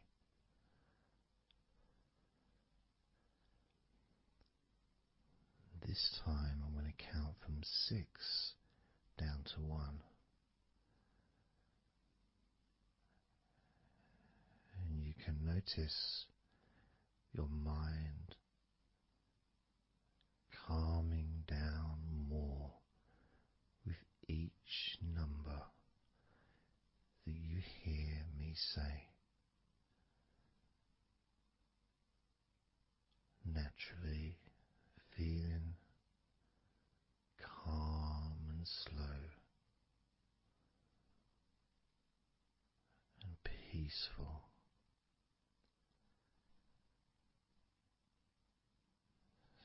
6.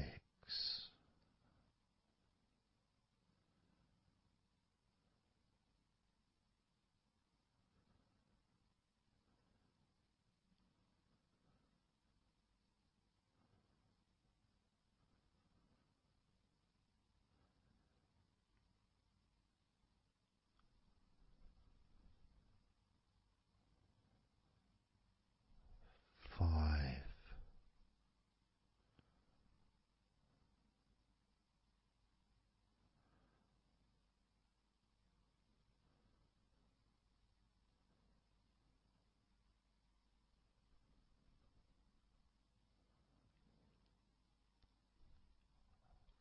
4.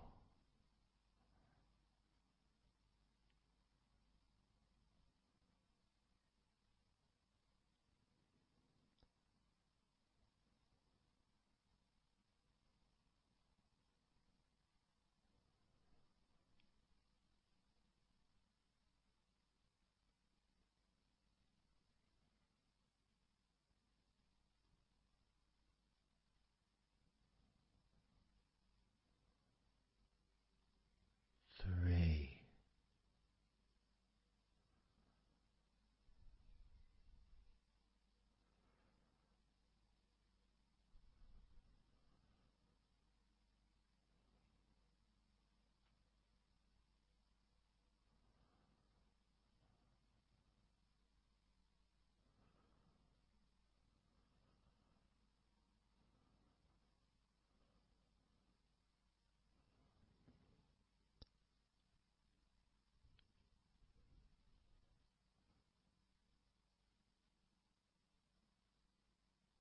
Two.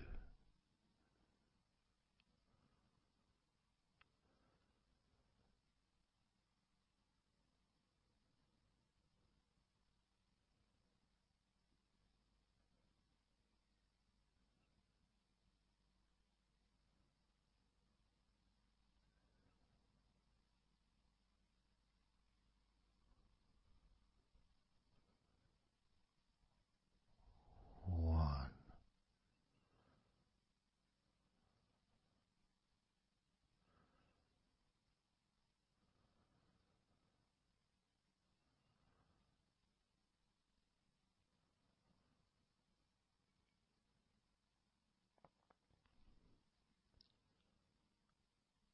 Being aware of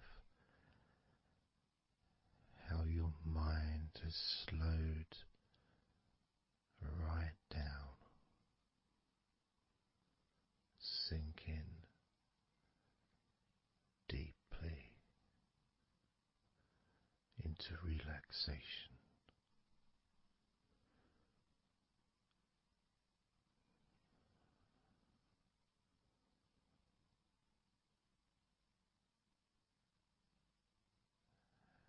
And as you focus on your mind, you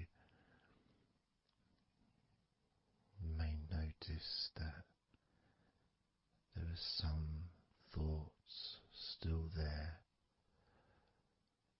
maybe some stubborn thoughts that for some reason perhaps need your attention.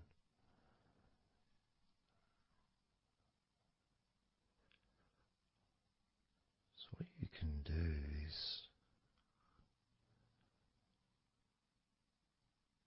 send love to those thoughts. Sprinkle those thoughts with love, like little petals from a flower. Just sprinkle it over them. Petals filled with love towards those thoughts, to let those thoughts know that you're not abandoning them. You just need them. You require them to just calm down, slow down, quiet down for now.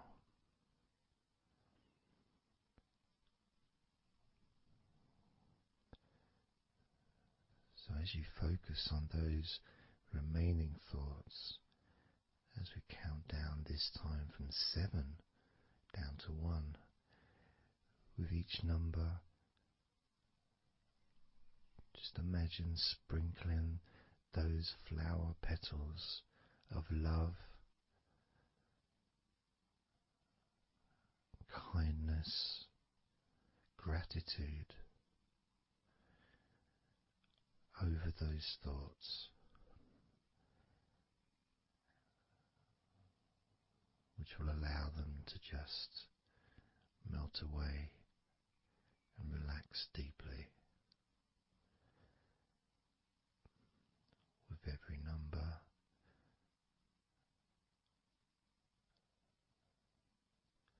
those thoughts will become more and more relaxed.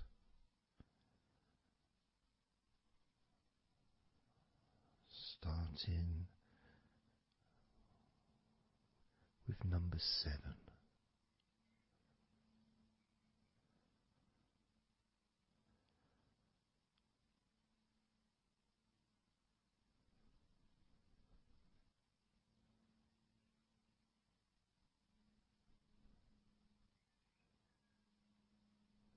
6. 5.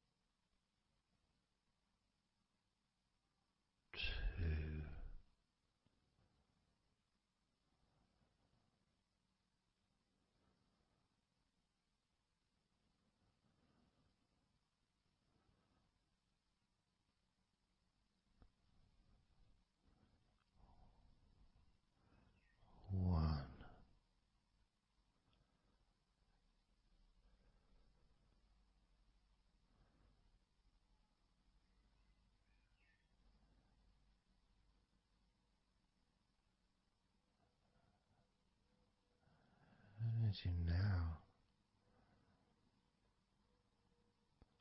notice how relaxed you're feeling in your body,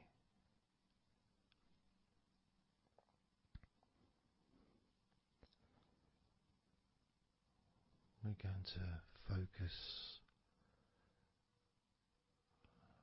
on your hands.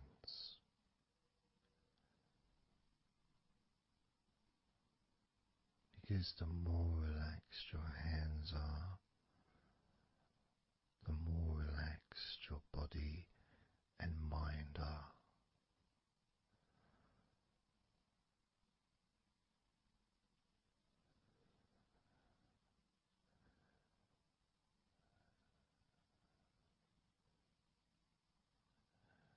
And as you focus on your hands and your fingers,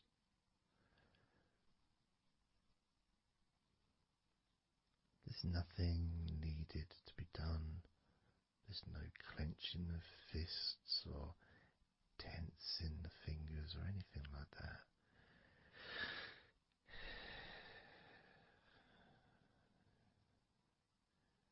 It's just noticing and focusing on your hands.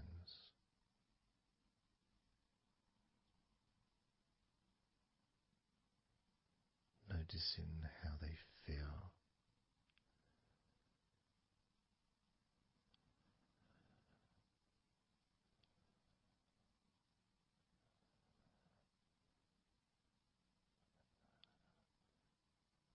Because the more relaxed your hands feel, the calmer your mind feels, and the more comfort you feel throughout your body.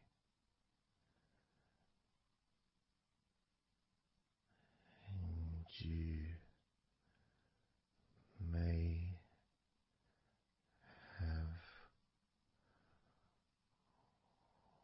already noticed that your mind is starting to drift.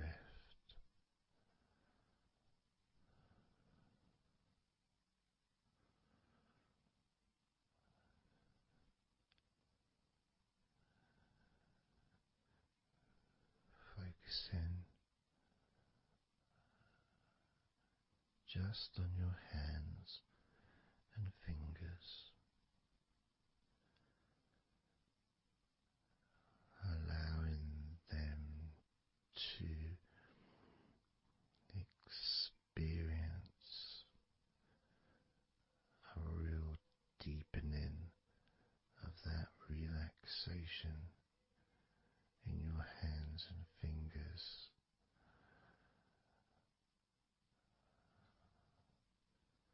More and more relaxed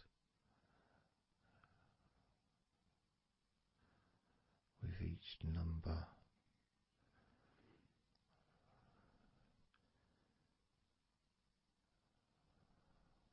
From 8 down to 1.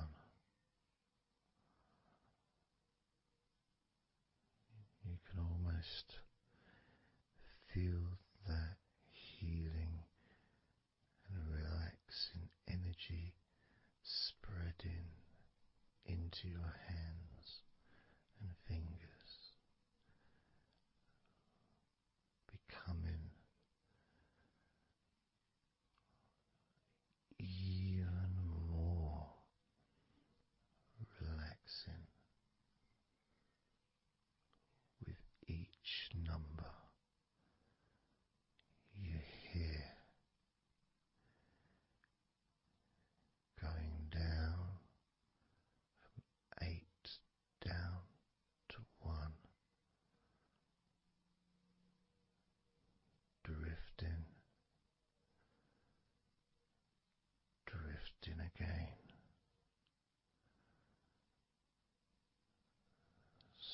with number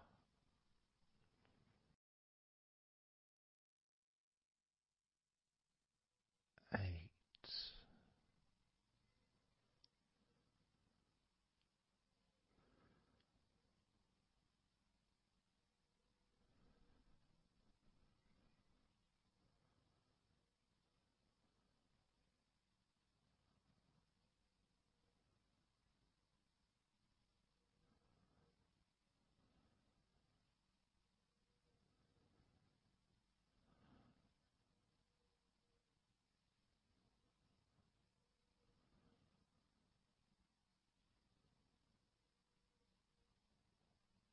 7.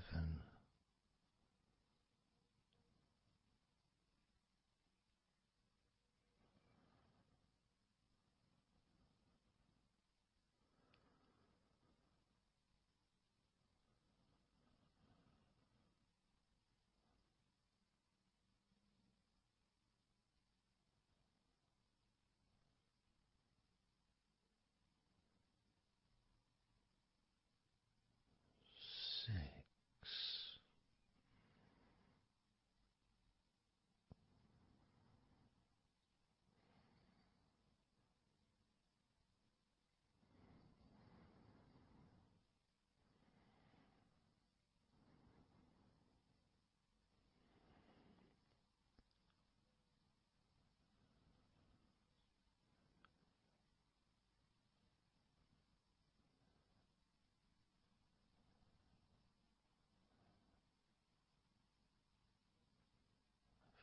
5.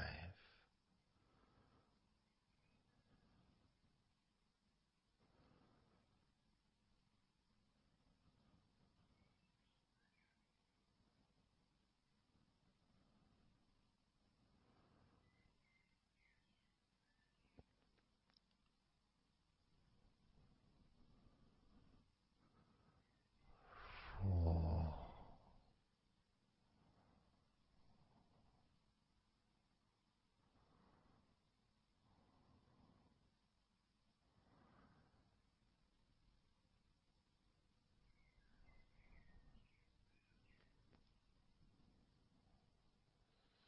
3.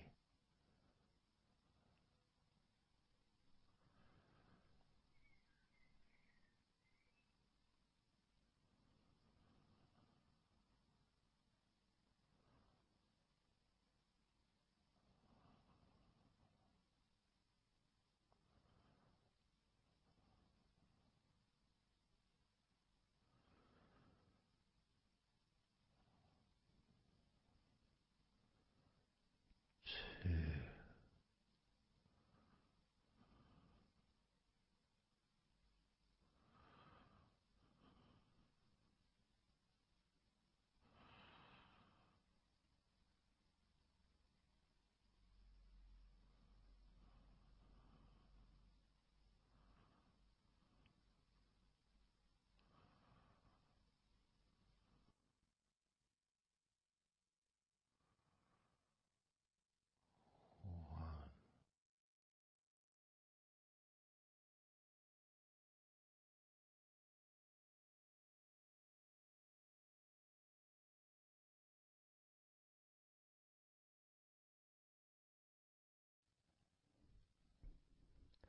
Just being here now.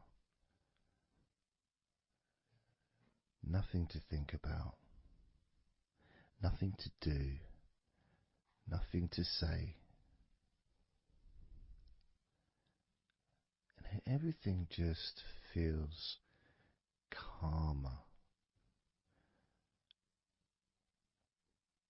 And this is your natural state of being. This is how you just normally feel when you take away all of that other stuff that we add. You know, things like stress and worrying and overthinking and anxiety, tension. generally thinking about stuff. When you take that away, which is what we do, what we're doing now,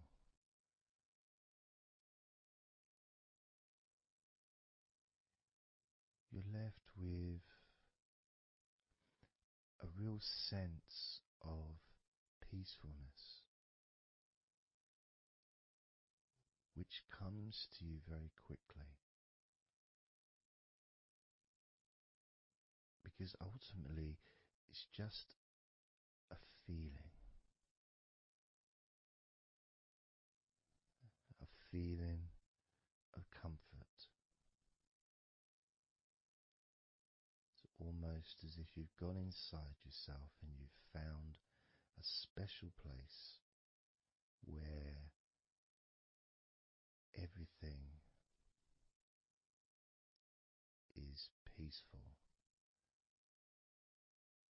A place where you can feel relaxed and your natural sense of comfort. A place where you can be you. Where you can accept yourself for who you are. A place where you're not trying to please anybody else, ever. A place where you can actually not just love yourself, but in some ways, more importantly, you can like yourself. Appreciate who you are.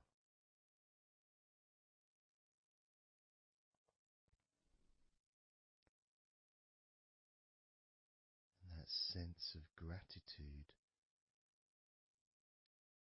is in the air all around you.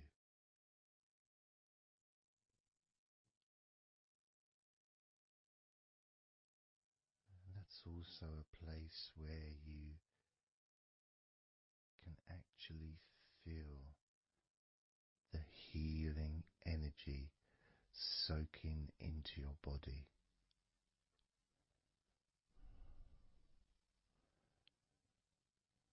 Healing energy soaking into your body. And that healing energy spreads through your veins, traveling to each and every single part of your body.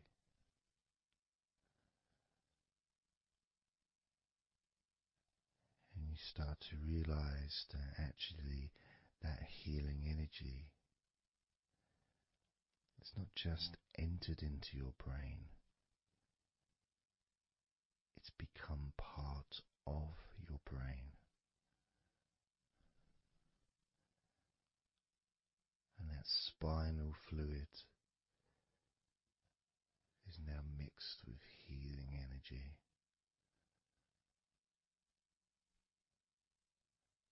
Not just allowing you to feel so much more relaxed and healthy in this moment,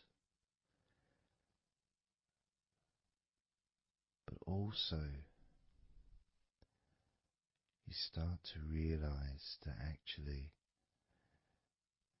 what's happening now with that healing, relaxing energy spreading through your body is actually changing your life. It's actually changing the way you're going to feel, not just now, but tomorrow and the next day, as your health improves. Not just your physical health, but your mental health. Things that used to bother you in the past for some reason no longer have the effect that they used to, because something has changed deep within you. Maybe things that used to cause you to feel anger no longer have that power to control you the way they seemed to be able to before. As you realize that you're the one who decides what affects you. You're the one who decides to feel relaxed and calm when you choose to enjoy noticing these natural developments of healing continuing to grow and improve your life day by day.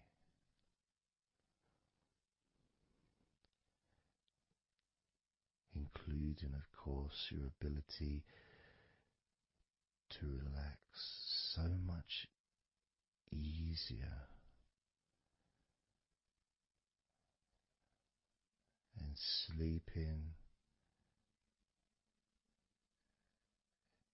is the most natural thing in the world to you,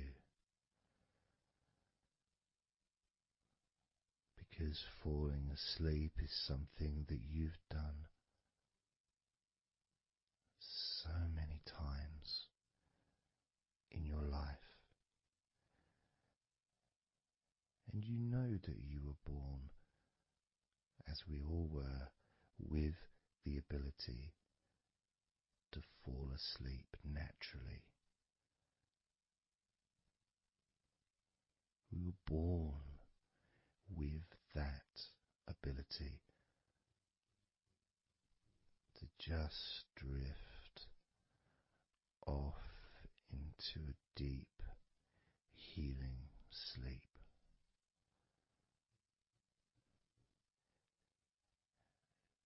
Even when we're kids, sometimes we'll fall asleep when we don't even want to. We try to stay awake. Maybe it's a birthday in the morning, or it's Christmas or holiday or something we look forward to.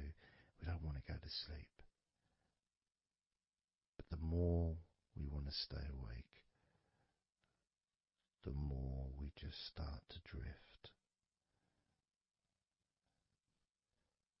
And the more you fight drifting, the more you try and stop yourself from drifting asleep,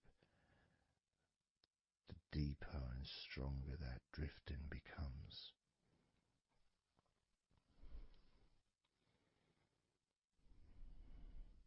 Because we're born not just with the need to relax deeply and to naturally fall asleep,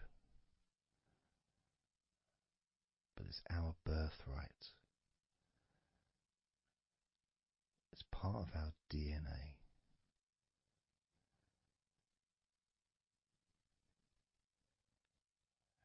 And sometimes as we get older in life, perhaps at times we have forgotten that relaxing completely is not only a wonderfully pleasant experience,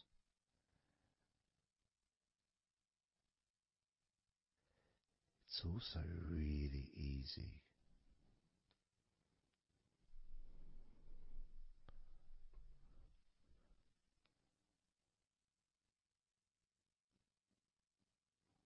very, very easy to let go, because that's all it is. It's just deciding to let go.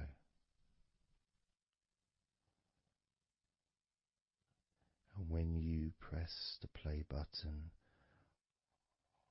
on my recordings, you have given permission for my voice to relax you. When you press that play button, you have given me permission for my words to affect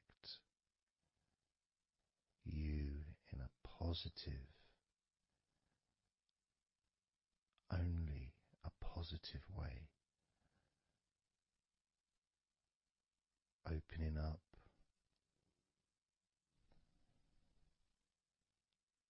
your mind to useful and healing suggestions that can have such an amazing effect on how you feel right now, as well as those changes that continue long after the recording ends, those changes within you that continue to flourish and grow, transforming your life in a positive, beautiful way, allowing you to move forward in your life in the direction that you choose for yourself.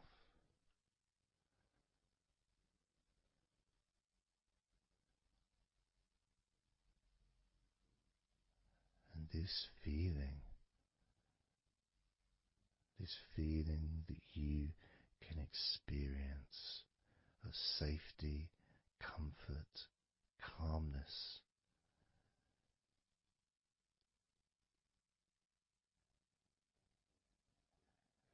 just feels so nice.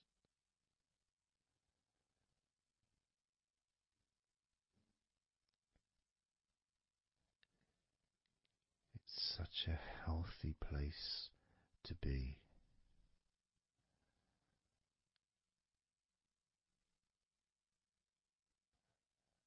And that positivity grows within you.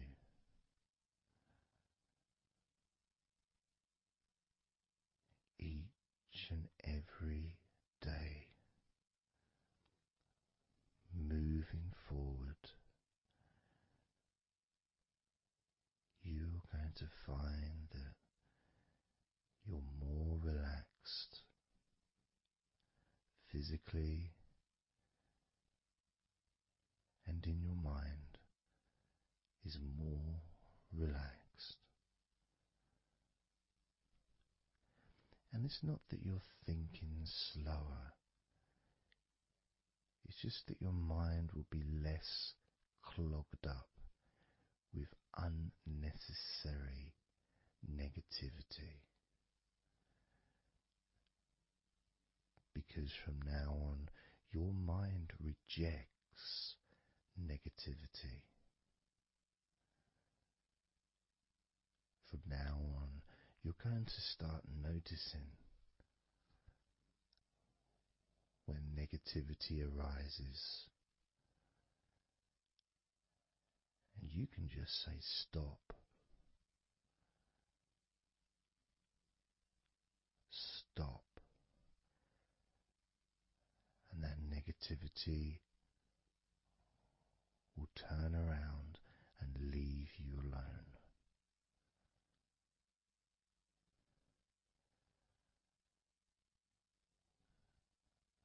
Stop, and that negativity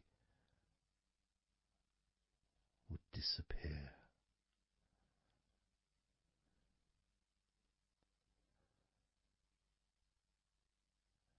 And as you notice that you feel way more relaxed than you probably expected,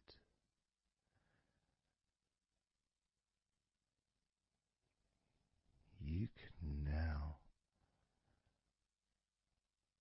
congratulate yourself because you're the person that has done this. You are the one that has opened your mind up to the simple facts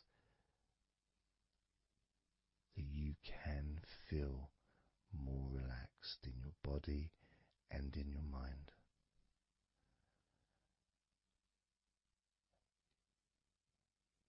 You've opened your mind up to the birthright of being able to just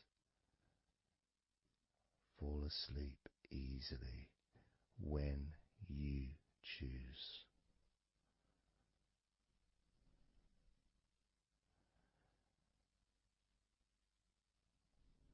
And that's a nice feeling, don't you think? It feels nice, doesn't it?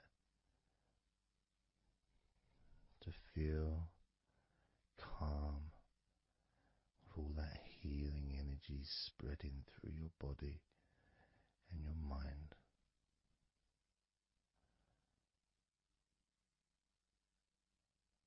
To spend time in that special place where negativity can no longer enter.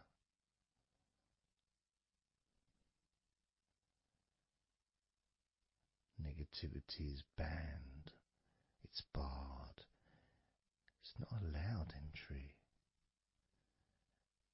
It doesn't deserve to be here, doesn't belong here. Negativity has no place in your life.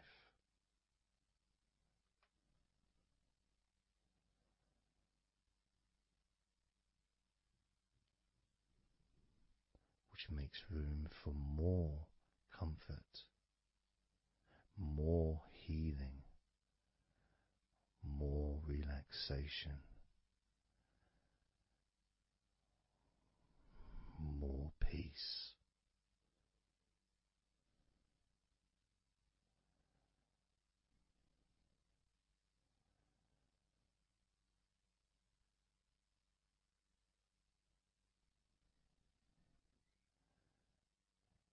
It feels nice, doesn't it? To just let go of everything.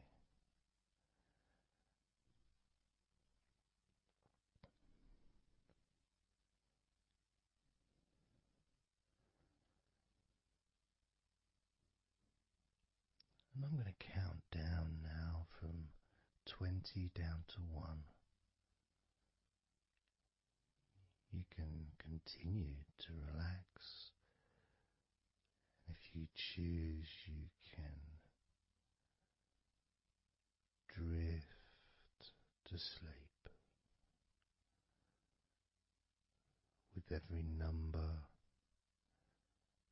you hear me say, you can feel twice as relaxed. Or if you choose, you can feel twice as sleepy.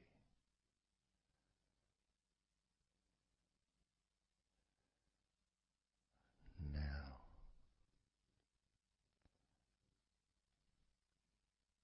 20.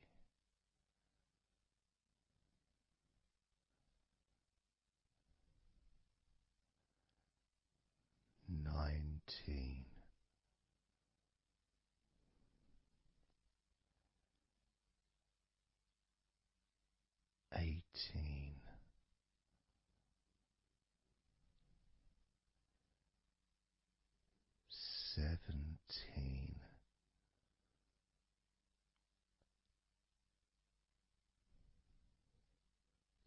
16,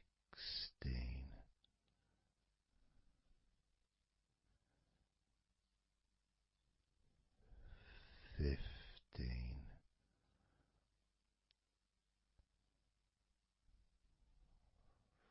14,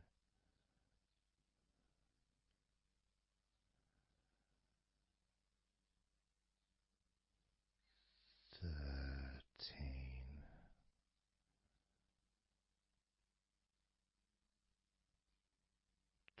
12,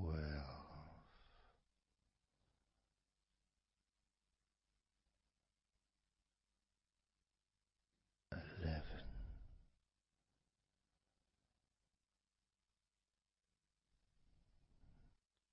10,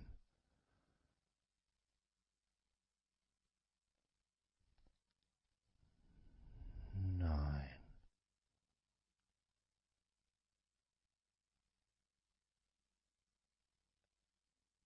8,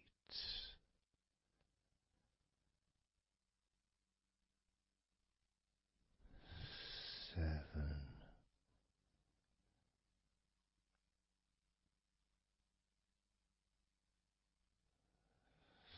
6,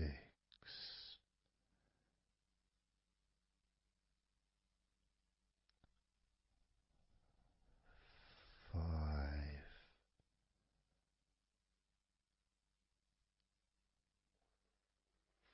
4,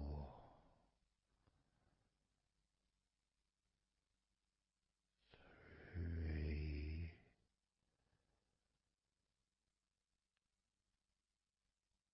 2,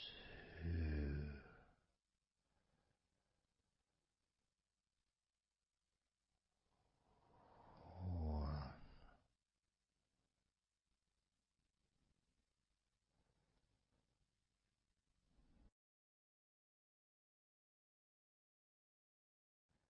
This is your time to just take a break. Your time to relax, to allow your mind to slow down,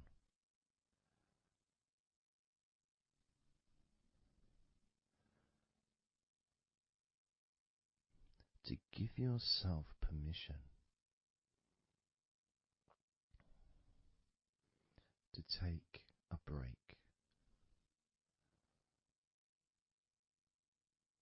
from everything. And you're the only person that can make that decision. You're the only person that can actually tell your mind to just relax.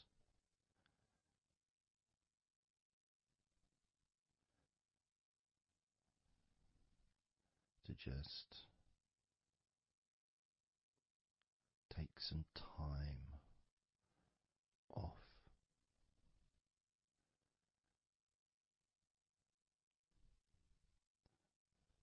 So that you can focus on your body, getting in touch with how you feel physically.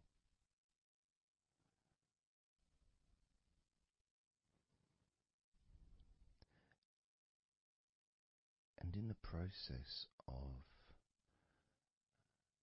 this body scan, where you focus on different parts of your body,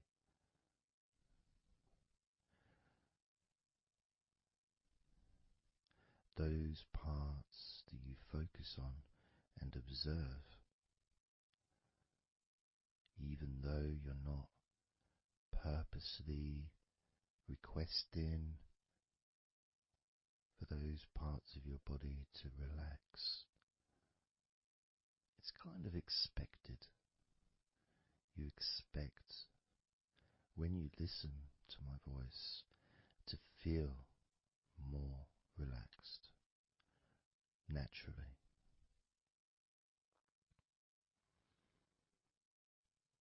Because when you're listening to me, your attention is focused on my words, and as my words guide you to focus on those parts of your body, your focus increases,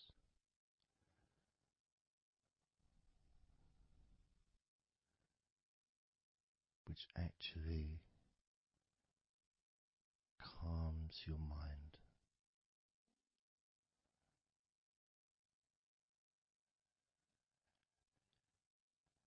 And when your mind calms down, your body relaxes.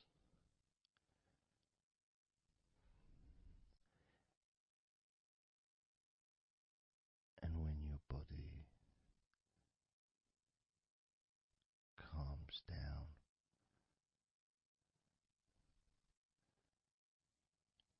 your mind relaxes.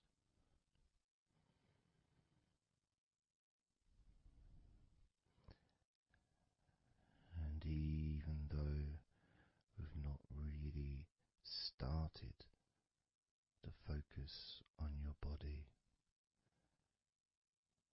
you can already feel that healing energy spreading through your body, pushing out stress and tension, healing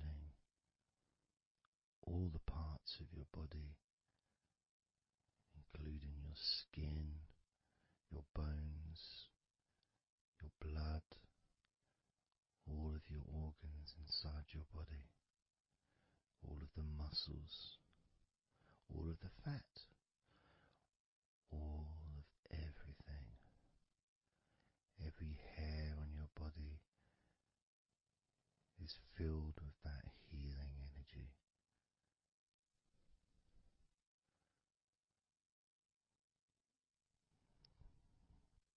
And when your brain fills with that healing energy,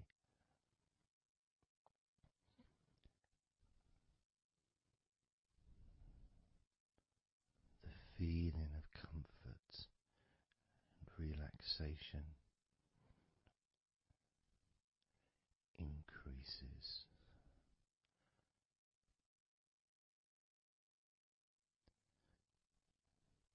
Deeply increases.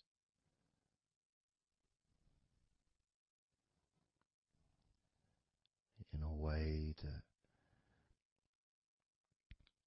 your mind starts to feel perhaps a bit drowsy,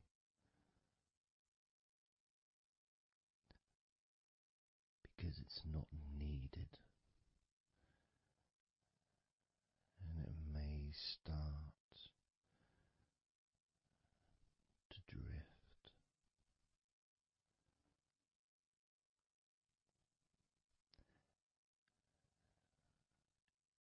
If that's what's needed. So if you're listening to this and what you need is deep relaxation, that's what you'll get. If what you need is to fall asleep naturally and easily as your mind drifts, that's also what will happen.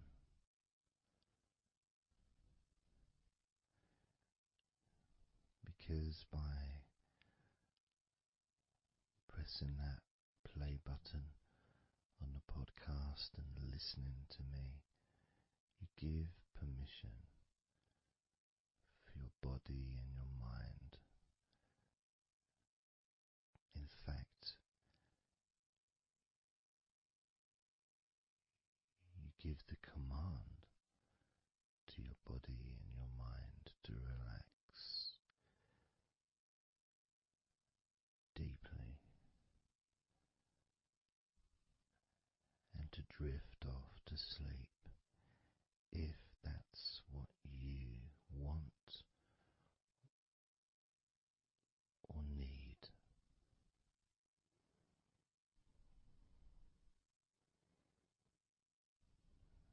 And as I focus on the different parts of your body,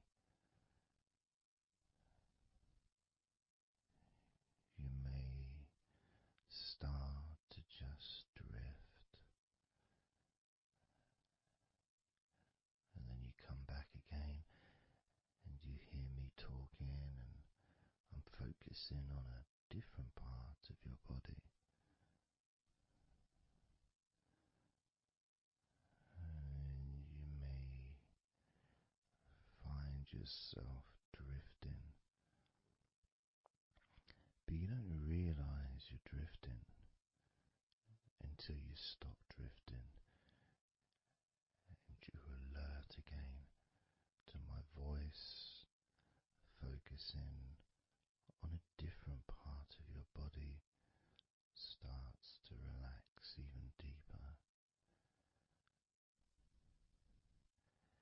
because that drifting is basically you already in the sleep zone.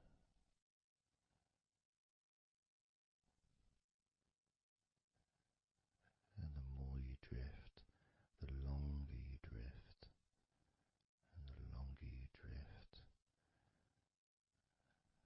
eventually that drifting continues into sleep. And that's the last you remember until you wake up in your own time, when you experience the right amount of sleep for you. Because when you do, and if you do fall asleep, it's extremely pleasant, so relaxing, so deep, healing sleep.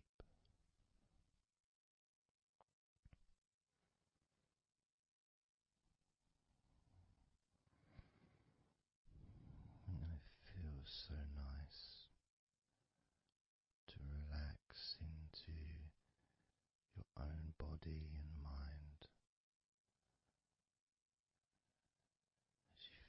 as you feel that healing energy spreading through you, relaxing you so deeply,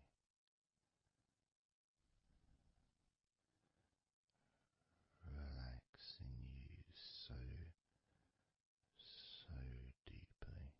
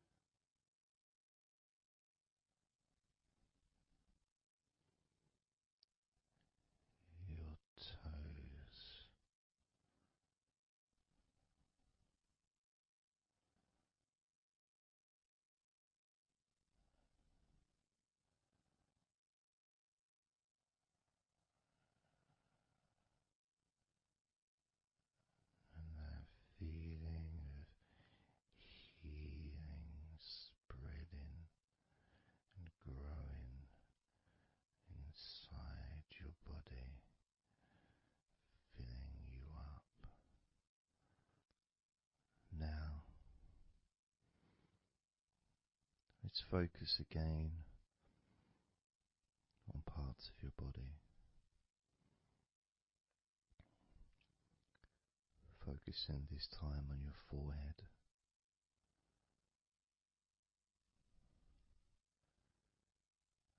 Now on your mouth, your lips, your tongue, the whole of your mouth.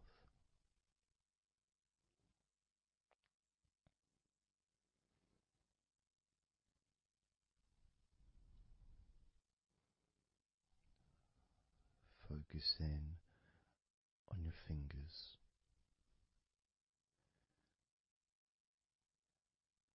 Maybe you could move your fingers a little bit so you can focus on each one individually.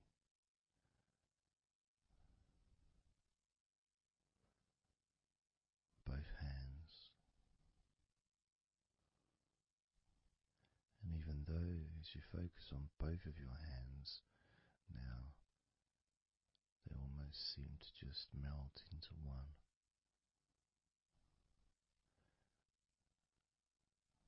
Where does your right hand start and your left hand end? It's almost as if it just mix together.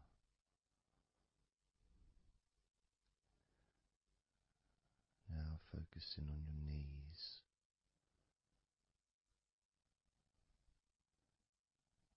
Just noticing how your knees feel.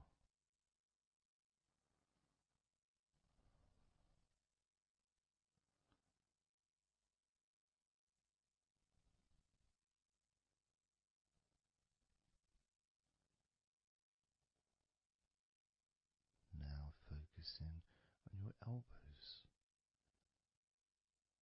Focusing on both of your elbows.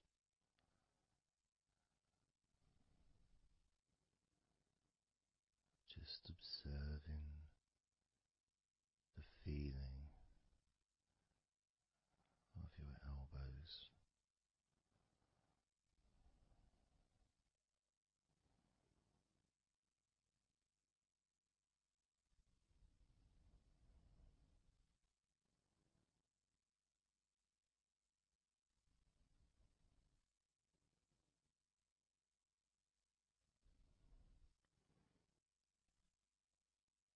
Now focusing and observing the back of your neck.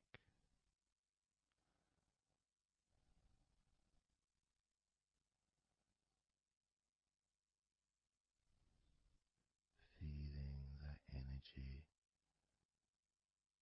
in the back of your neck.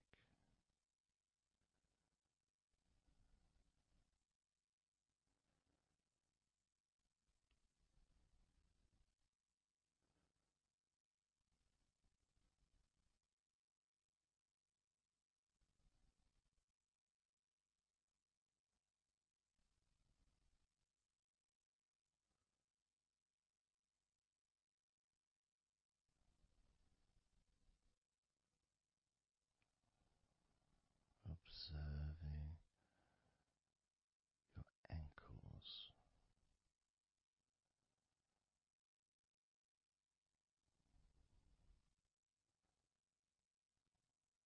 Being aware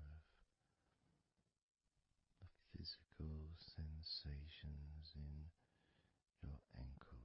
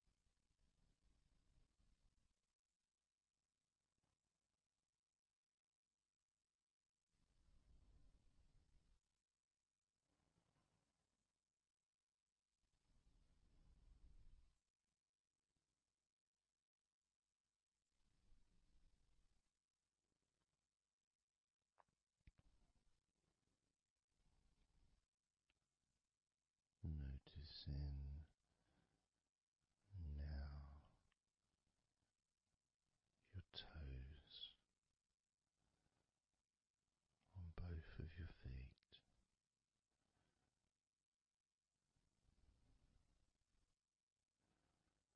Being aware of how your toes feel right now.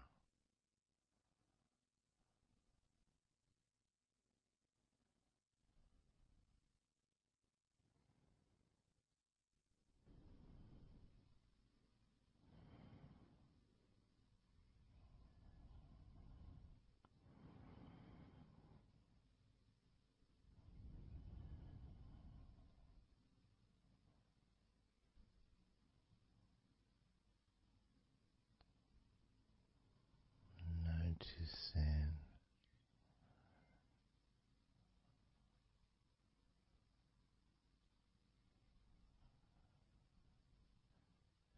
how your entire body feels.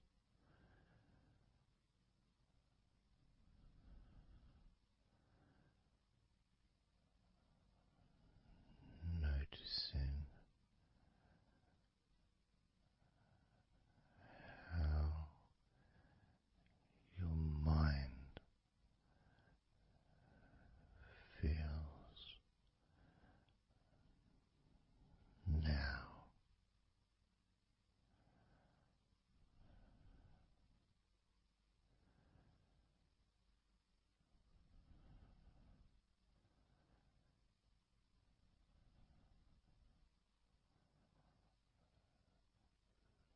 Letting go.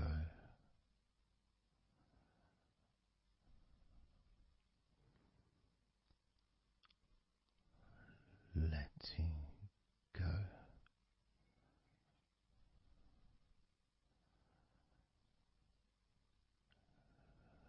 Letting go of everything.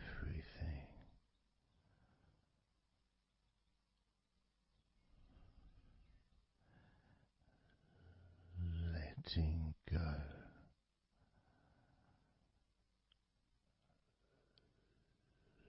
Letting go.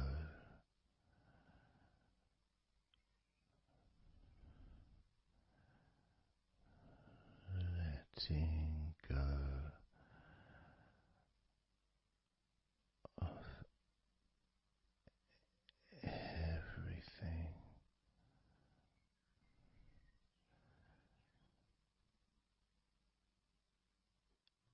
Everything.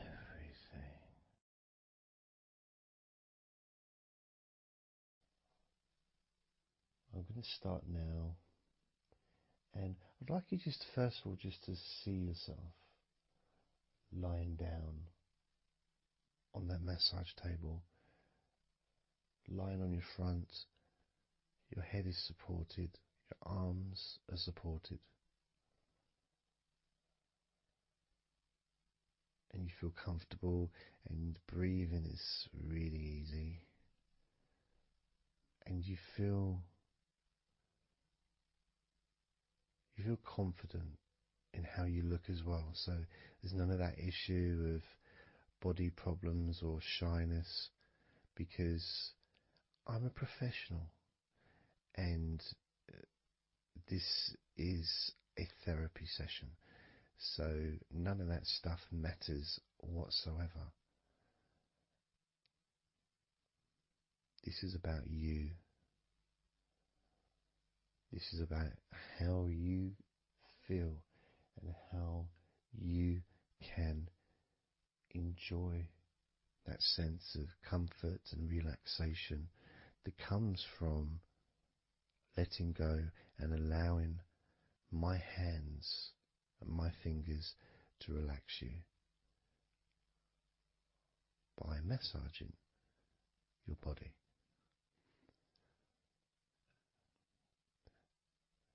So I want to start off just by placing my hands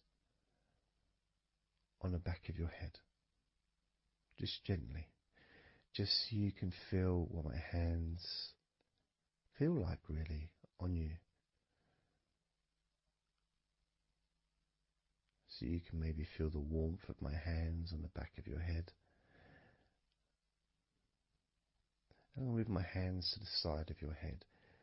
Not pressing, but just holding there very gently. Maybe over your ears and a little bit on your face. Just so you can feel my hands. So you can become accustomed to them.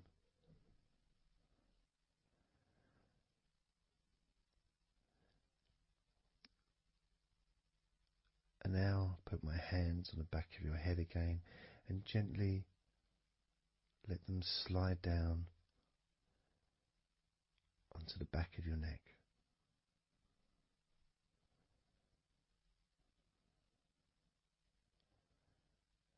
You can feel my hands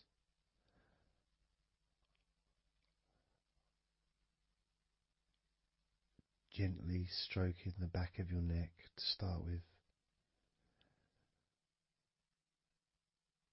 Just so you can get used to the feeling of my hands on your skin. Get accustomed to it. Realize that you're safe and it's all good. It's all fine.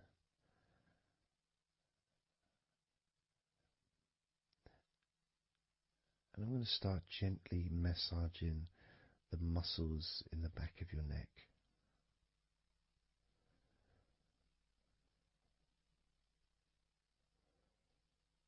With both hands.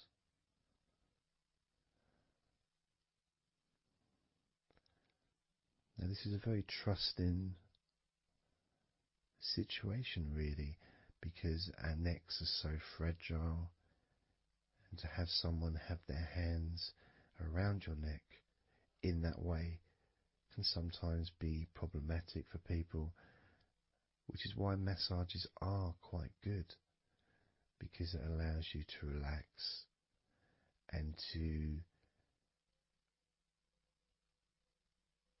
get in touch with trust, to feel peaceful and calm.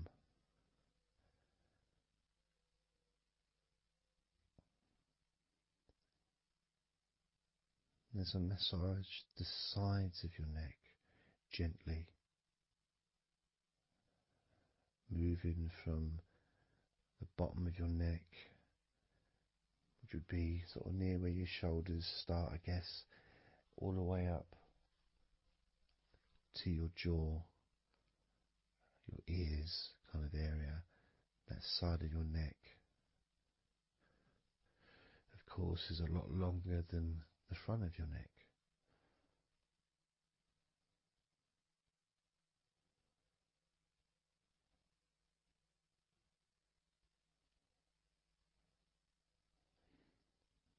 And then massaging the back of your neck, especially that area where perhaps we hold tension. And as that area is massaged, you can actually feel a sense of release in the back of your neck.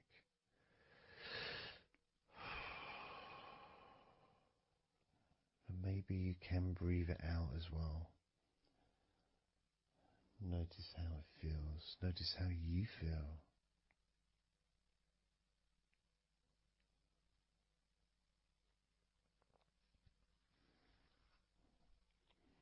Then moving down to that area between your neck and your shoulders, that muscly area, starting to massage that area on both sides. I mean, this would be the area that a lot of people would massage if they were going to give you like a shoulder massage. Even that's not technically the shoulders, but it's all the muscles that lead to the shoulders, from the neck. And again, that can hold tension and stress And when massaged, sometimes a nice deep massage is useful, and you decide how deep that massage is.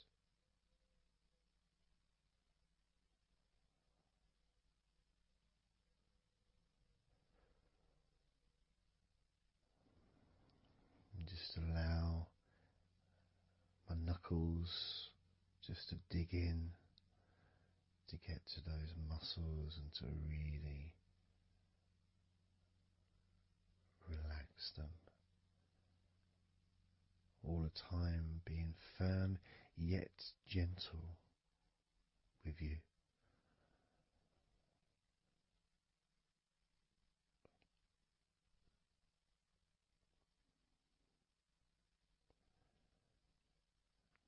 And just stroking down that area to your actual shoulders, moving to the muscles of your shoulders.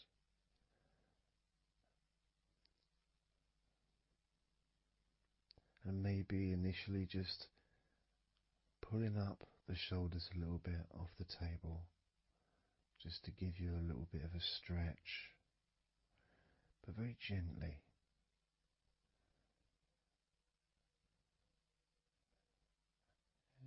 And you've got the muscles at the front of your shoulders, the sides and the back.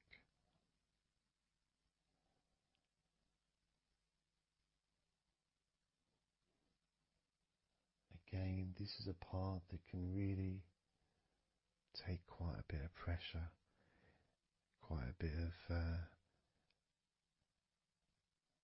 kneading, if you wish, to really release the tension, to really get into those muscles, and you can let your fingers in there and it can feel really nice. Sometimes just being stroked gently or being massaged quite strongly can all be beneficial to the relaxation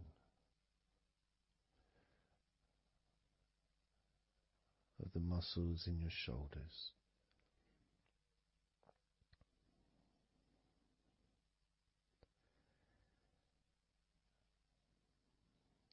Now, as we move down your arms,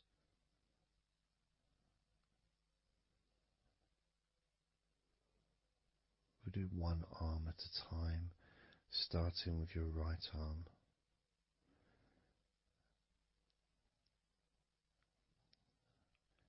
What I'll do is I'll just lift your arm up, just hold it to the side of you. Don't worry, it'll still be attached. And I just massage the tops of your arms.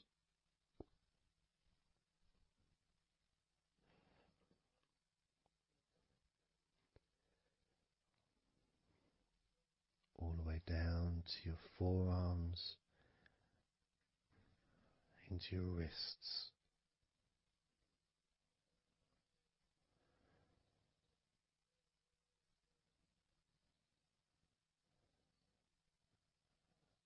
Gently massaging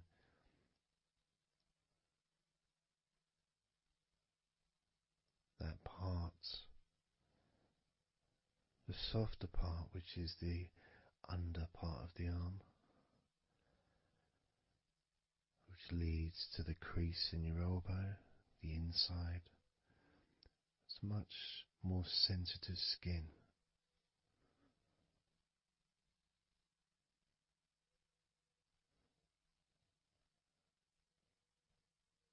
Sometimes just having that stroked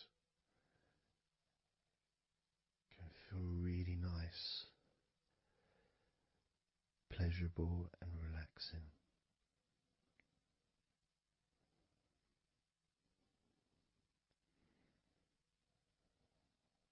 Now moving down to your right hand.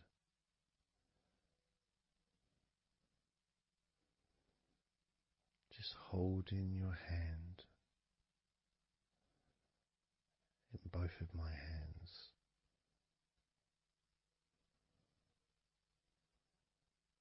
Just pressing gently on the back of your hand and stretching your fingers ever so lightly. At the same time, pressing down and massaging each finger.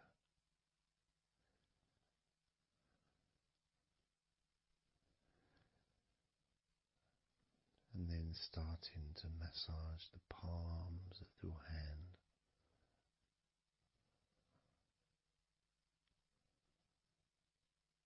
Just turning the hand gently, stretching it gently.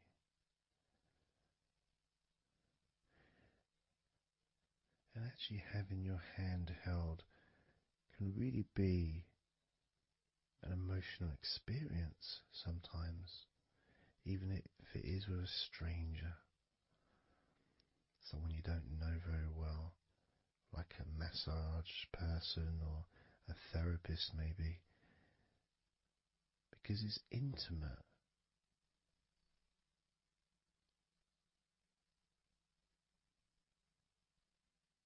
And it can feel nice and you can feel safe.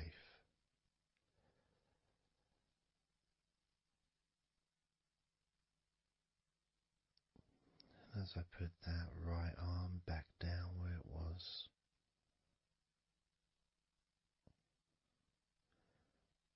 we're going to do the same with your left arm. Exactly the same. Massaging the muscles in your arm all the way down to your wrist.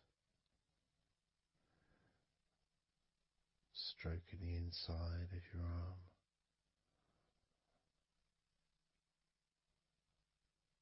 Just being gentle or as firm as you require.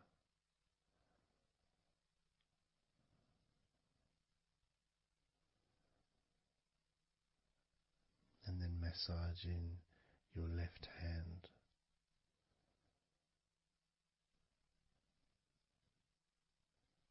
Stretching the fingers gently. Massaging the palm of your left hand.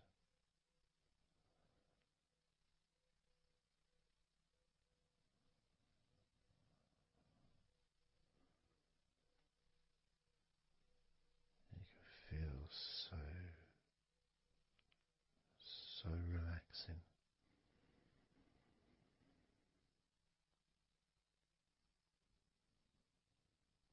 So comforting.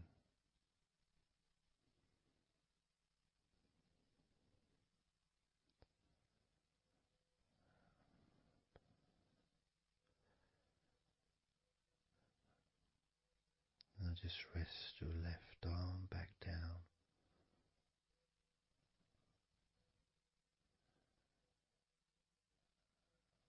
Start to massage your back, the biggest part of your body.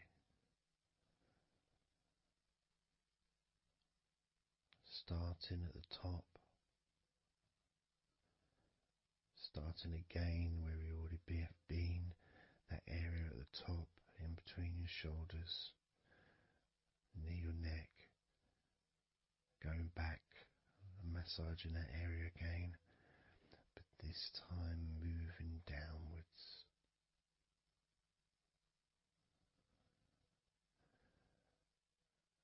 Making a downward stroke to the middle of your back, working from the outside inwards. So massaging your back, but the outsides of your back. The parts where your arms would maybe rest against.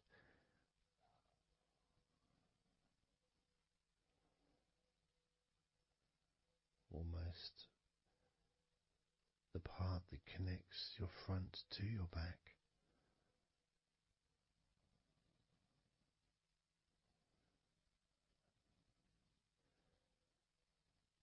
And just massaging down firmly but gently, as firm as you want. Moving down and then moving across a little bit and moving all the way down again. Being very gentle, yet firm as you choose.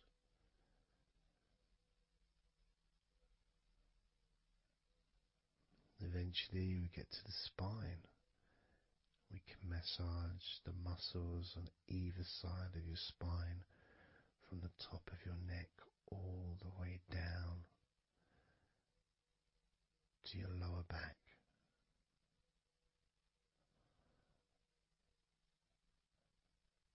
We can do that a few times. Sometimes people would use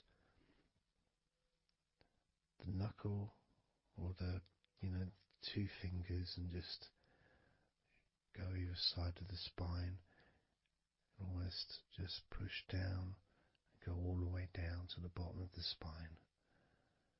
Each time releasing tension and opening up the body, stretching your body so that you feel more relaxed, but at the same time rejuvenated.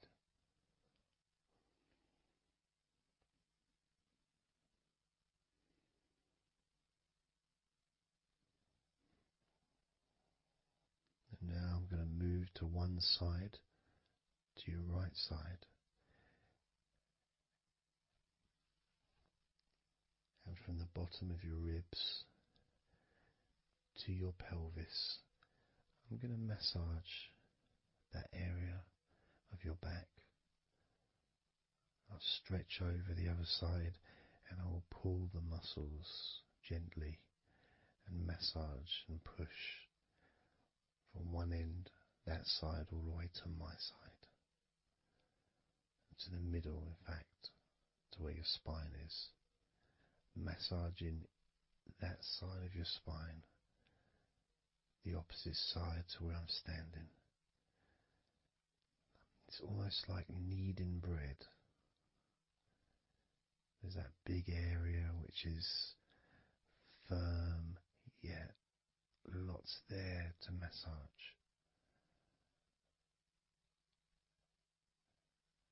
Potentially one of the most important places to actually have a massage, because you really feel it. You really feel the release and the pleasure of having your lower back massaged. It releases so much from your body that's not useful, starting a healing process which will continue long after this recording is over.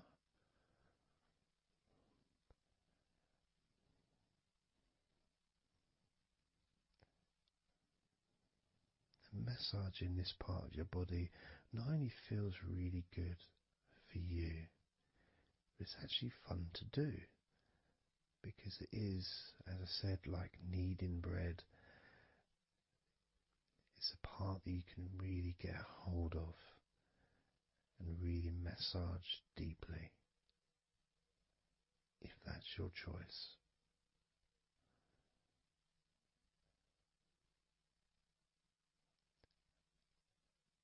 Then I'm going to move over to the other side of your body and do the same with the opposite part of your lower back. Kneading and massaging from your sides all the way to the middle of your back where your spine is. Pressing and kneading.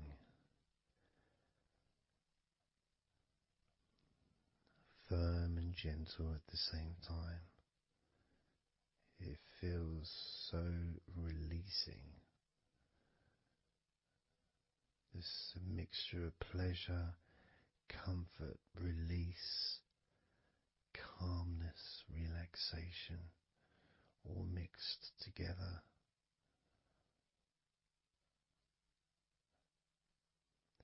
Plus there's that feeling from your stomach as it's being stretched. Even though you're on your stomach now, you can feel it being stretched because that whole area is connected to your stomach.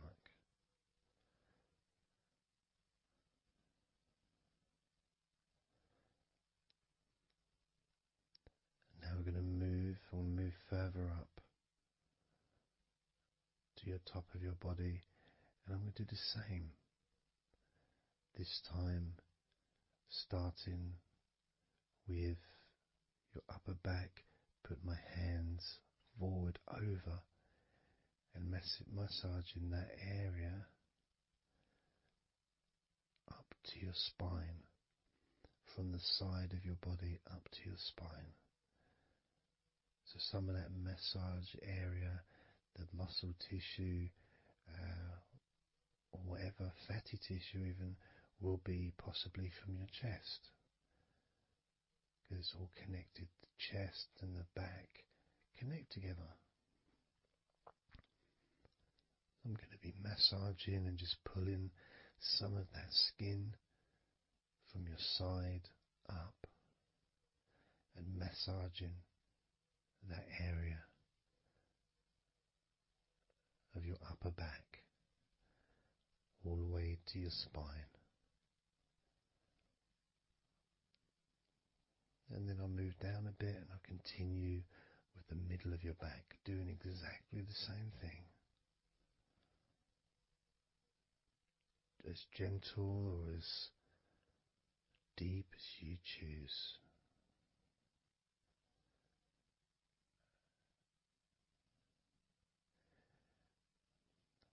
Now I'll move the other side again and do the exact same thing with the top of your back on the other side, from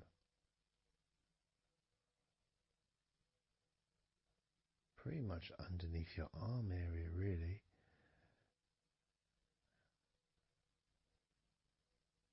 to your spine.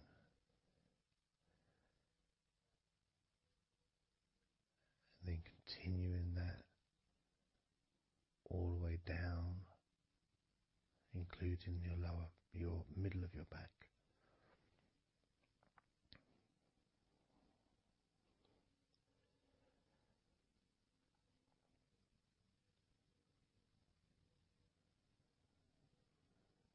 Now I'm going to go to your thighs, the backs of your thighs, and the sides of your thighs. Starting with your right leg, massaging the back and the sides of your thighs, gently and firmly. There's a lot of muscles there. It's an area that can be very tense at times and maybe needs a little bit more pressure than the rest of the body. But that's up to you. You can gently stroke the back of your legs where, opposite your knee joint or underneath your knee joint. It's a very sensitive, gentle area.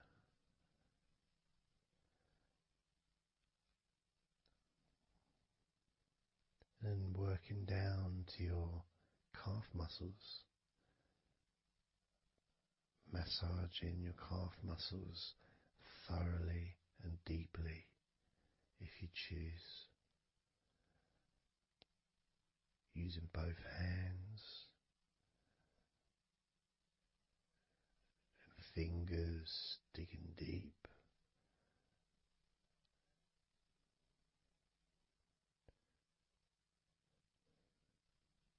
to your ankles and the back of your ankles, just gently massaging that area.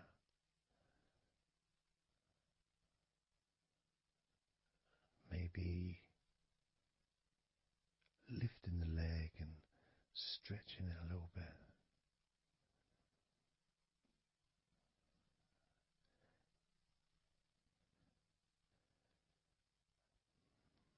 Moving to the right foot.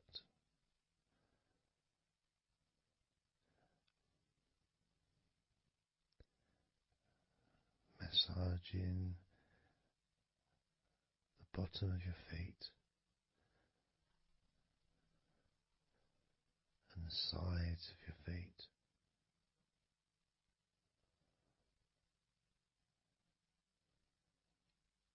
Gently but firm enough so they don't tickle.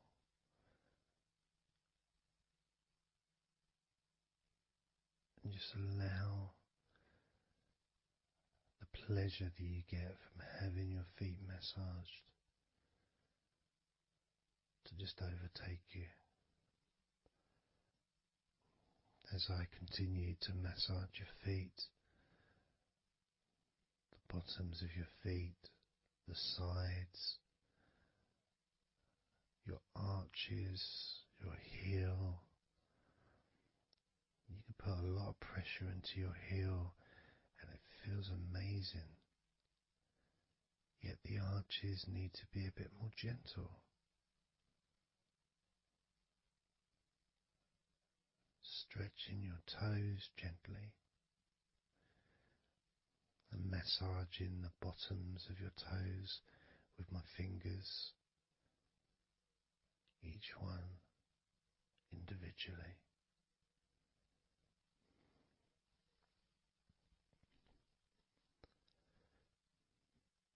Moving over to the left leg to do exactly the same thing.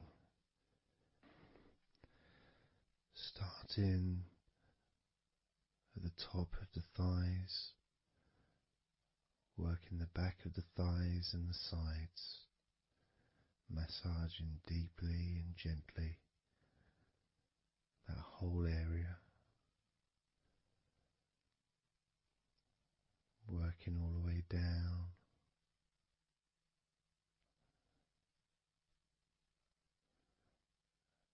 And this is an area that maybe you could like to spend more time relaxing and massaging. So perhaps if you wanted, I could make a future recording where I spend more time on one particular area.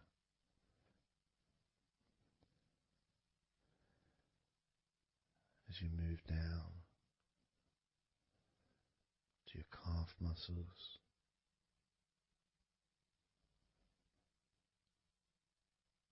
massaging your calf muscles firmly and gently.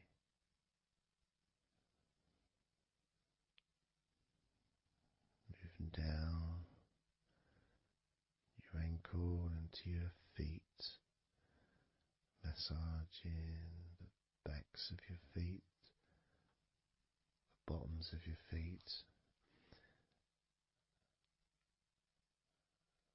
stretching your toes and massaging each toe individually. And that feeling of pleasure and release that you experience when you're having your feet massaged feels really good.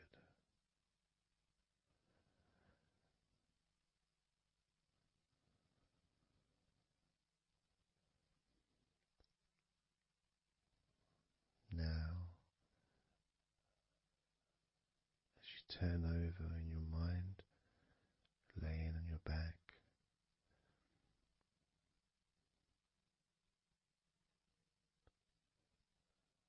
I'm just going to start again at your neck area.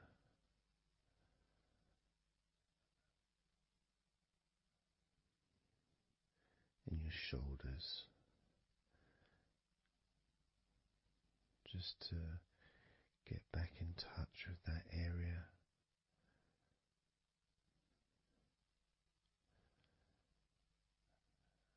And as we move up,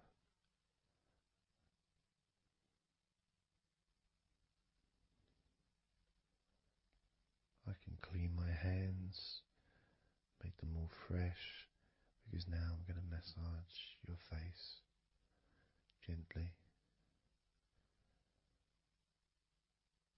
Starting off with your forehead,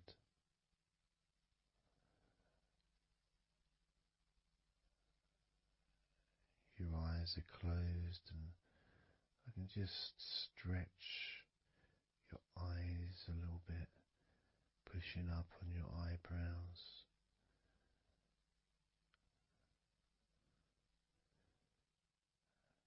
Just massaging around your scalp.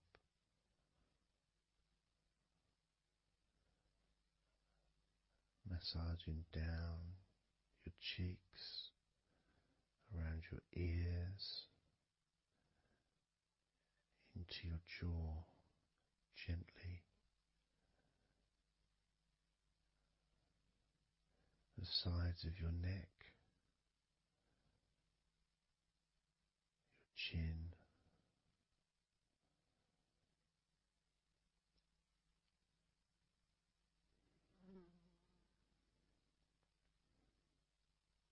then just moving down from your neck down to your chest, starting by massaging the very top of your chest, where the collarbone is, either side of the collarbone.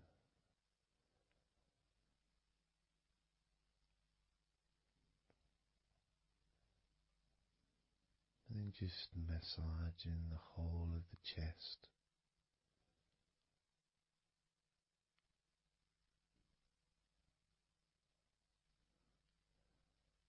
Moving the chest around.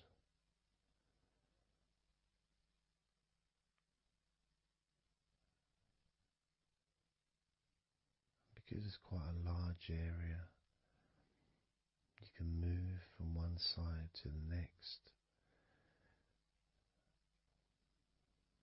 Moving my hands from underneath pretty much where your arms are,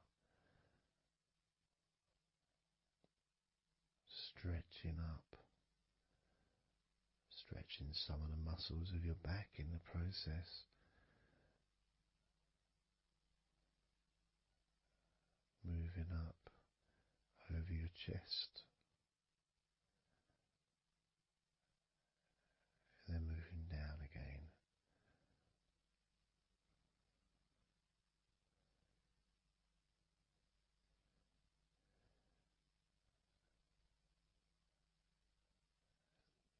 Then allowing my hands to just massage gently and slide down towards your stomach, starting in the middle of your chest. And then gradually my hands moving apart and massaging and sliding at the same time, moving down to just below your rib cage.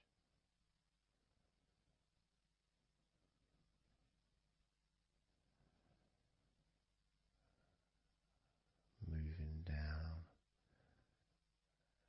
then massaging up again, giving your chest all the attention that it needs to feel completely relaxed.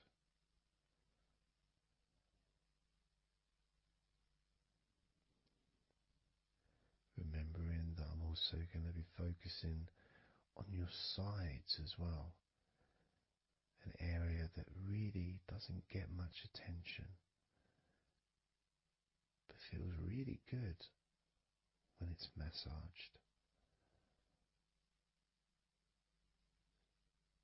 Just stroking my hands down the sides of your body, just below your arms, all the way down to your hips.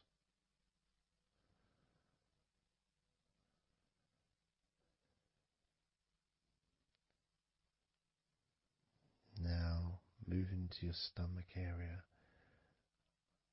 I'm going to stand one side of you like I did when I did your lower back. I'm going to do a similar process of just stretching the muscles from your side gently, massaging from one side to the next, moving that whole area from below your ribs all the way down to below your belly button.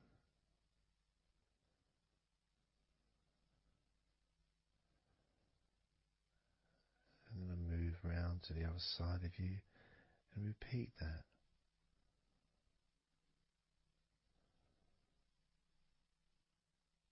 Process of relaxing deeply, calmly. You feel loose, you feel free. And there's something about having your stomach massaged that's different from any other part, because we do have a tendency of holding a different kind of stress in our stomachs that we may not be aware of.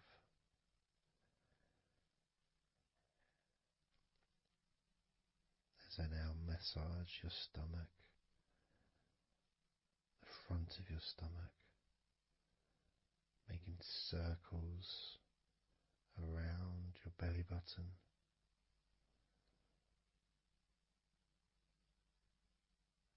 and then going the other way around.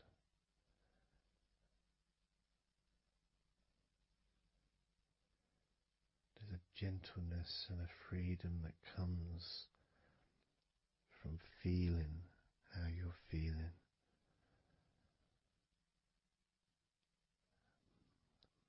As I now move down the tops of your thighs, the muscles, massaging them. And I can do this two legs at the same time, pressing down, massaging deeply those muscles in your thighs, the front of your thighs.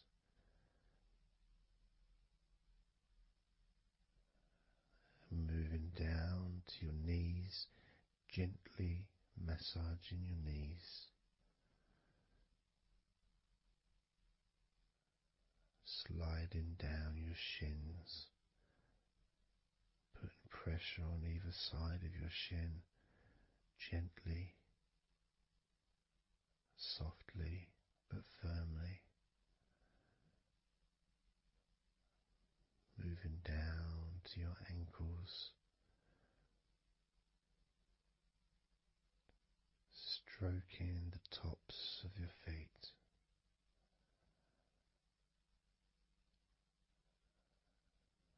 And then with each foot in each hand, just gently massaging the whole of the foot.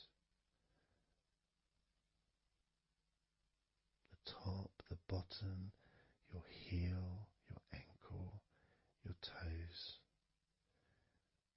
Massaging every part of your feet. It feels so good just to let go and enjoy the process.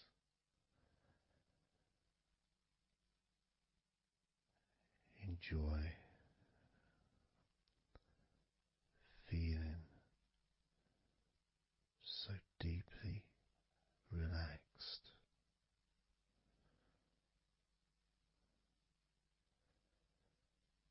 So much comfort and so many feelings that come just from touching your skin.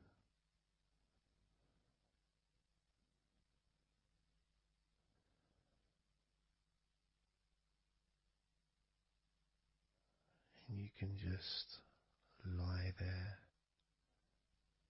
for as long as you choose,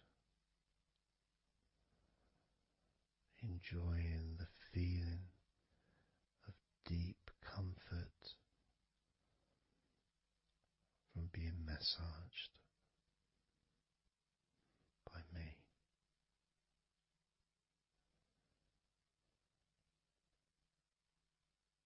Enjoy feeling deeply relaxed.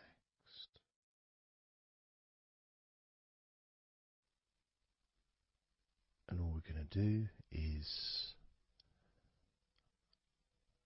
blow out some candles in your mind.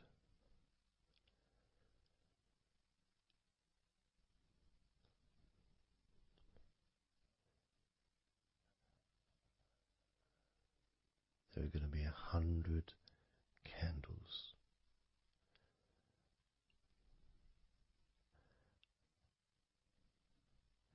and you're going to blow each one out individually, one by one, starting at 100 as I count down,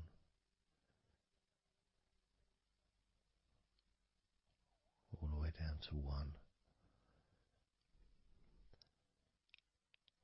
And each time I say a number,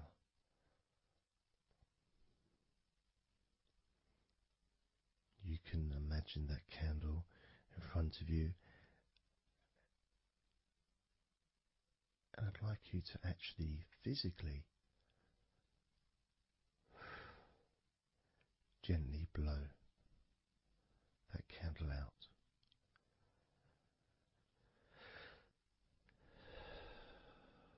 Just so it's not a big blow, it's just a gentle, and that candle will extinguish.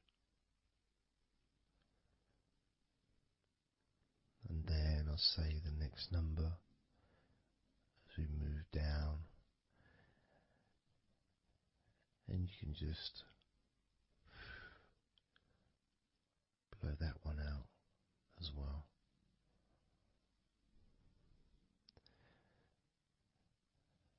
And as we move down the numbers, you'll find yourself feeling more and more relaxed. And if you need to sleep, you'll also find yourself becoming incredibly tired and sleepy. In fact, you may struggle to blow out all 100 of these candles.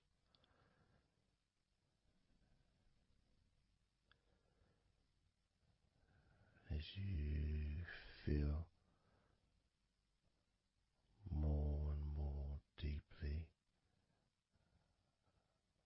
relaxed,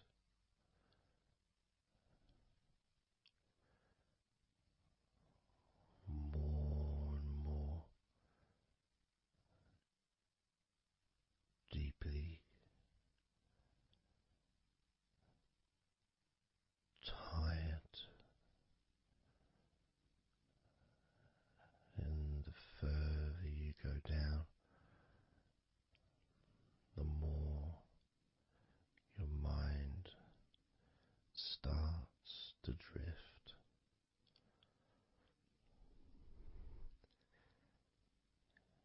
And you may find that you stop listening to me after a while.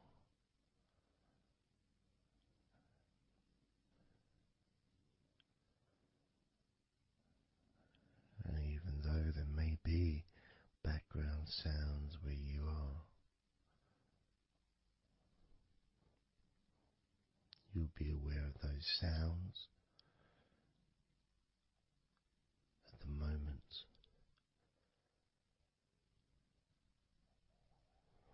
You may start to just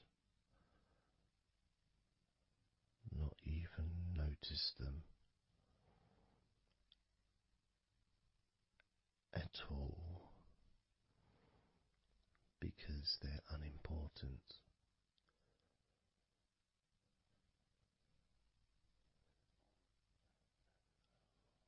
Where I am, I've got the sounds of the birds. There's Horace the pigeon, who likes to say hello sometimes. And there's the odd plane that goes by. Maybe traffic and trains in the distance.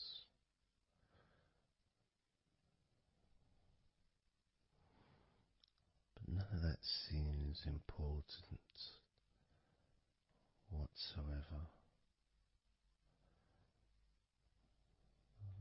The more candles you blow out, the less important anything is. The more candles you blow out, the further you seem to move away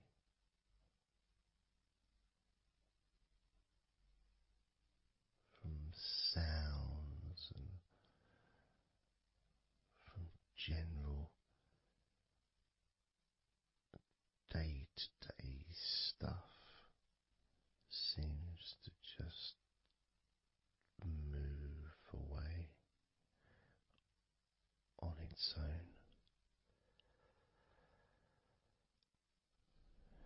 as you feel more calmer with every candle you blow out.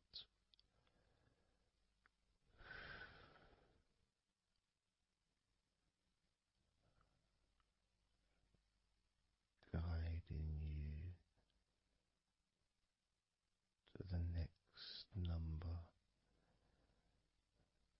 that you hear me say.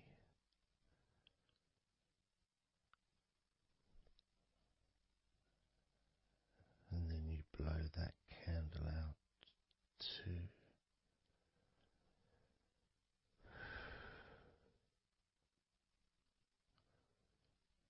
So easy, so simple.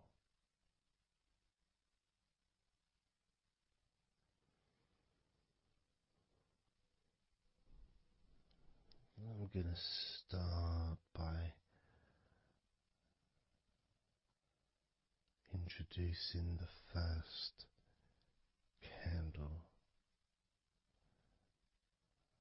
which is 100. The first candle, which is 100. When you blow that candle out,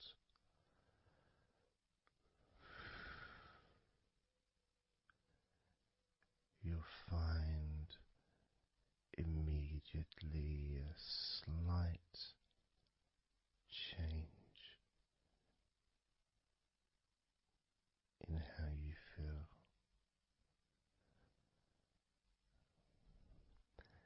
as well as a real sense of positivity growing within you.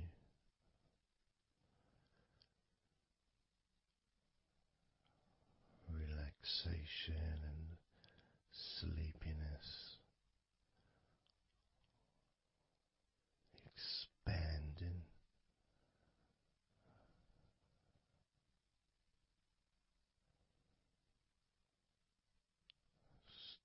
with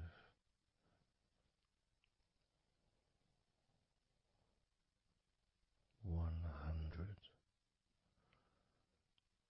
Blow out that candle now.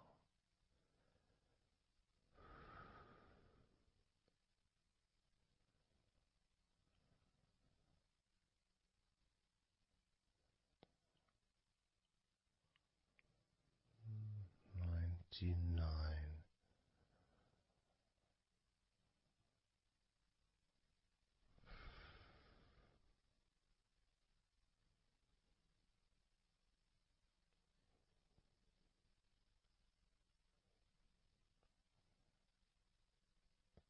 Candle 98.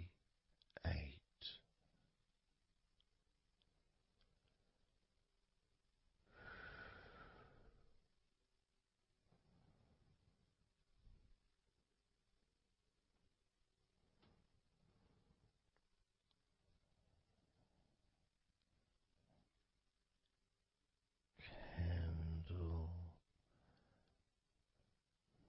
97.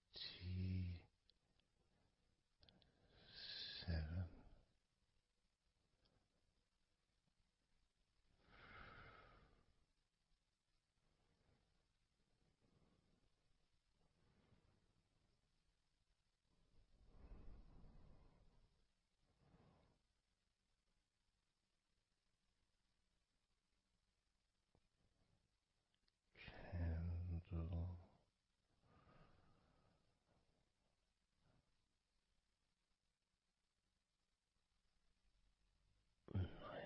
96.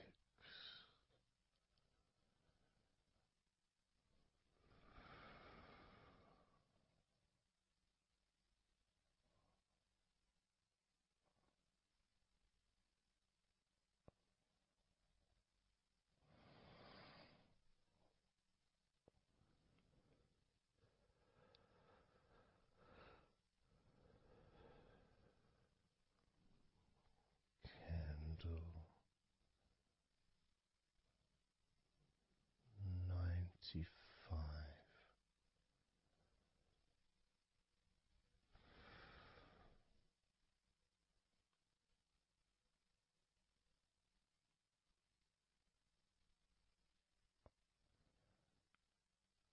Candle 94.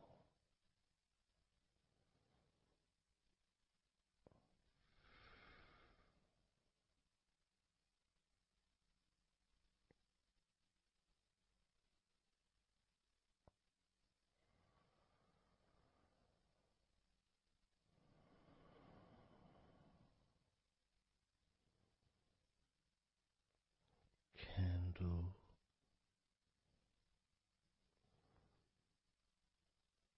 93.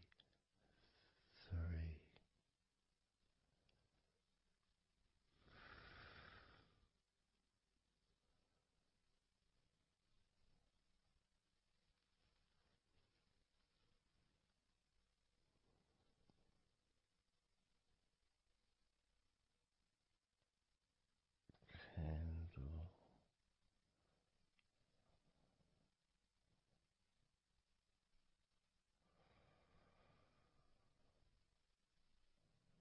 92.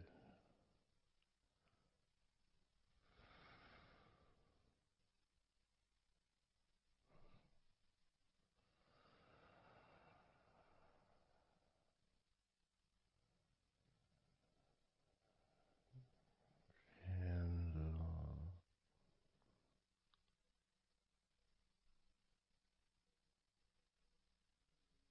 91.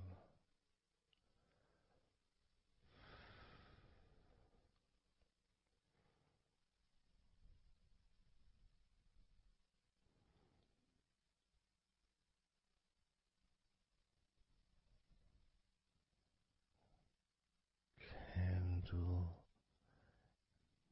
90.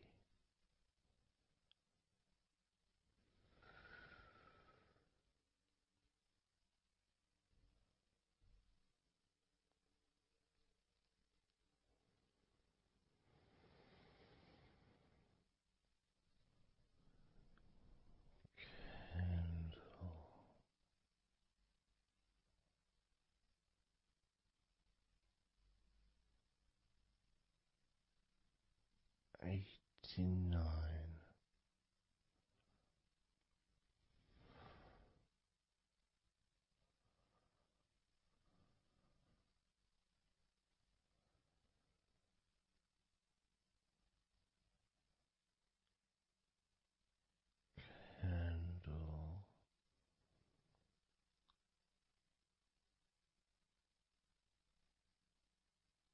88,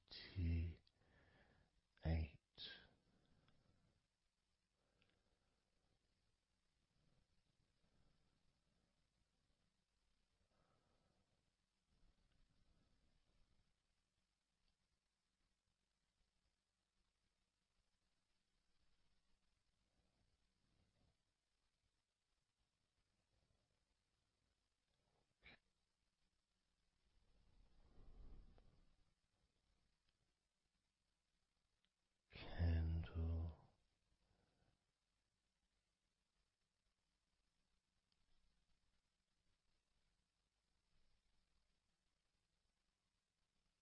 87,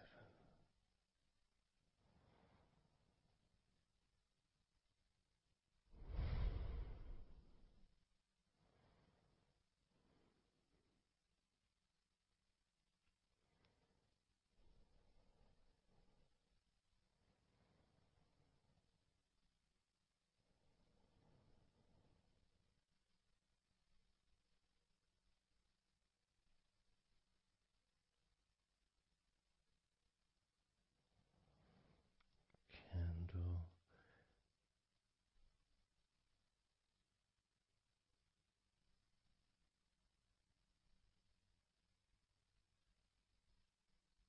86,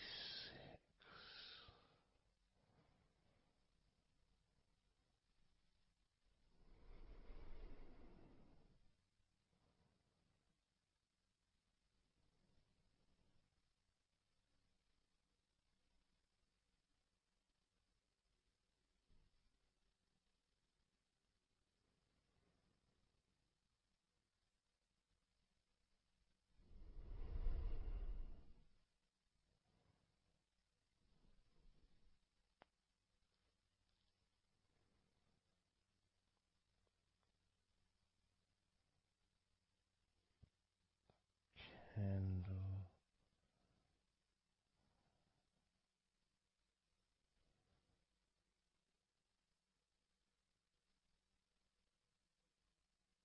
85,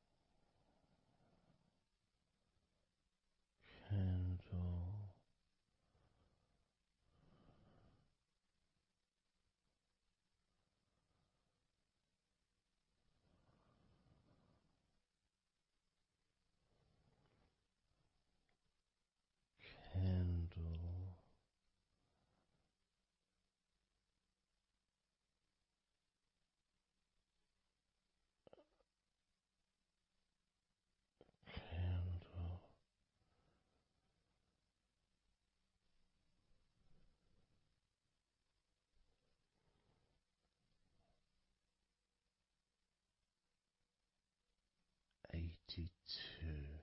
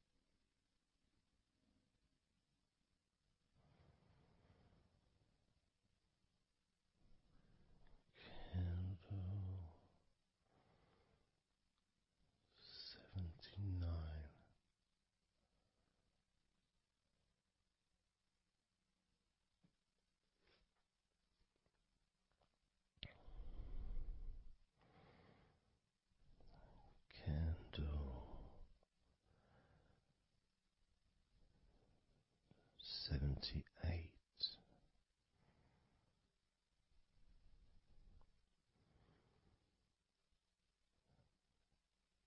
Candle 77.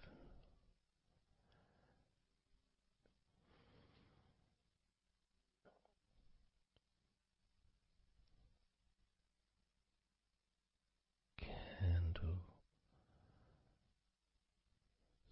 76.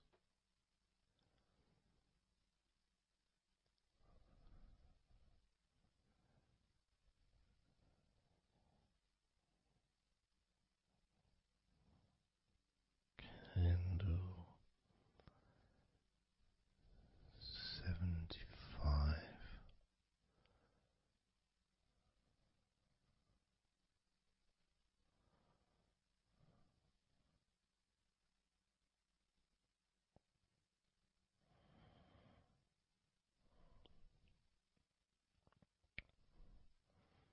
Candle 74.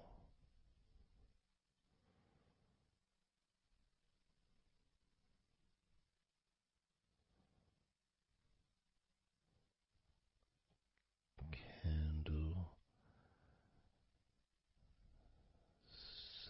73.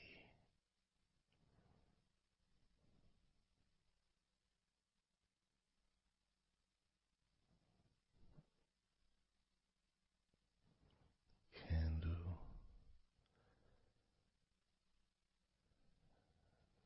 72.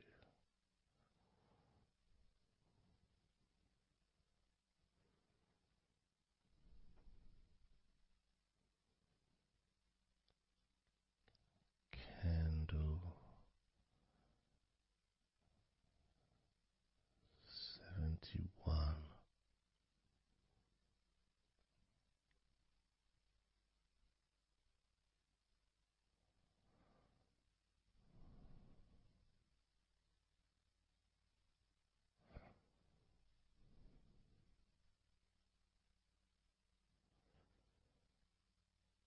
Candle 71.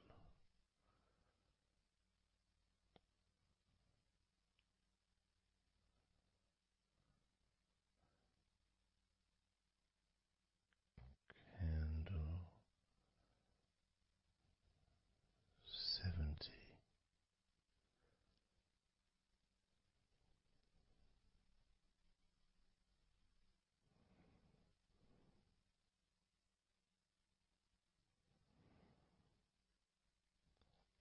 Candle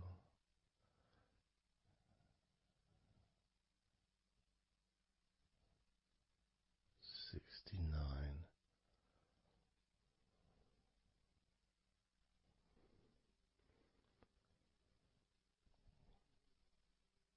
Candle 68.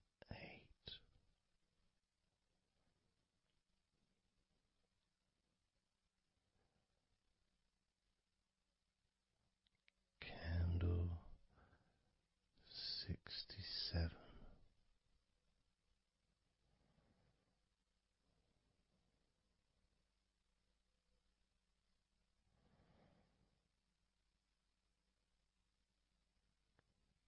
Candle 65.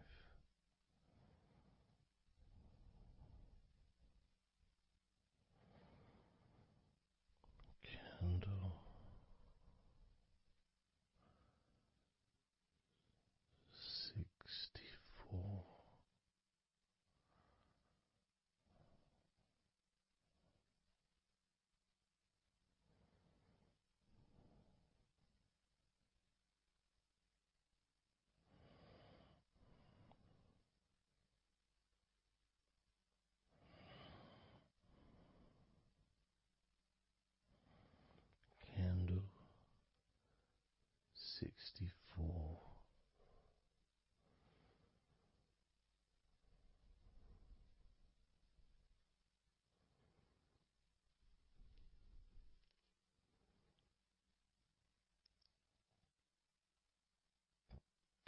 candle 63, candle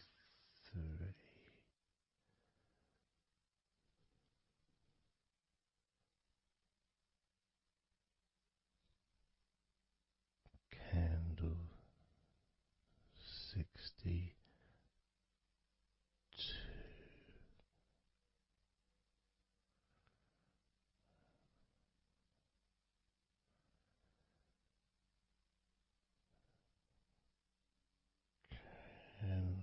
candle 61,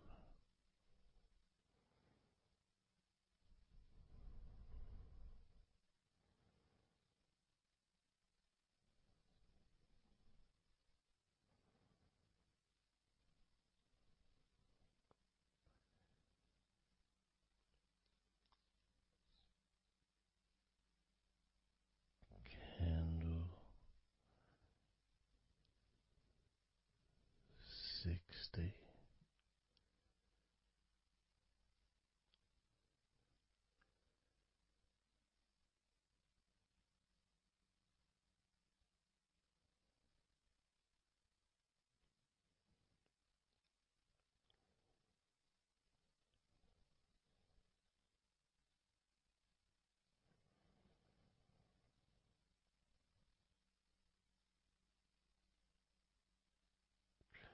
candle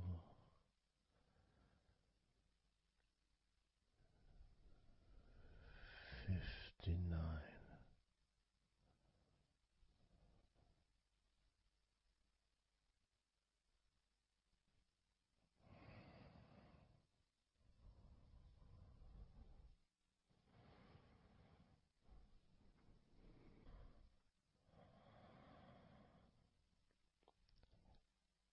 candle 58,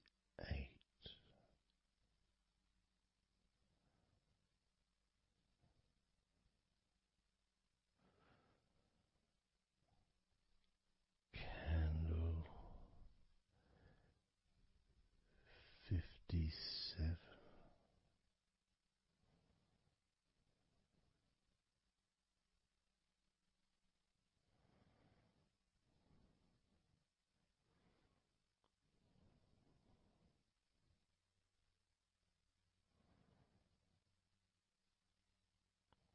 candle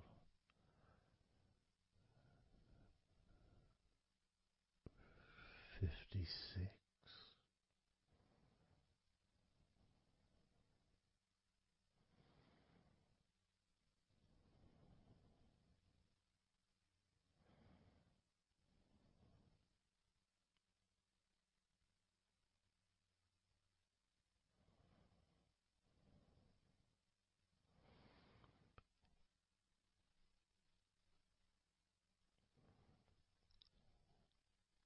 candle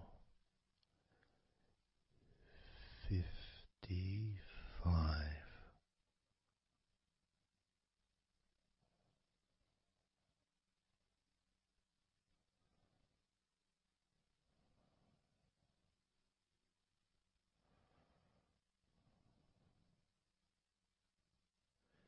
candle 54,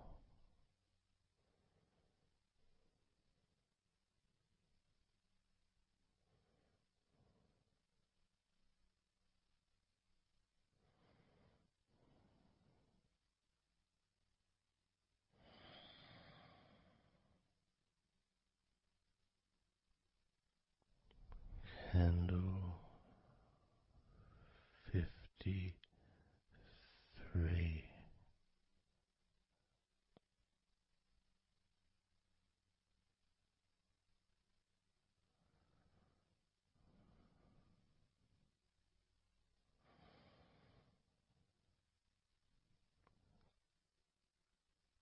candle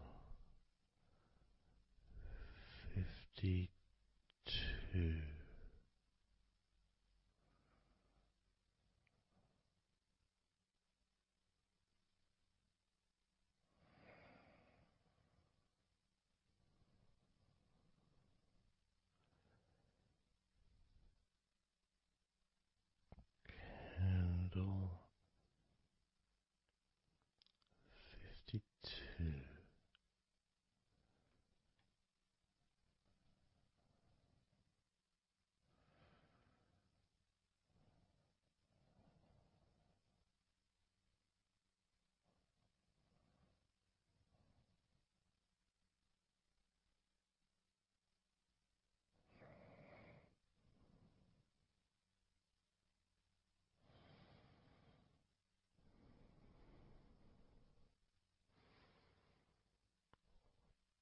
candle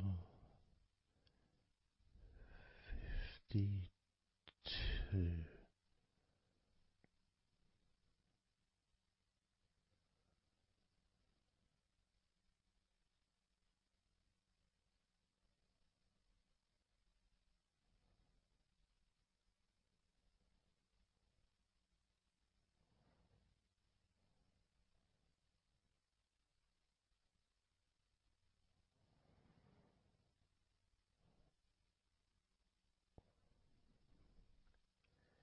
Candle 51.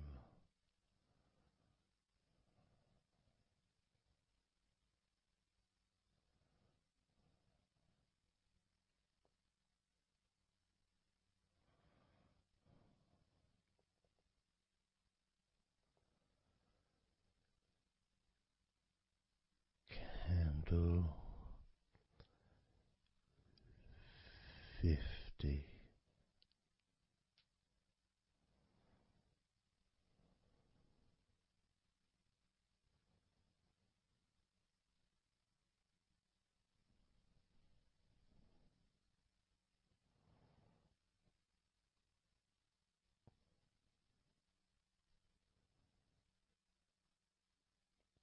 Candle 49.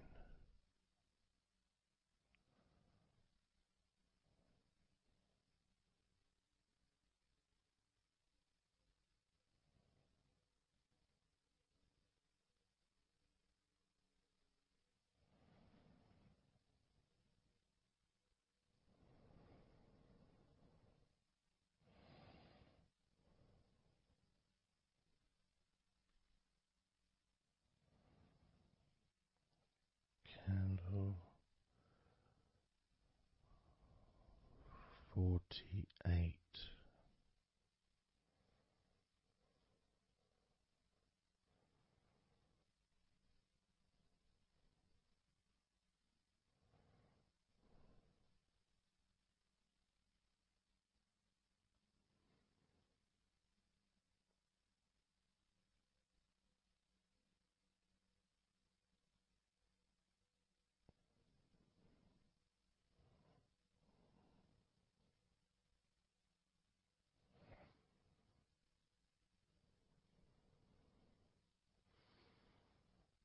Candle 47.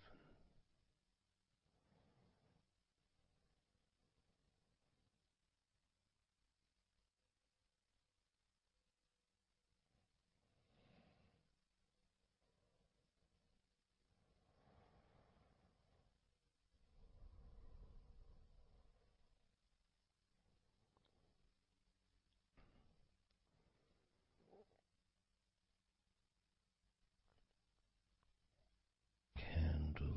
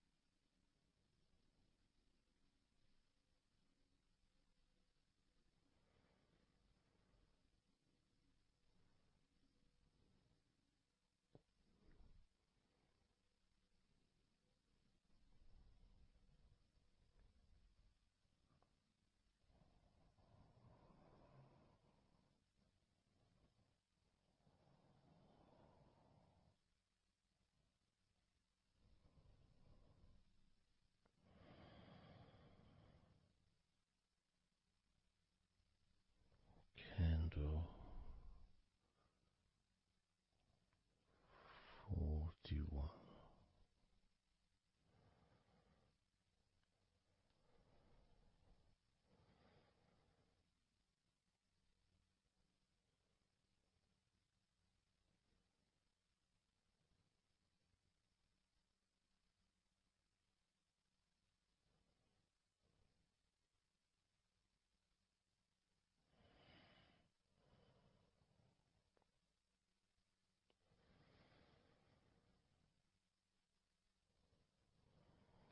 Candle 40.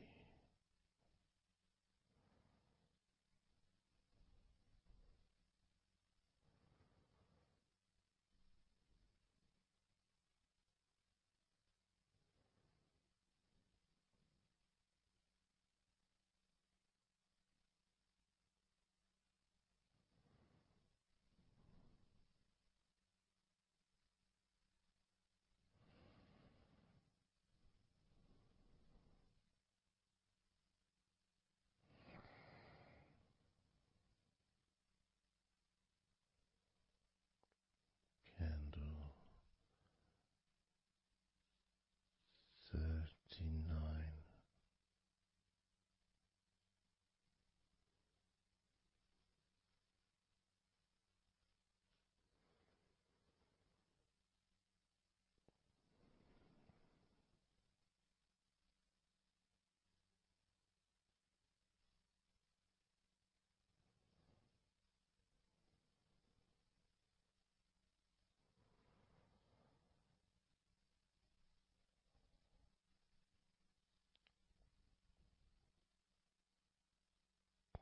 Candle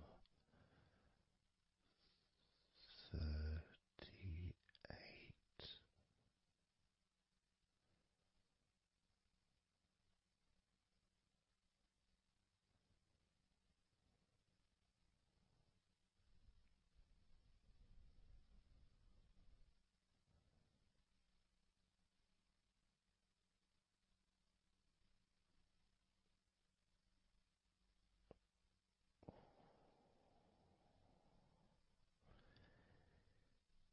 Candle 37.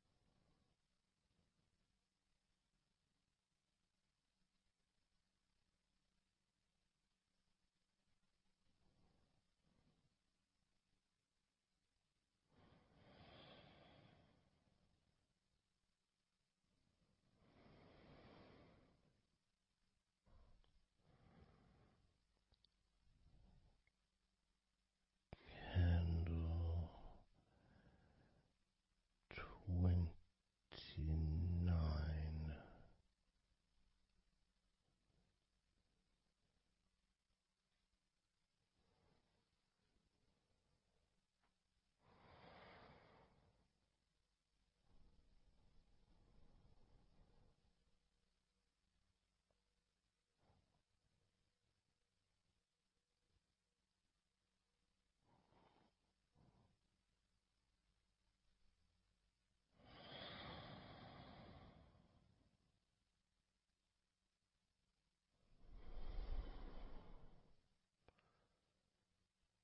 Candle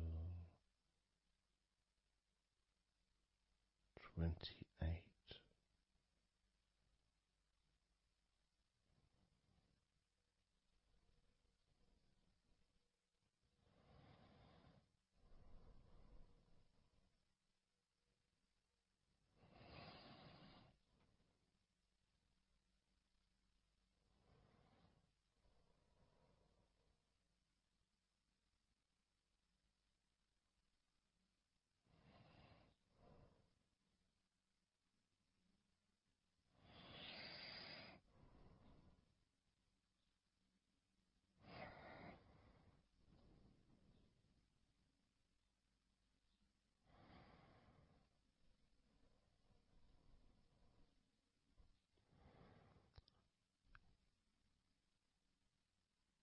Candle 27.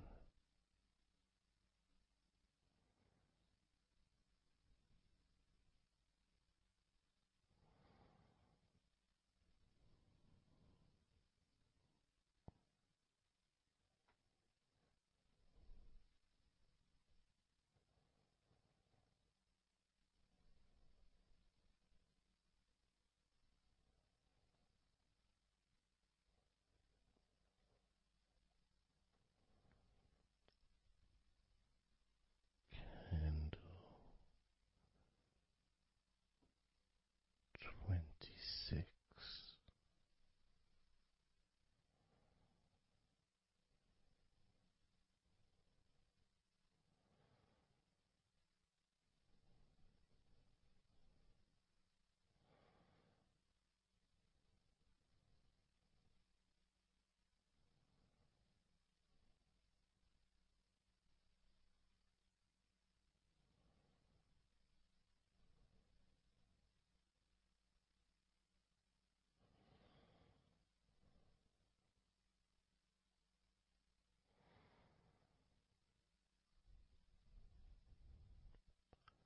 Candle 25.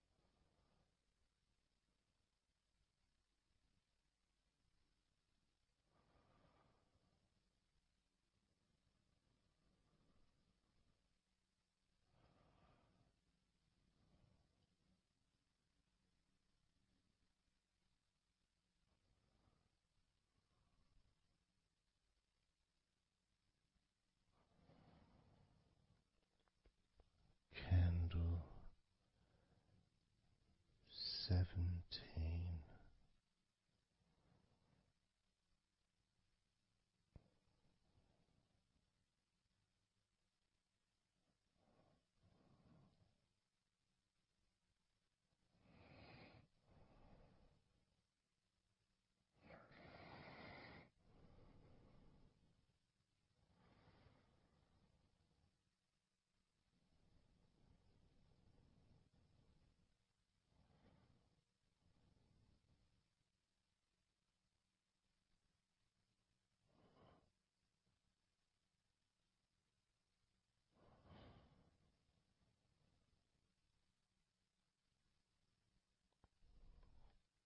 Candle 16.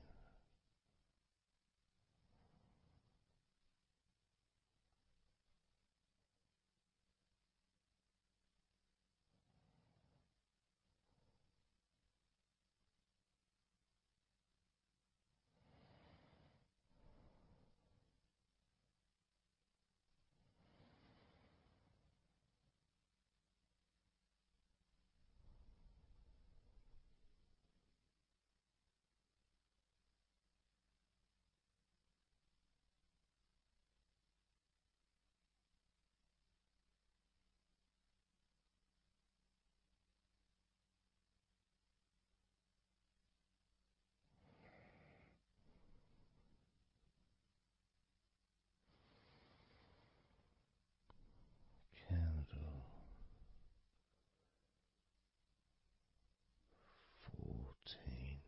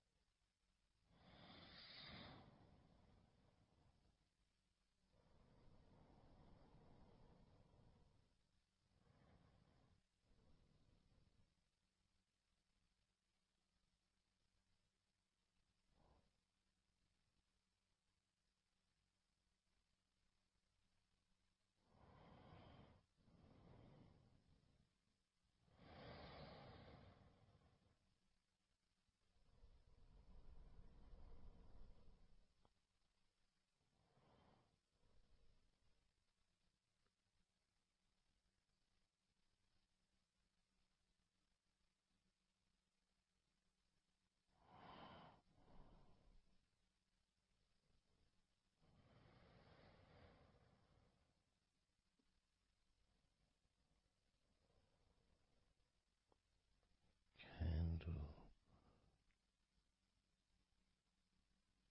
12.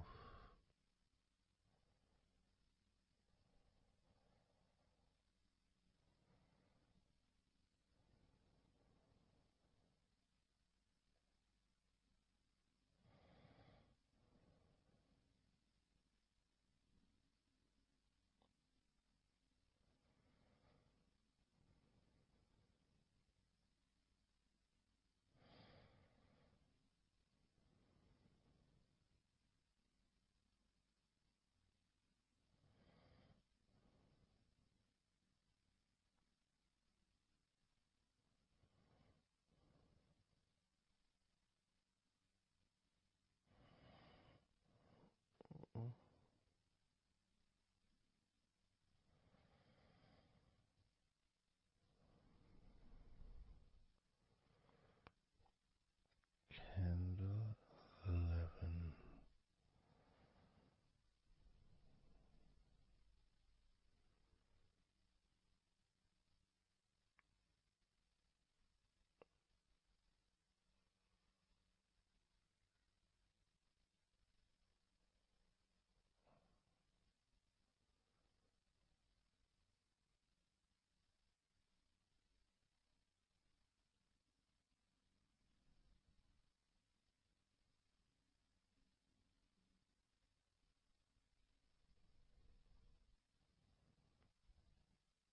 Candle 10.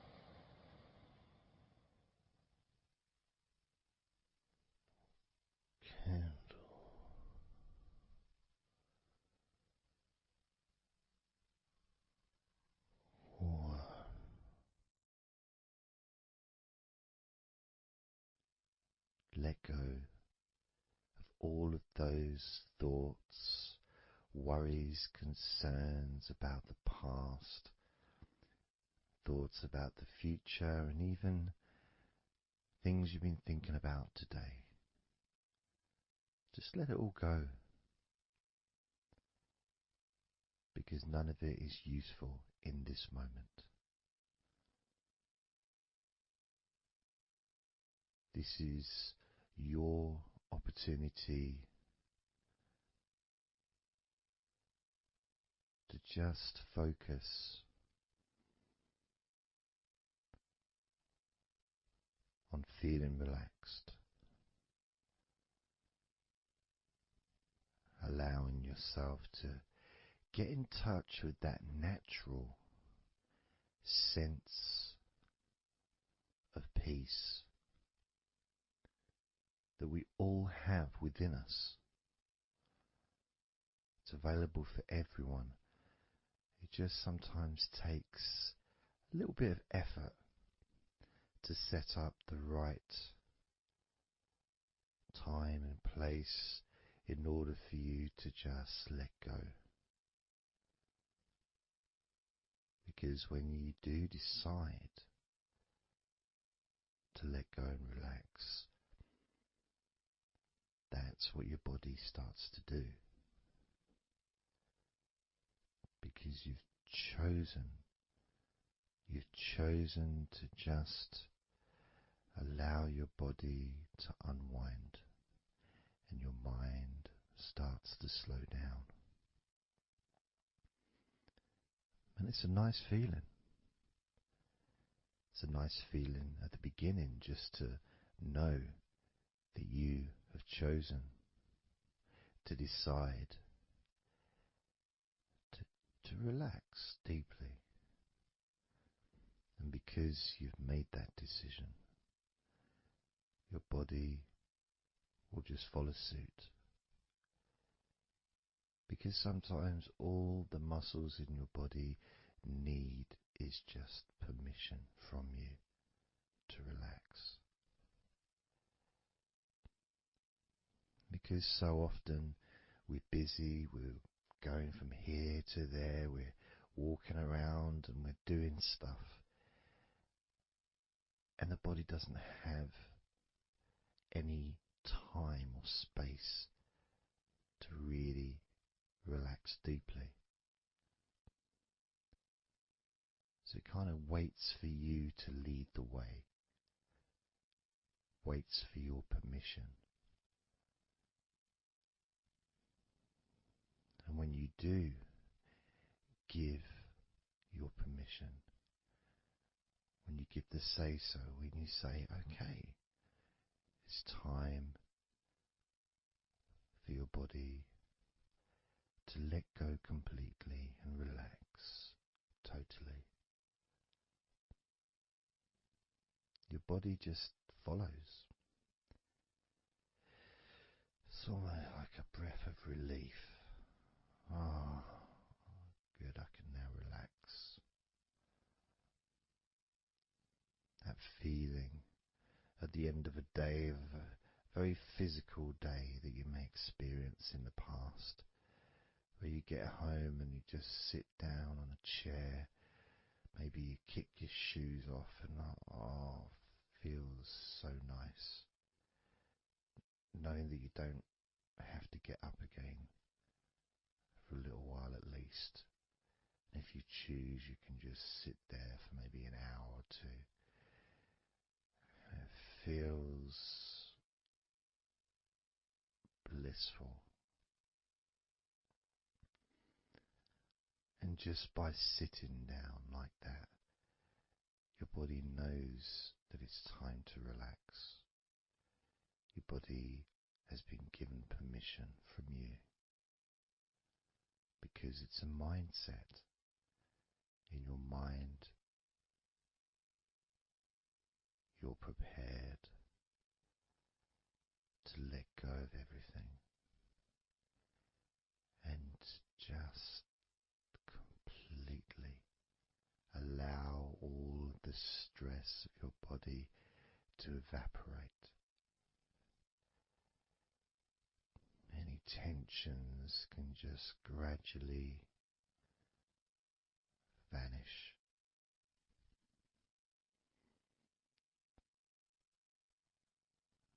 It's almost like magic, really,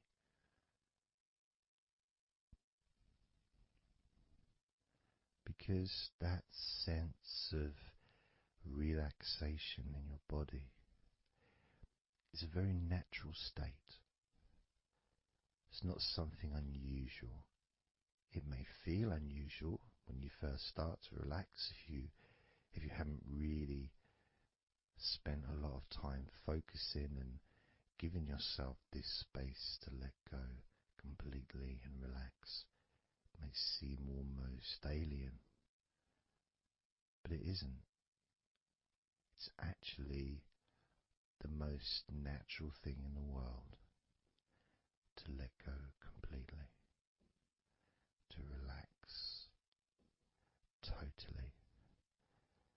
The most natural thing in the world to allow yourself to feel really calm in your mind. And it is almost like a literal unwinding. It's like you press a button and all the tension just releases. And it's like a wheel, like a cog, like the inside of a clock just unwinding. And it's almost like you could see the little wind up knob that's used just going the opposite way that you would use to wind it up. And the energy, that frenetic, stressful energy, gradually winding down, losing its power, losing its strength, as the sense of relaxation becomes stronger and deeper. And you may find that the more relaxed you feel, that your mind starts to wander. Maybe you seem to stop listening to me for a while and your mind goes somewhere else, and then you realize you're listening to me again. And that was just your mind drifting to sleep, which is quite natural, because sometimes when we're stressed and tense, we may not actually be aware of what we need, what we physically or emotionally need in this moment. But when you allow your body and mind to relax completely, and you let go of all thoughts, concerns, worries, ideas, all letting them go, allowing them to drop onto the floor,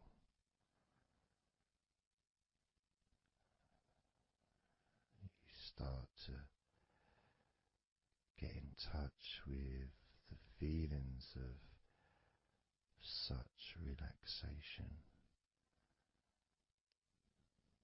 It feels so nice to be in touch with the calmness of the different body parts as they become looser and looser. Even your breathing seems easier and more natural, effortless, as that cool air enters through your mouth or nose into your lungs,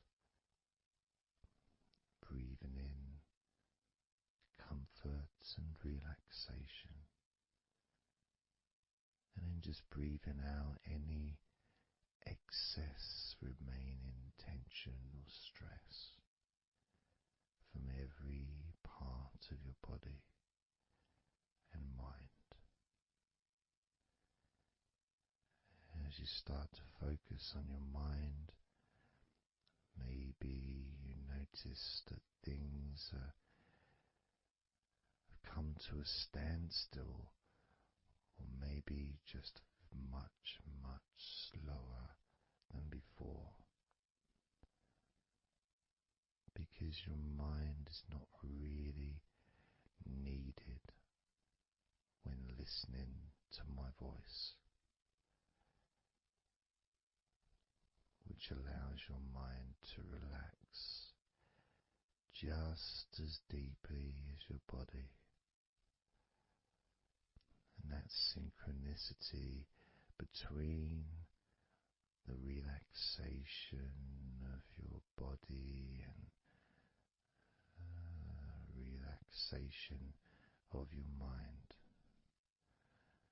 lets you know that feeling completely calm, loose and relaxed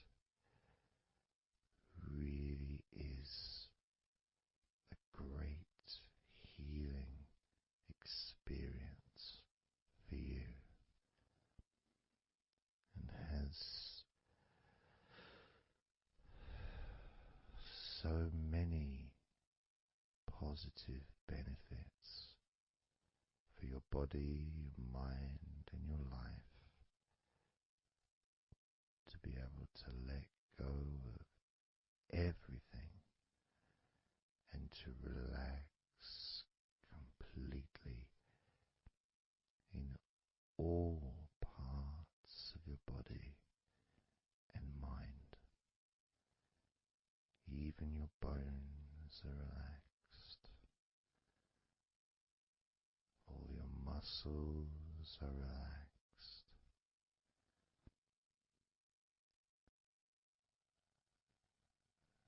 Even the skin that covers your body is relaxed. Every hair that you have is also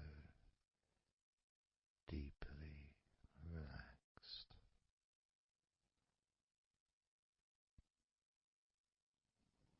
And your brain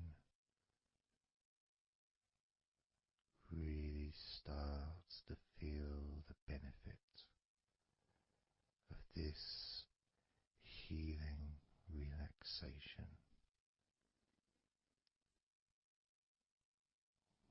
And as you focus on the inside of your scalp, where your brain is, you can start to realize and notice the benefits of your brain relaxing deeply.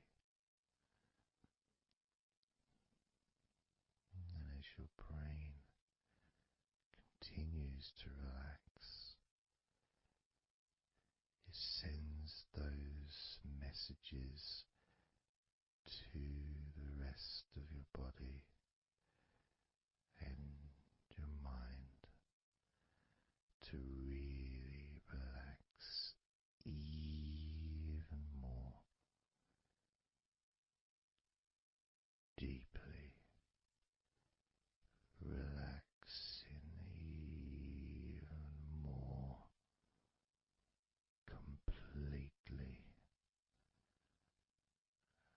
letting go of any remaining thoughts or concerns. Allow them just to drop onto the floor, because they're no longer necessary in this moment, this moment of deep relaxation and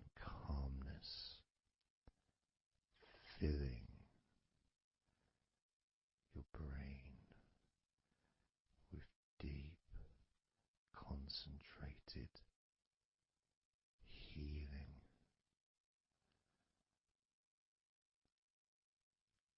calming,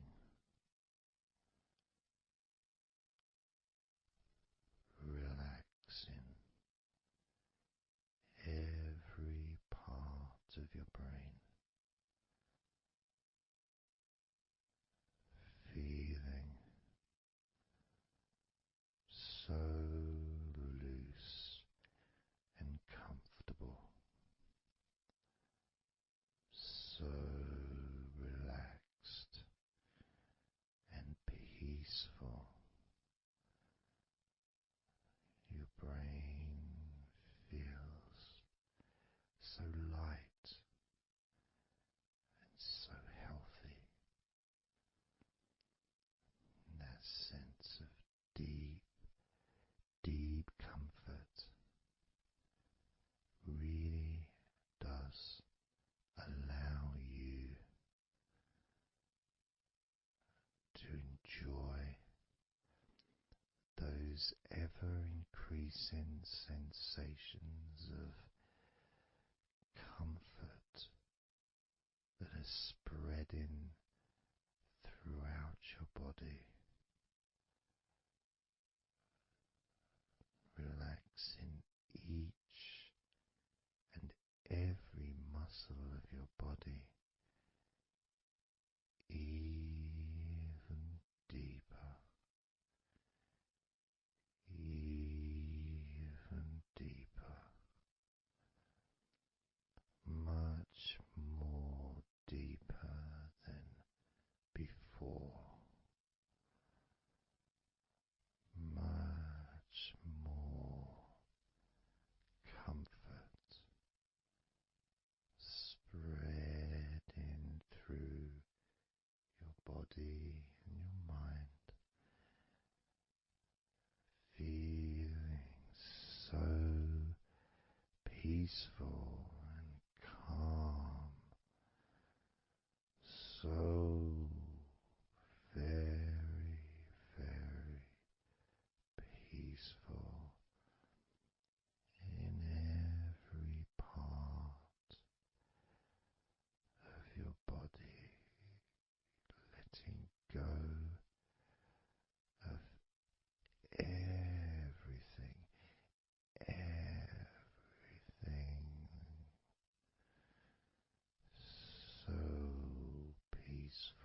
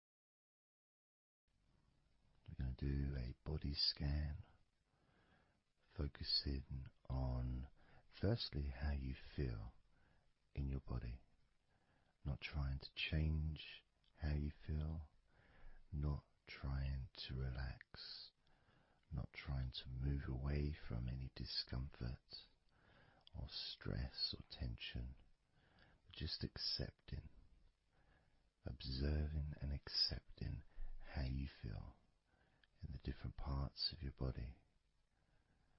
Just allowing yourself to be exactly as you are, to notice, to get in touch with how you actually feel in this moment. So we're going to start off by focusing on your hands. Just be aware of your hands.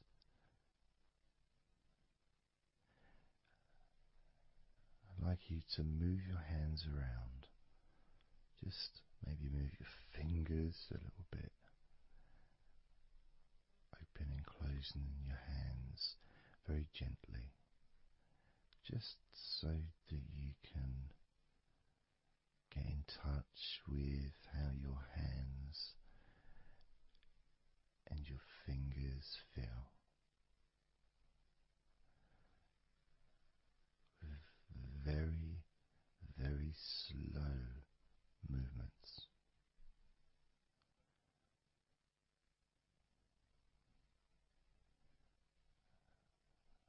Focusing now on your feet. And if you can, just do kind of an equivalent with your feet as you've just done with your hands. Maybe turning your ankles, moving your feet around, moving your toes gently, but only very gently and very slowly, noticing how your feet feel in this moment.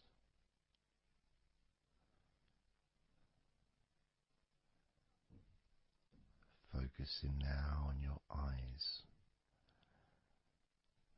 I'd like you to just focus on your eyelids. Maybe you can open and close your eyes a couple of times to really get in touch with how you feel when you do close your eyes. The muscle changes in your eyes when you do close them. Maybe raising your eyebrows, which stretches the tops of your eyes. Perhaps squinting your eyes, scrunching up your eyes, just so you can really get in touch with all aspects of how your eyes feel right now.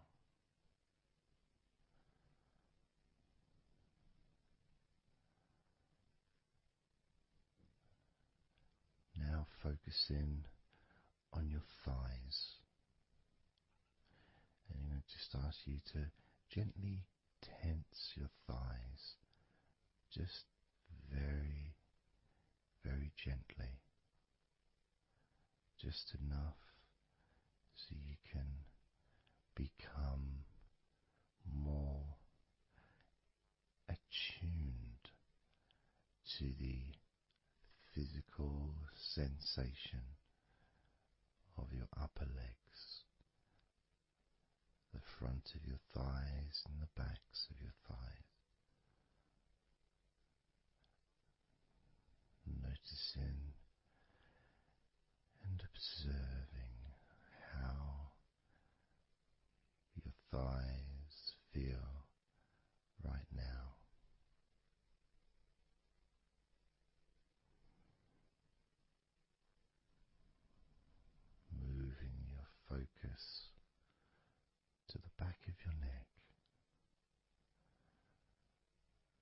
just noticing the back of your neck, the muscles, and of course they lead to the side of your neck. They also lead to the top of your back, which lead to your shoulders. So as you focus on the back of your neck, maybe you can move your head gently upwards as if you were looking up. Maybe moving your head down as if you were looking down. Perhaps moving your head side to side, right to left, but only very slowly and very gently, not trying to force anything. It has to be very, very gentle, just so that you can be more in touch with the feelings, with the sensations, the physical sensations of how the back of your neck feels right now.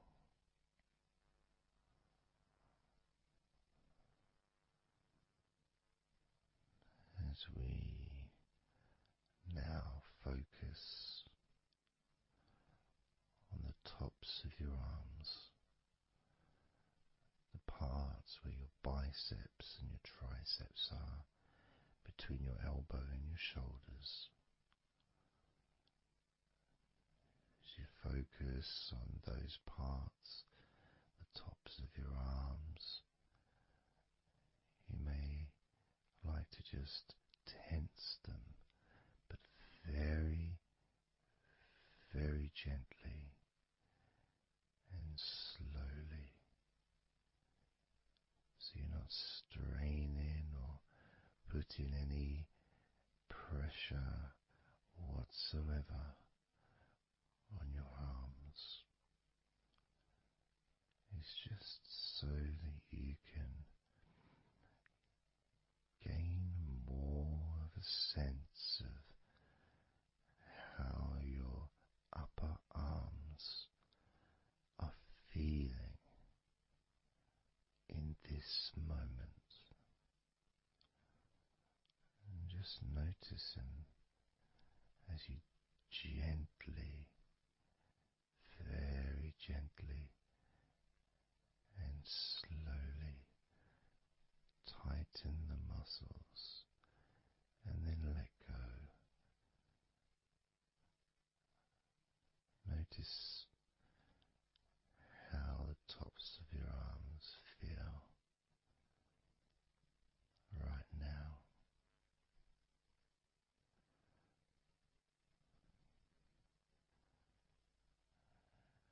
As we now focus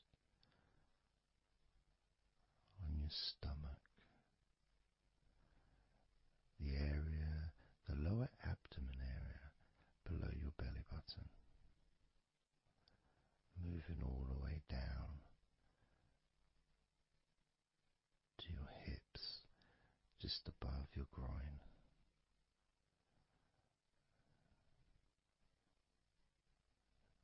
Maybe you're able to tense these muscles in that area very, very gently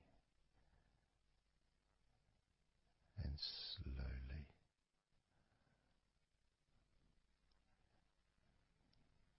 If that is a difficult thing to do, then maybe you can just move your body, pushing your stomach up, maybe moving a little bit to the side, using your hips, just so that you can get more in tune with how your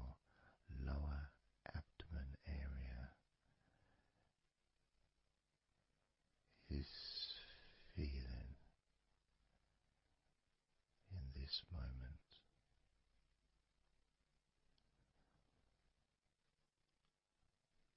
Just noticing the physical sensations of your lower abdomen.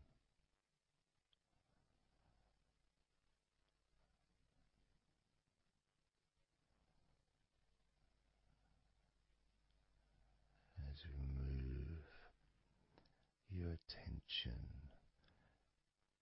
to your mouth,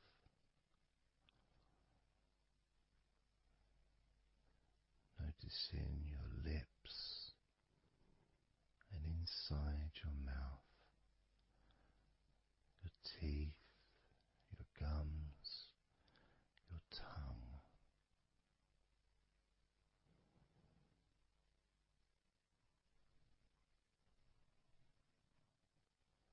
Just noticing how your tongue and your mouth feels,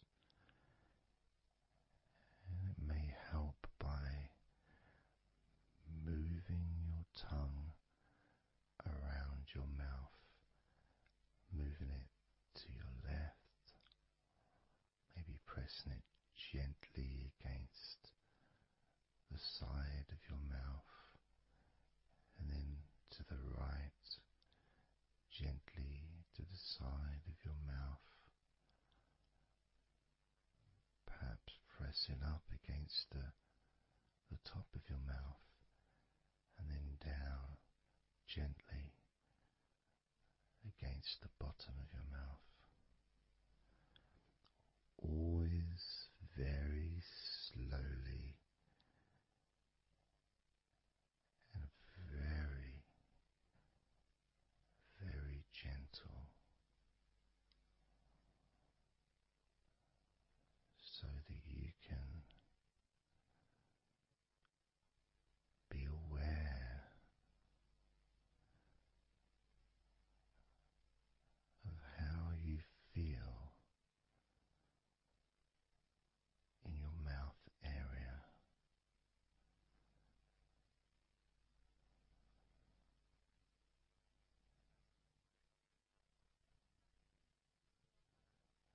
Now we're going to focus on your wrists.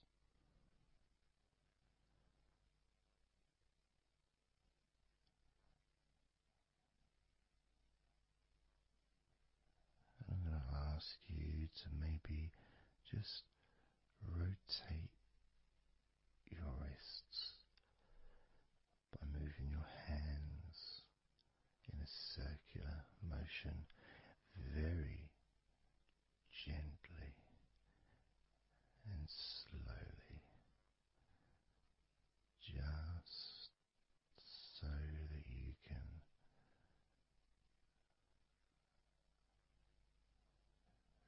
feel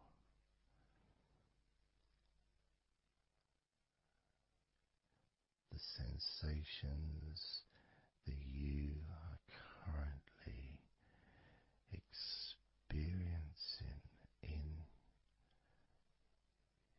your wrists, perhaps moving your hands up and down, again very, very gently,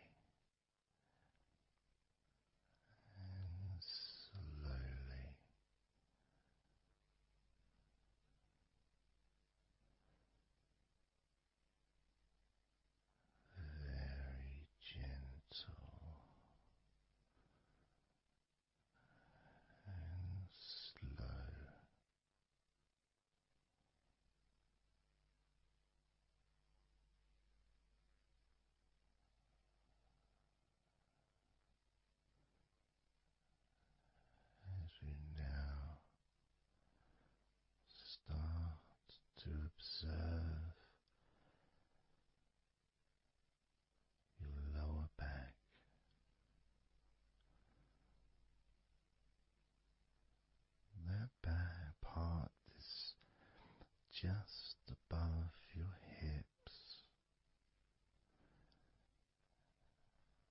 where your coccyx are,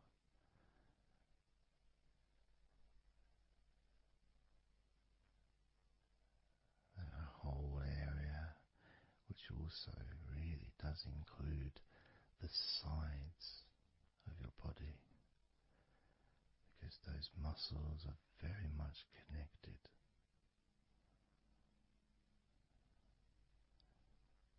As those muscles also move into your hip area, connecting to your buttocks, the sides of your hips,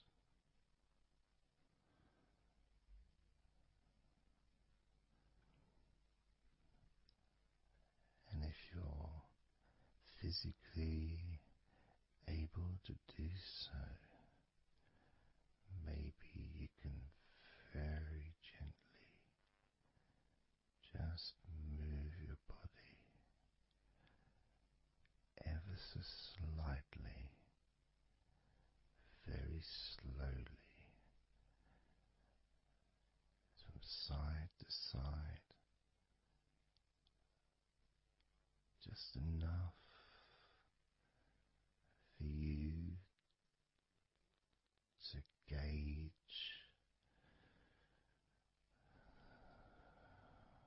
how you feel in your lower back.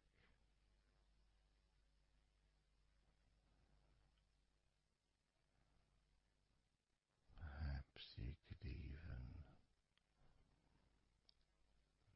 move your hips gently up and down, gently and slowly, in order to really be in touch with the physical sensations of your lower back.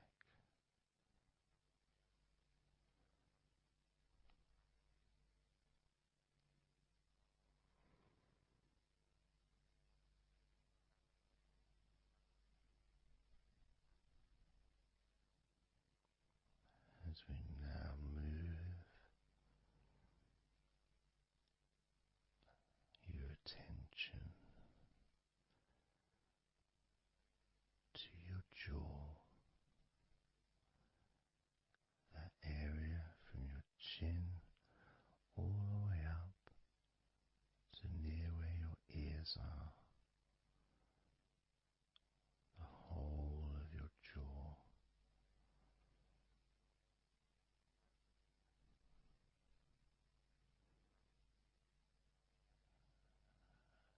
And you can just, if it's okay to do so, gently open your mouth, not wide, no stretching, just very gently and slowly opening your mouth and closing your mouth very gently and slowly.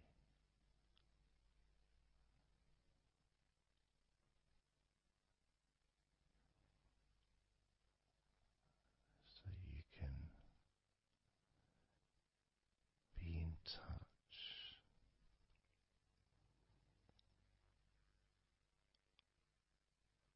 with how your jaw feels now.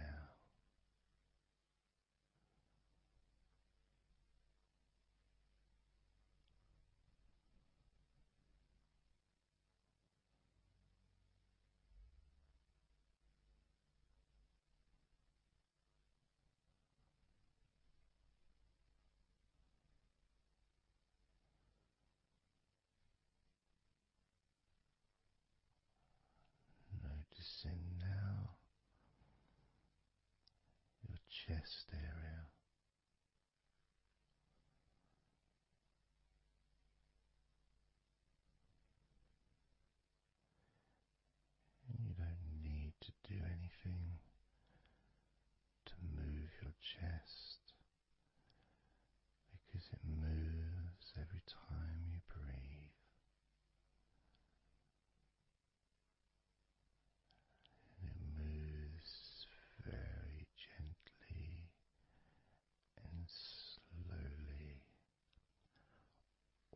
automatically with each breath you take.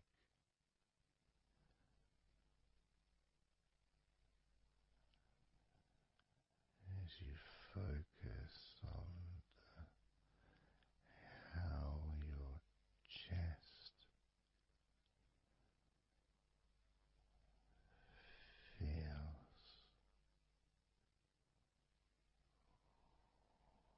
when you breathe.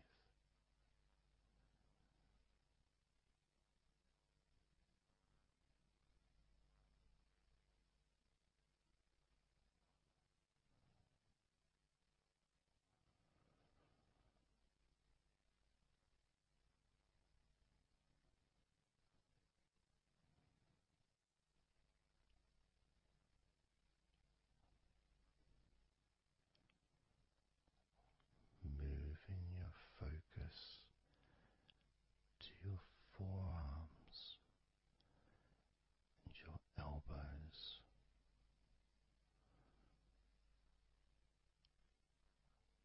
Maybe you're able to very gently and slowly tense the muscles in your forearms. And when you do that, you can feel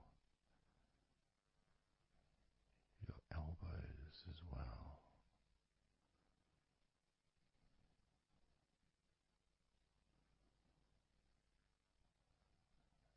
Very gently and slowly,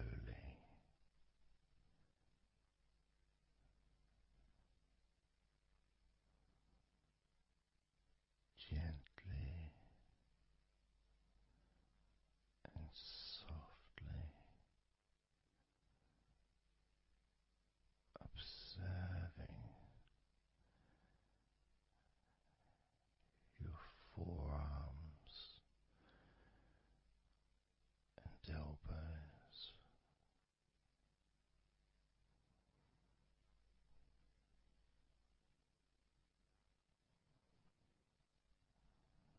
Now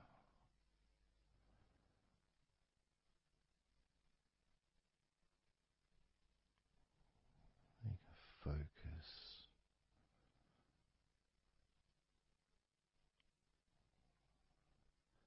on the rest of your back,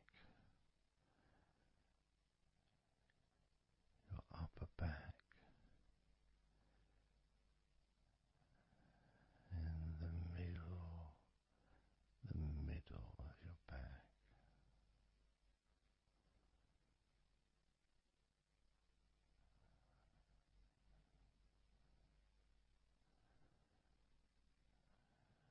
Again, this part of your body moves also every time you breathe. You may not notice it usually,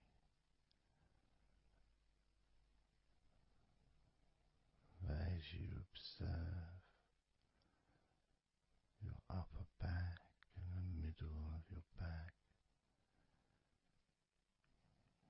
you can really feel that gentle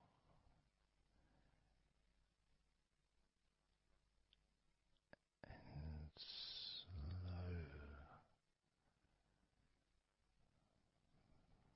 movement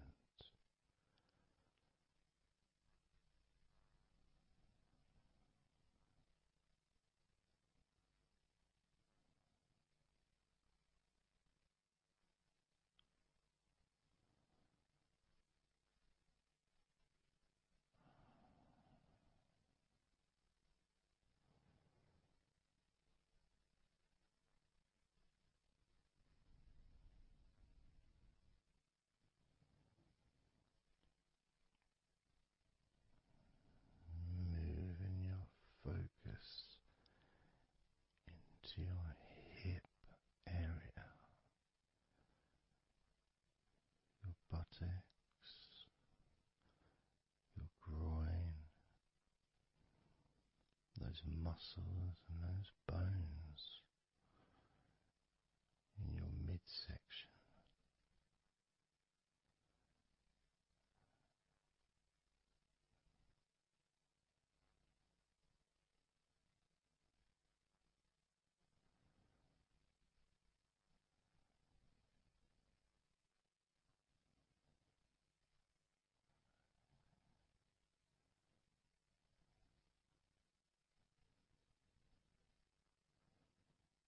Just noticing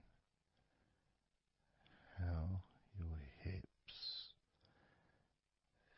feel right now.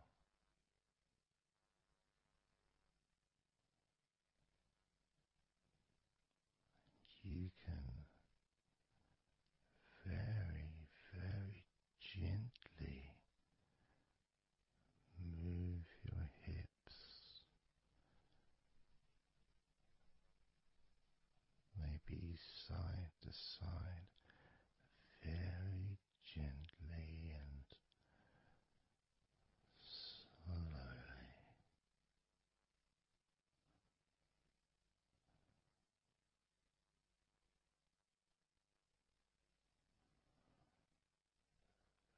Very,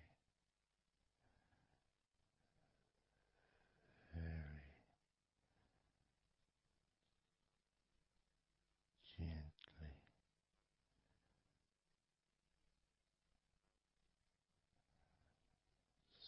softly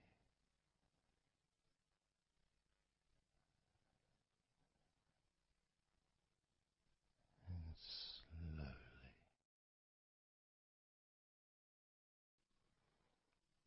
Everything starts to slow down,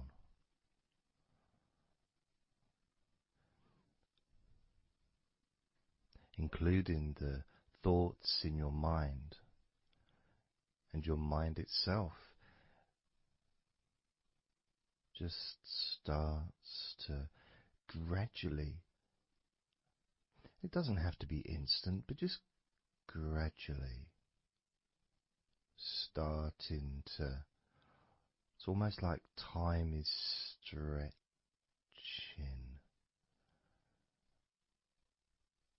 It's a slower pace to maybe what you're used to in your day-to-day life. It's a slower movement of energy.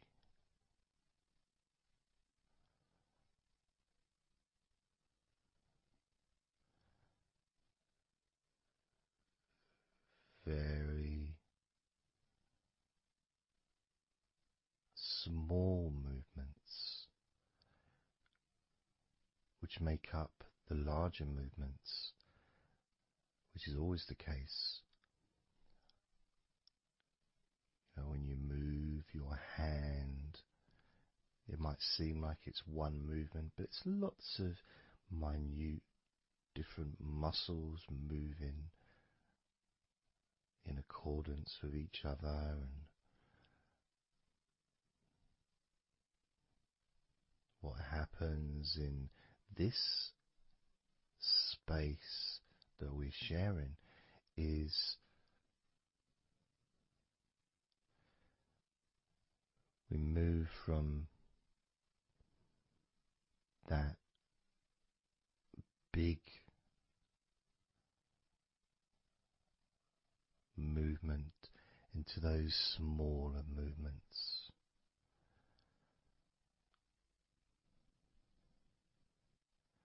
Starting to focus on how your body feels, but not just as a whole, not just, oh, I feel in this way, I'm feeling stressed or tense, or I'm feeling relaxed. feeling this way, I'm feeling that way. Starting to notice that your body begins to present to you small feelings around your body.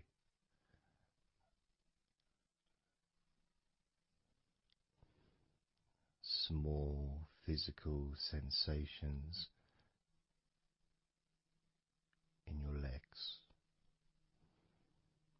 whether pleasurable or not. Maybe resisting the temptation to label them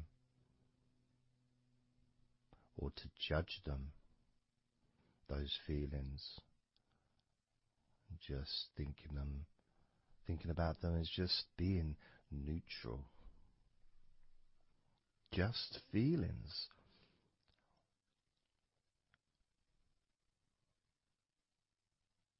Not being particularly concerned, but just noticing what your body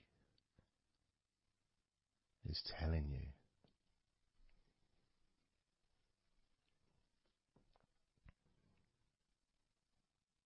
The feelings in your arms. Instead of feeling the whole of the arm, maybe notice those individual feelings of all those different muscles and the skin, the hairs of your arms, all the internal parts of your arms, the veins,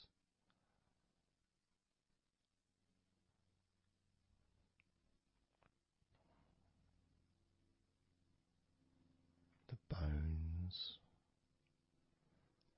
Just being aware of maybe your elbow on your right arm has a certain feeling. Maybe your left wrist also has its own individual physical sensation.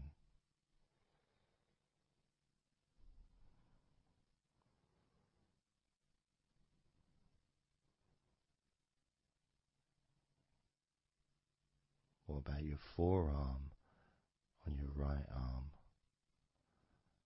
Your right forearm.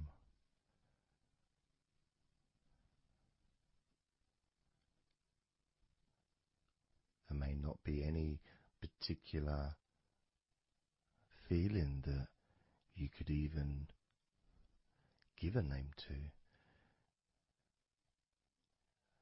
May not feel like anything other than just a feeling. It's there.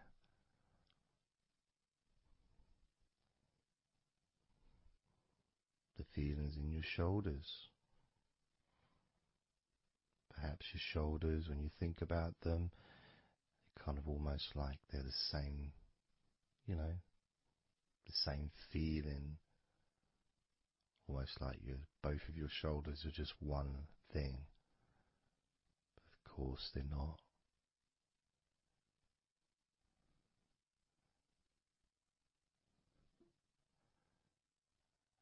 And when you focus on your left shoulder and then on your right shoulder, maybe you find that you move the muscles a little bit. Maybe tense the muscles gently.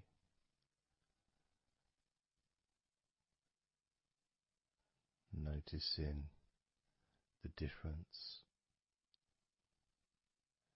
in each shoulder.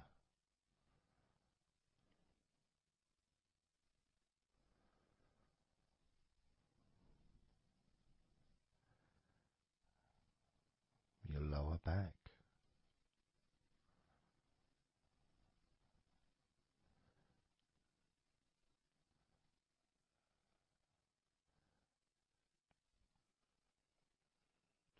side of your lower back and the right side of your lower back.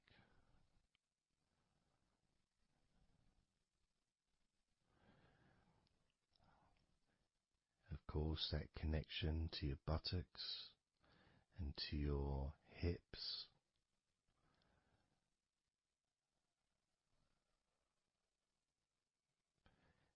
and also moving up into the middle of your back.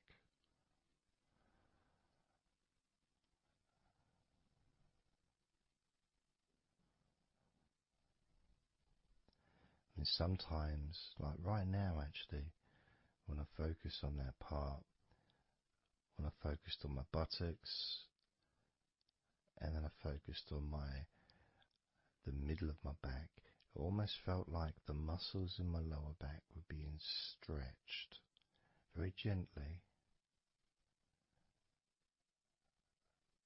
but just stretched a little bit, even though I wasn't doing anything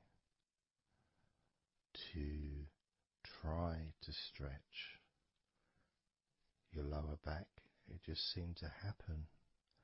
The feeling of very gently stretching your lower back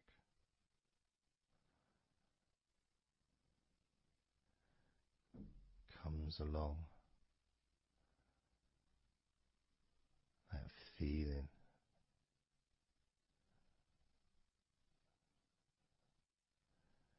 in your chest.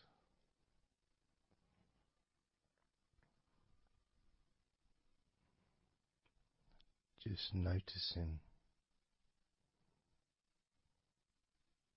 what sensations you are experiencing in your chest right now.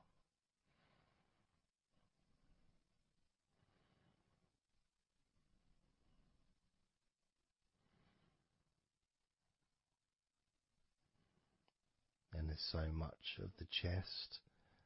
Obviously there's the collarbone leading to the chest. You've got the chest bone.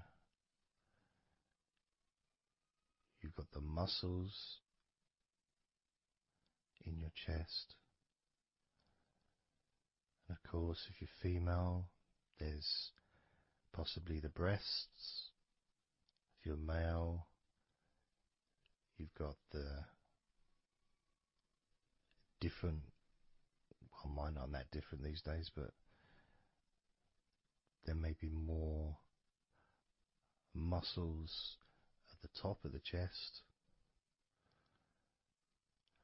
but at the side, underneath, it's pretty much the same. Whether you're a man or a woman, there's muscles there, muscles that stretch out to your back, as well as breast tissue which stretches and moves into your back. So just being aware of your chest,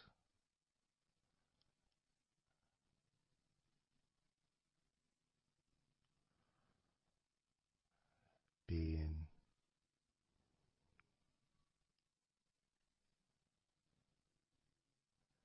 with whatever feeling there is in your chest.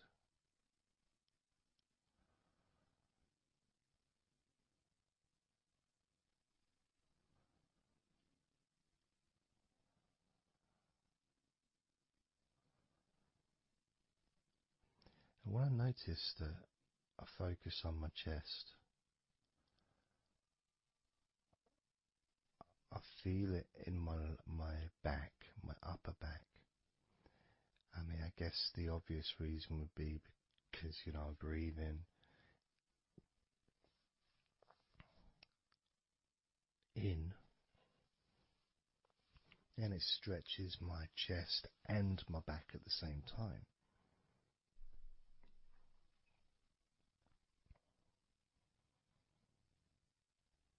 Yeah, it feels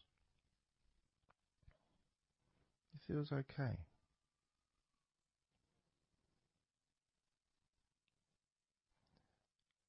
Doesn't feel I got a little bit of pain in my right chest. A little bit, not pain, but little discomfort, maybe stiffness possibly. I don't know. I notice my shoulders are also wanting to flex for some reason. I think that's probably part of my upper back.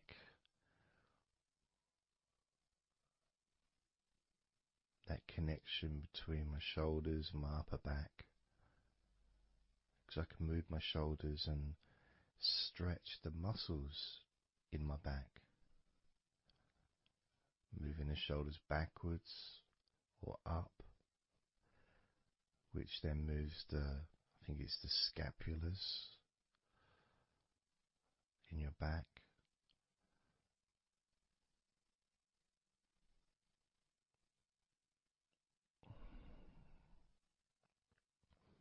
It feels quite nice actually.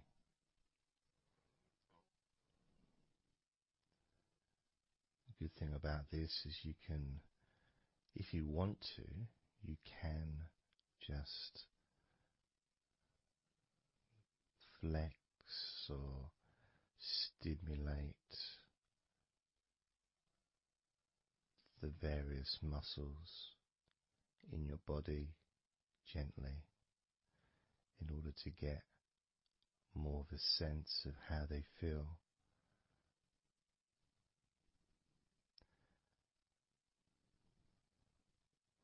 And when you're relaxing,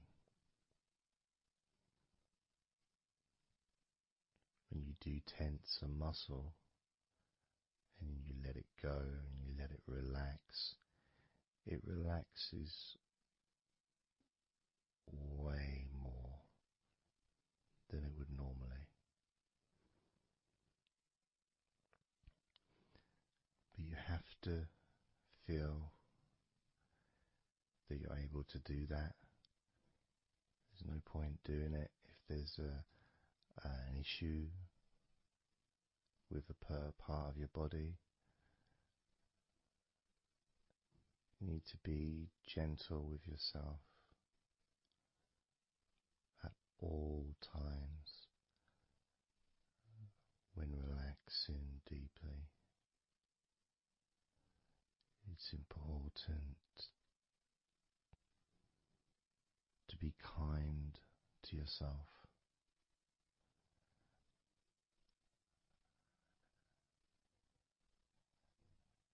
As you notice your mind, how much has your mind slowed down since we started this recording?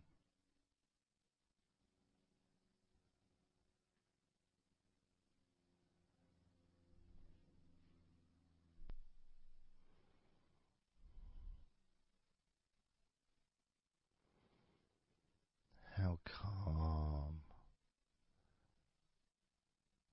and peaceful is your mind right now?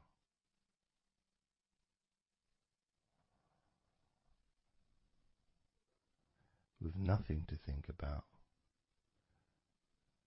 and just my voice to listen to, because you know the intention behind this recording is relaxation. At the very least, for you to feel more relaxed at the end of the recording than you did at the beginning.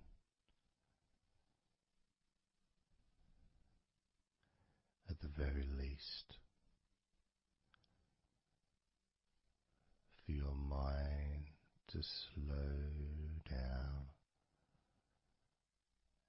as your body continues to relax. Because that's what you want to happen. That's what you expect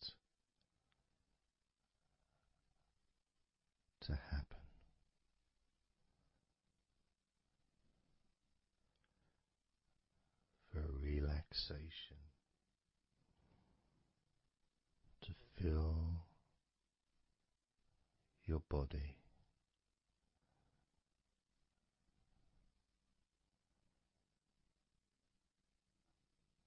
Maybe calming your mind to the point of boredom when you start maybe to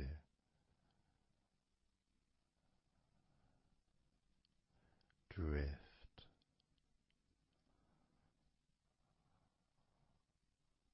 away.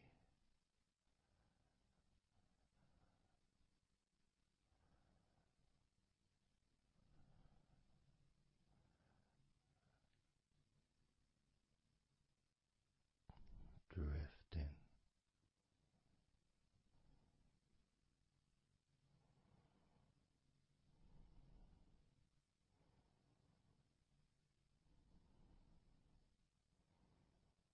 It's almost as if you're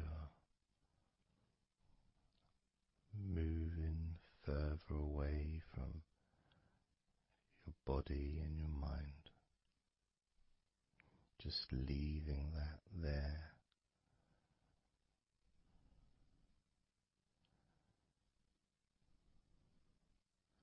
Kind of like an escape pod in a spaceship, a movie, a space movie, you know, when they get into that little pod and it sends them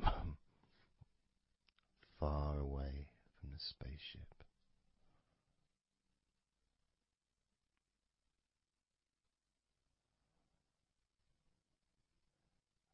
Safe to dream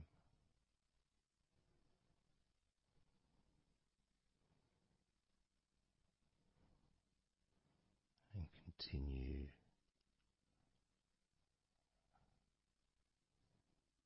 to relax.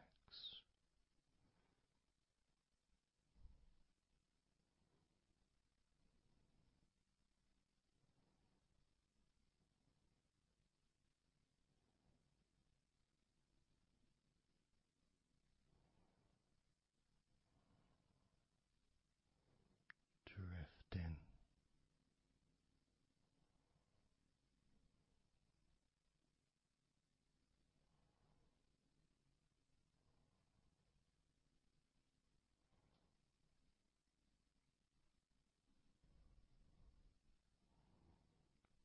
So slow.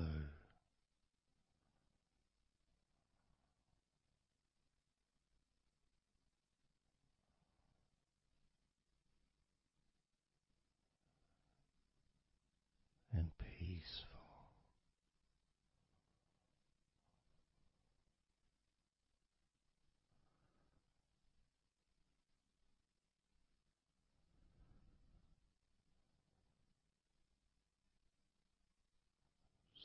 So relaxed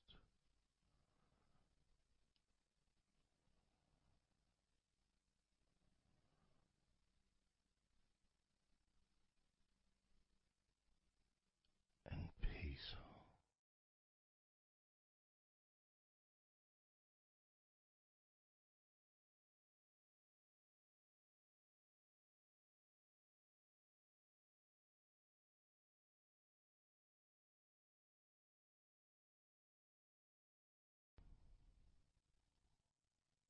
And focusing on the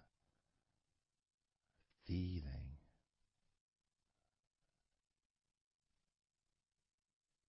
of those individual parts of your body that are relaxing one by one.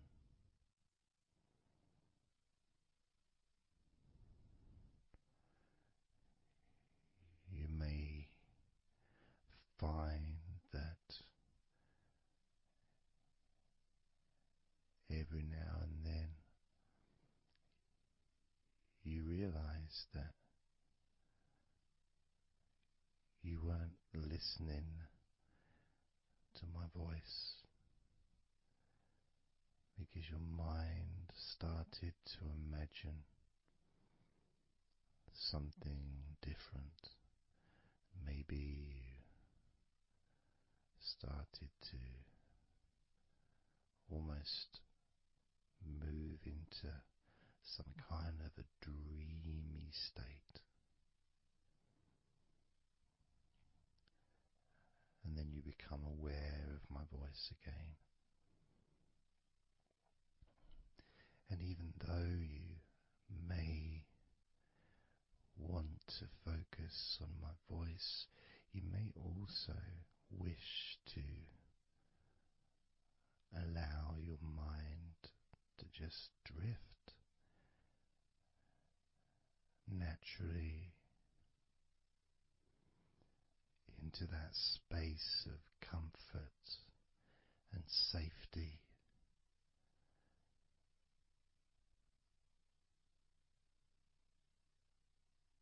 As you feel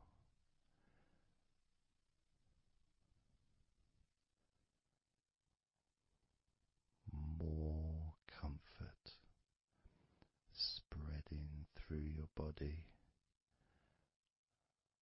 like a warm blanket, covering you gently, keeping your body at just the perfect temperature.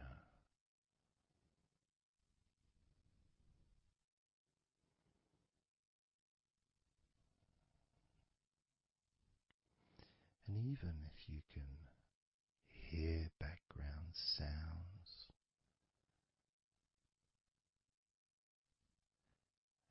they just don't seem to matter anymore.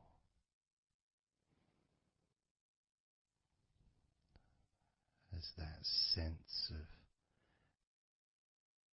peace spreads through your mind,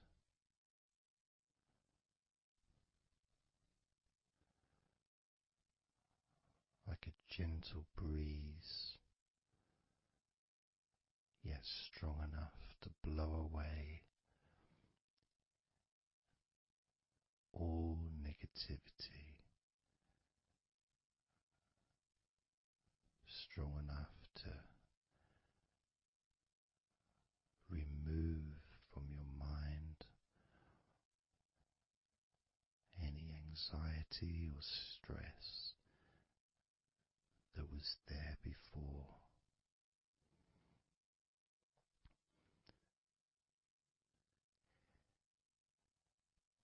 And blow away any other thoughts or feelings that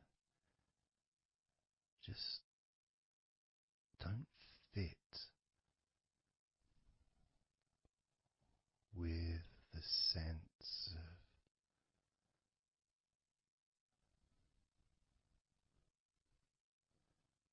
relaxation that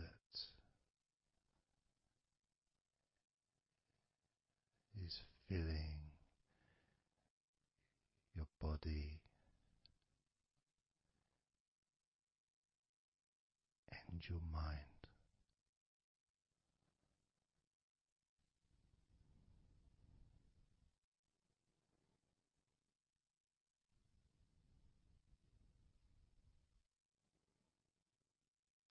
And as you focus on your mind, I'm going to count down from 10 down to 1. And with each number you hear, your mind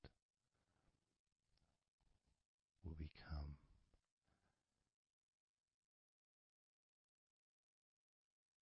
slightly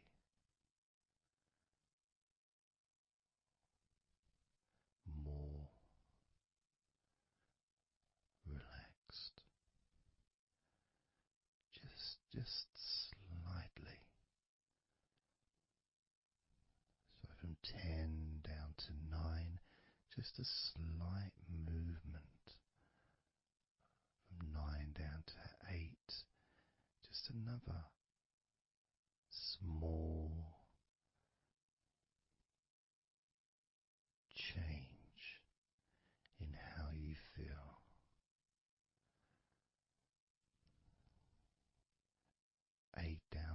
7, that feeling is a gap, almost like a gap that starts to get wider, the gap between those feelings that you used to have in your mind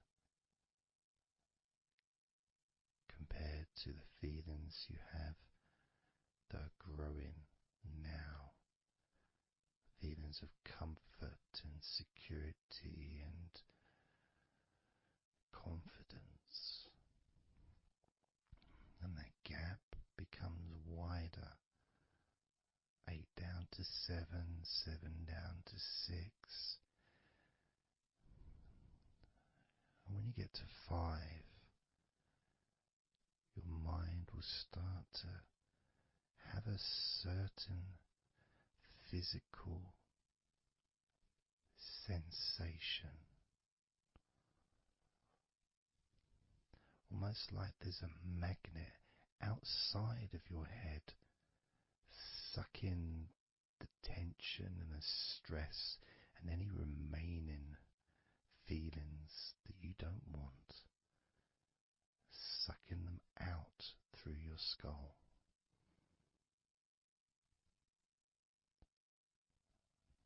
And then down to 4,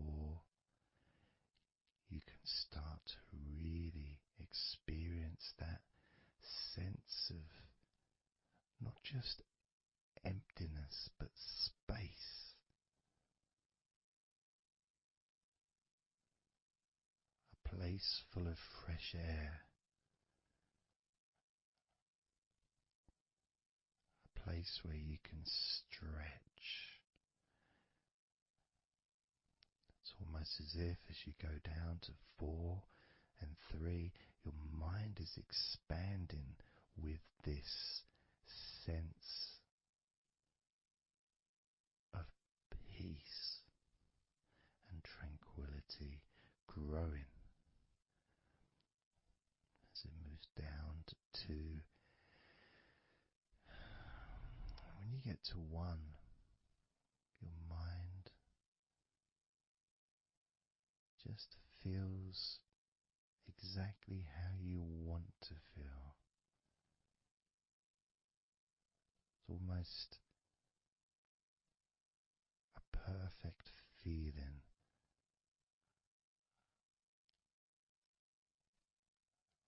maybe a sensation that you'd like to keep, a place that's safe where nothing can affect you at all.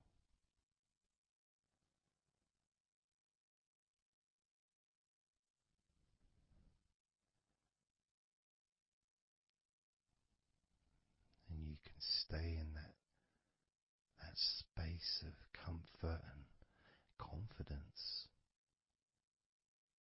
confident in your own ability to create this space and this feeling of comfort within your own mind, just by counting from 10 down to 1. And this is something that you can do yourself when you're on your own. A time when you can maybe sit down, maybe just for a few minutes. Close your eyes and just count slowly from 10 down to 1. And re-experience these feelings in your mind.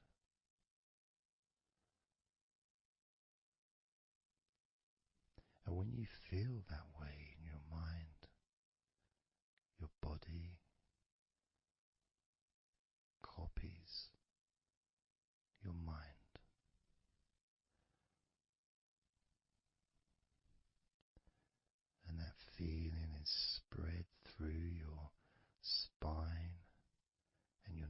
nervous system into every part of your body. It travels through your bloodstream,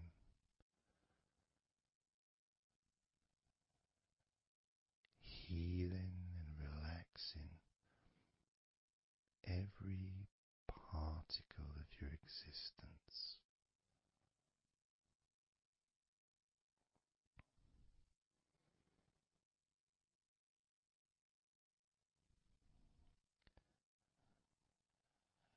And we can practice this a few times before the end of the recording, and then you can practice on your own. And each time you count from 10 down to 1,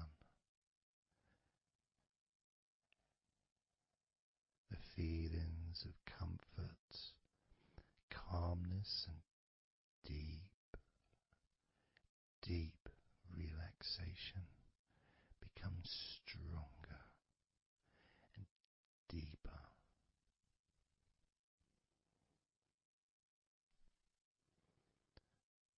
Filling your mind and your brain with these positive chemicals that spread throughout your body, relaxing you so quickly, relaxing your whole body and mind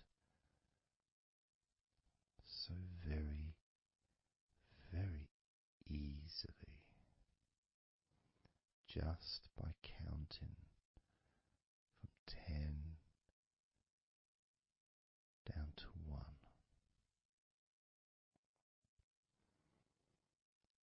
So we're going to do it now. I'm going to count from 10 down to 1, and I'd like you to repeat the number after me. So when I say 10, you can just repeat to yourself 10.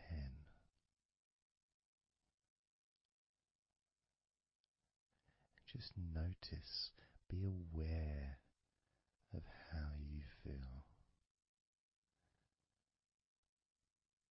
in your mind and your body. Then when I say 9, you can repeat to yourself 9.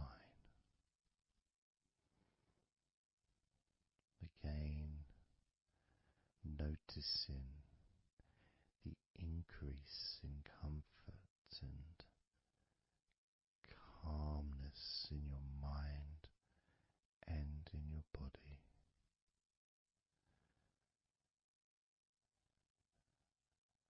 The same when I say 8, when I say 7, 6, when I say 5, 4, when I say 3, 2, and lastly when I say 1, you can repeat that number.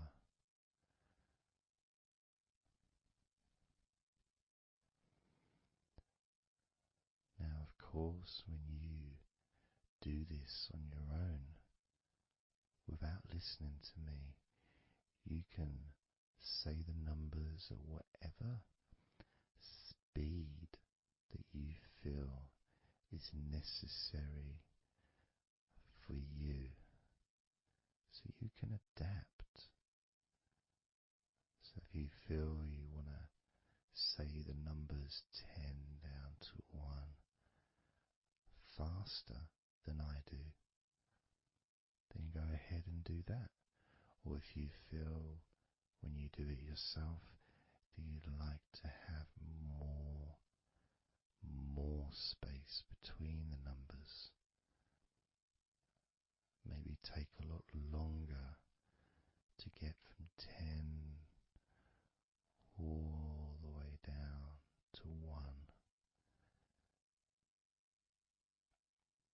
that's your choice also to do.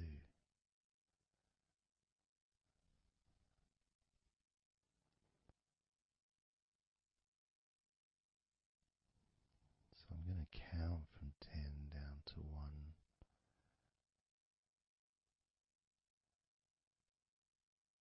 And when I get to 1, that will be the end of this recording. Unless, of course, you're listening with music, then the music will continue.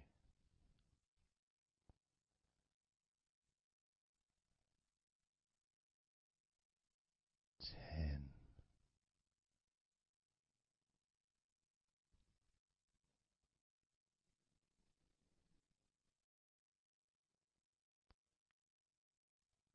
Nine,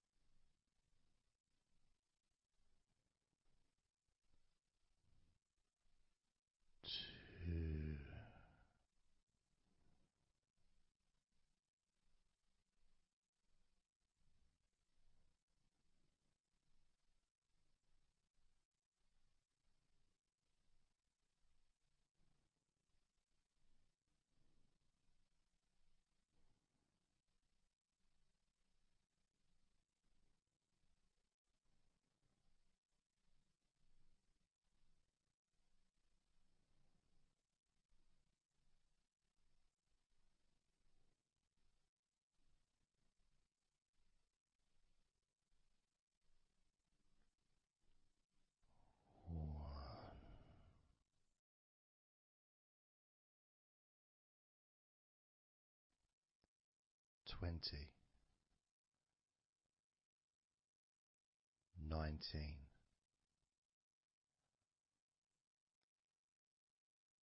18, 17, 16, 15, 14, 13, 12, 11, 10, 9, 8, 7, 6,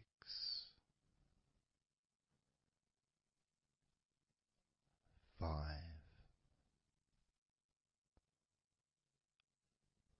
4, 3, 2,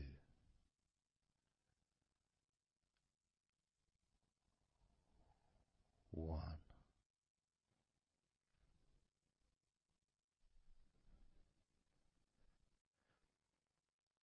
Now open your eyes, noticing how you physically feel, having counted down from 20 to 1, allowing stress and tension to leave through your fingertips and your toes. And as you focus on your fingertips, maybe they feel a little bit tingly, which is, I suppose, quite understanding considering the tension has been exiting your body through your fingertips.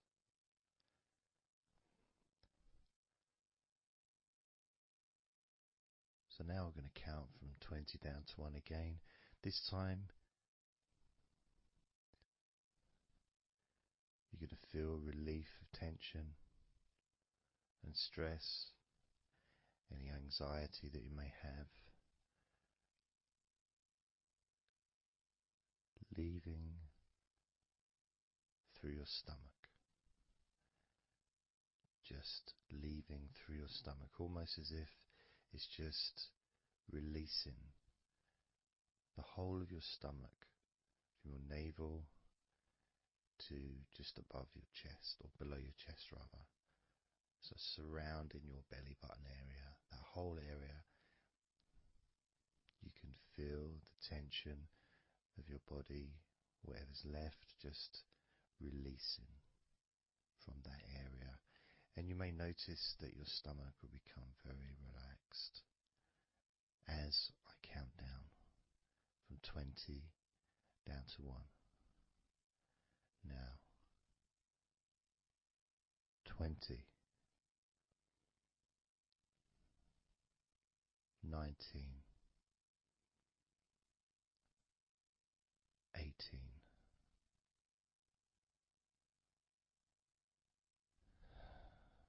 17,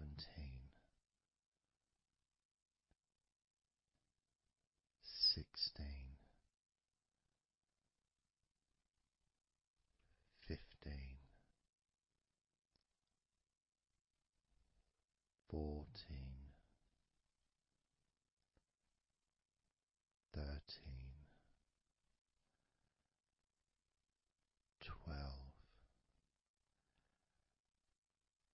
11, 10, 9,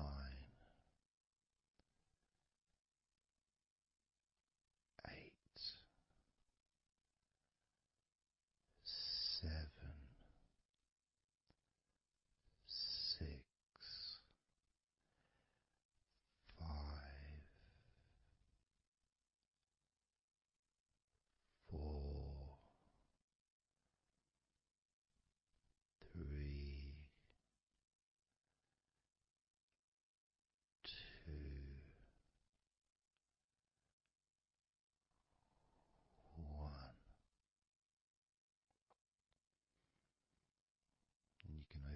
eyes again if you choose, or you can just keep them closed because it feels relaxing.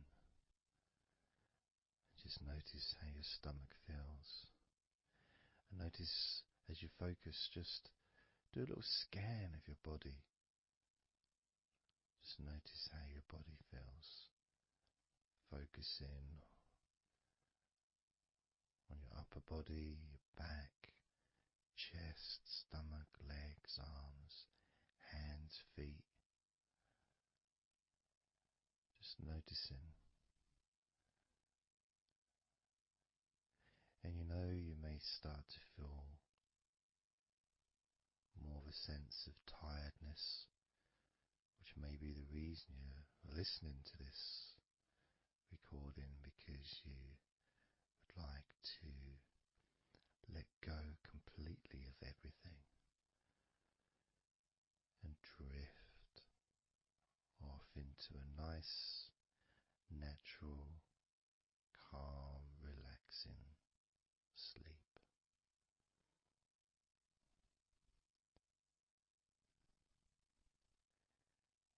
So now we're going to focus on your forehead. And if you choose, you can incorporate your eyes in this focus as well. So your forehead and your eyes. Just that whole area, basically. Almost as if you were wearing a mask, like a, I don't know, Batman mask or something. Or, I'm trying to Zorro or something. The kind of mask that covers your eyes, but also covers quite a lot of the forehead. And focusing on that area, because that's the area that we're now going to release tension and stress from your mind, from your brain and from your mind, and any tension that you may have remaining in your face, in your neck, in your jaw, in your eyes, your forehead, or your scalp. So basically any tension within your head area, including your mind and your brain. And that's going to be released through your forehead and your eyes. As I count down again from 20 down to 1. Now, 20, 19, 18, 17, 16, 15, 14, 13,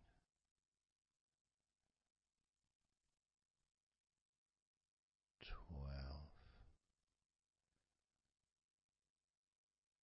11,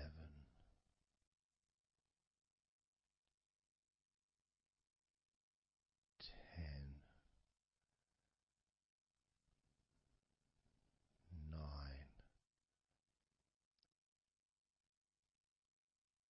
8, 7, 6, 5,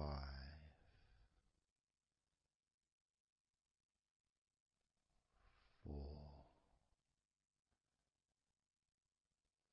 3,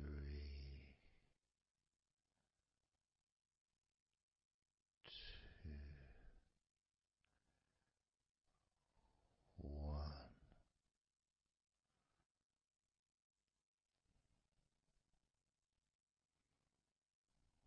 Noticing as you scan your face, your jaw, your eyes, your cheekbones, your ears, your forehead, your scalp, and your neck,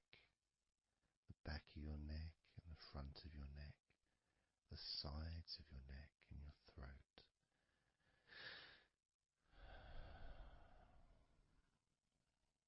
Noticing, being aware of the comfort, the increased feeling of relaxation, not just in your head and neck and mind, also the rest of your body.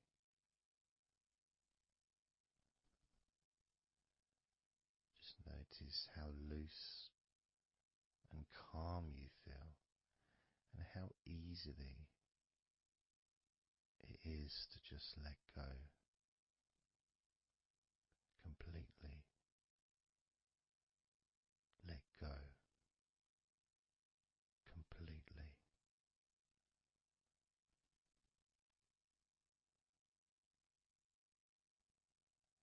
How easily.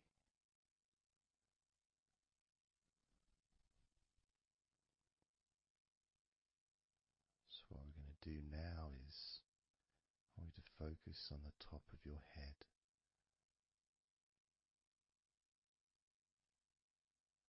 And we're going to allow every last piece of tension or stress that might be lingering or hiding in your body or mind or head to just be sucked out at the top of your head and released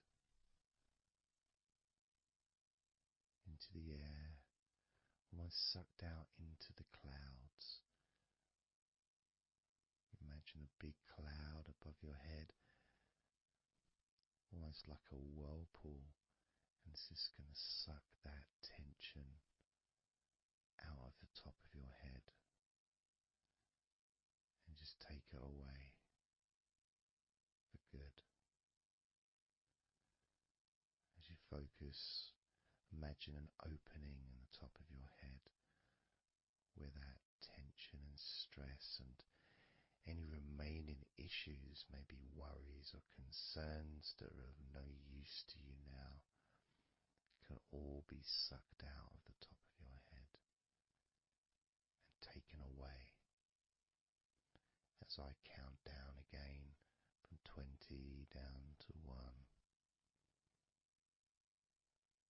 Now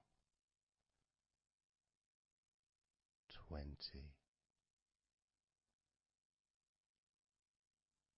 19,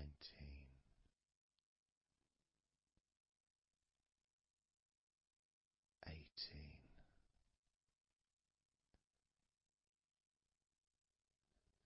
17,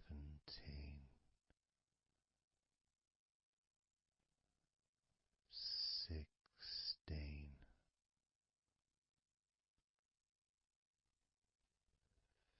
15,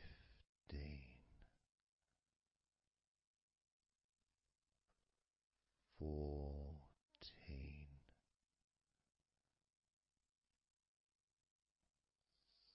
13,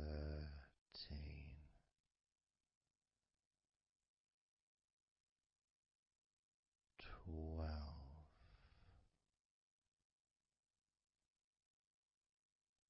11,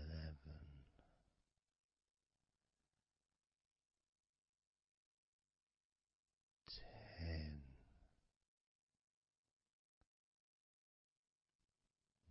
9,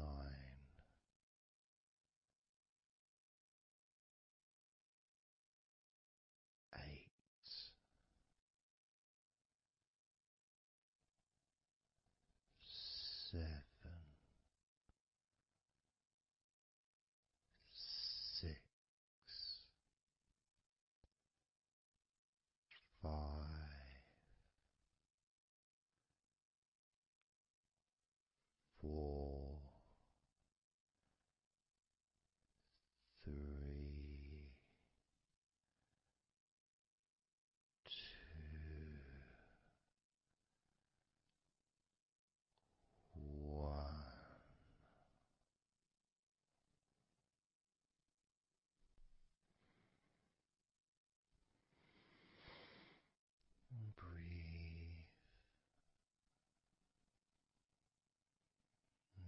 noticing how you feel,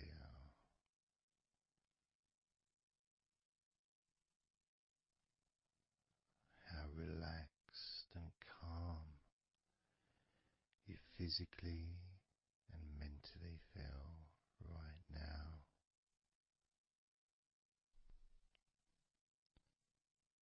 How peaceful your mind feels. It feels so nice to just let go, to give yourself some space to breathe easily, to think calmly, and just to take a break from all that pointless worry and concerns about things that you don't need to think about right now, because this is your time to let go. This is your space to enjoy feeling deeply relaxed, peaceful in your mind, relaxed in your body. It can feel so good, so nice to just not have to do anything, to be able to really enjoy that serenity that comes with letting go completely, that peacefulness that comes with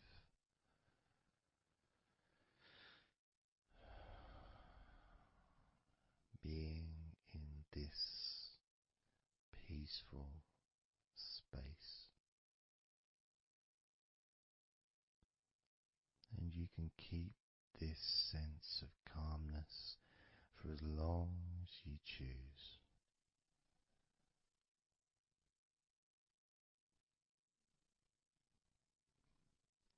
If you choose to drift off into a deep, healing, natural sleep, then you can do that.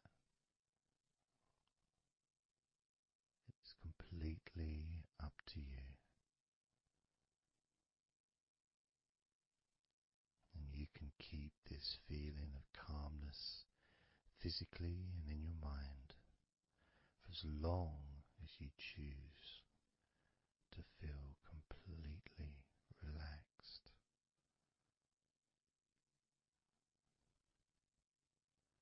Completely relaxed. And I'd like you to make up your mind that you're going to relax.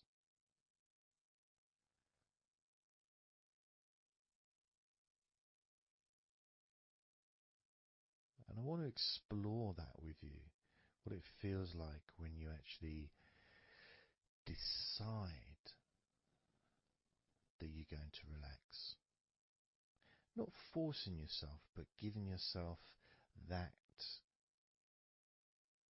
I guess it is a command, really, isn't it? When you're telling yourself, relax, in a gentle but firm way that only you can really tell yourself in that way.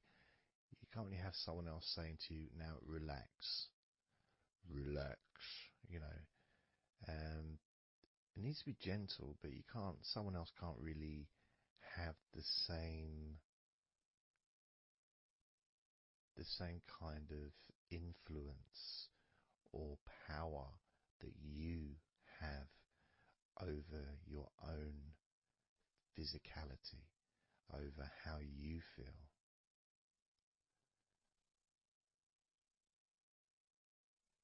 Because when you say it to yourself, it means more. It's personal, and your brain and your unconscious mind and your body listens to what you say.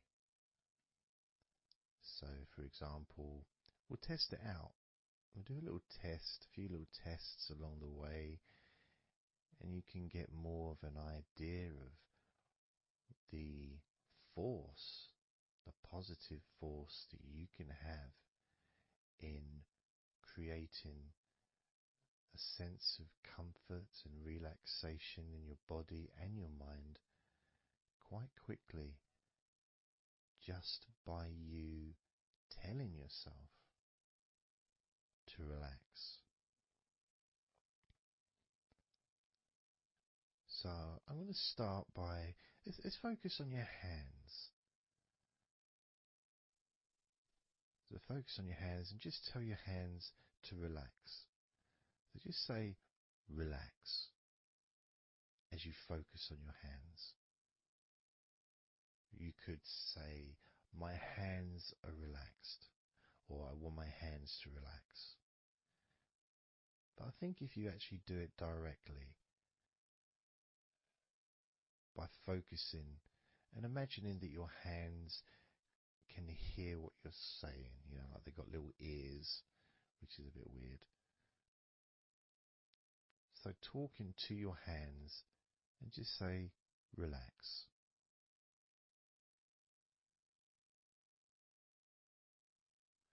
Noticing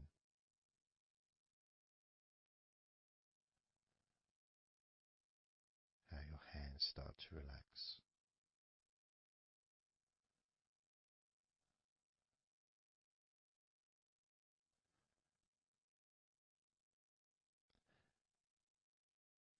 Now focus on your eyes and tell your eyes to relax. So you're just saying the same word, relax. And find the right tone for you. I might say relax, but you might say relax or relax. You might say it differently to yourself, and that's important for you to gauge what feels right for you. So just tell your eyes to relax whilst focusing on your eyes, your eyelids, the muscles around your eyes, your eyebrows, and just tell your eyes directly, relax now.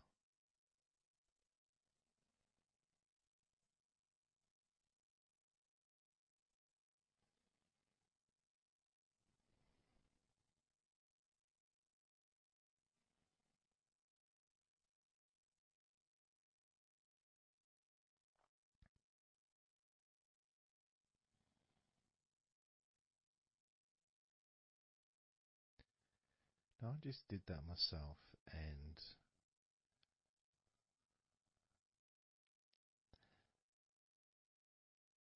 sometimes you may feel that you need a bit more time for the different parts to relax, because I start talking again and maybe that part hasn't relaxed fully.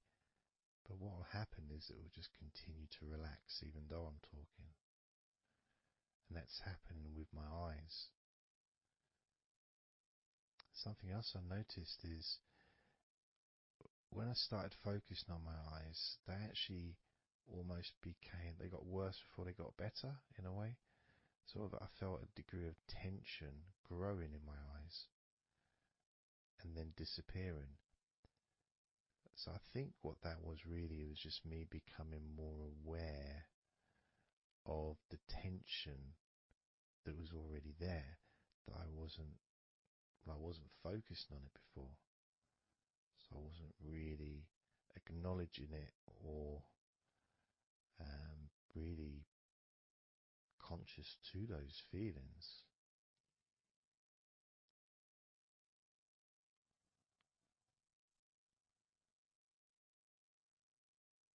Yeah, my eyes are still continuing to relax, as well as my hands actually. My hands have got a certain kind of energy, like not buzzing, but I can kind of feel a degree of energy in my hands. Maybe that's where the tension's been released. Maybe that's causing that.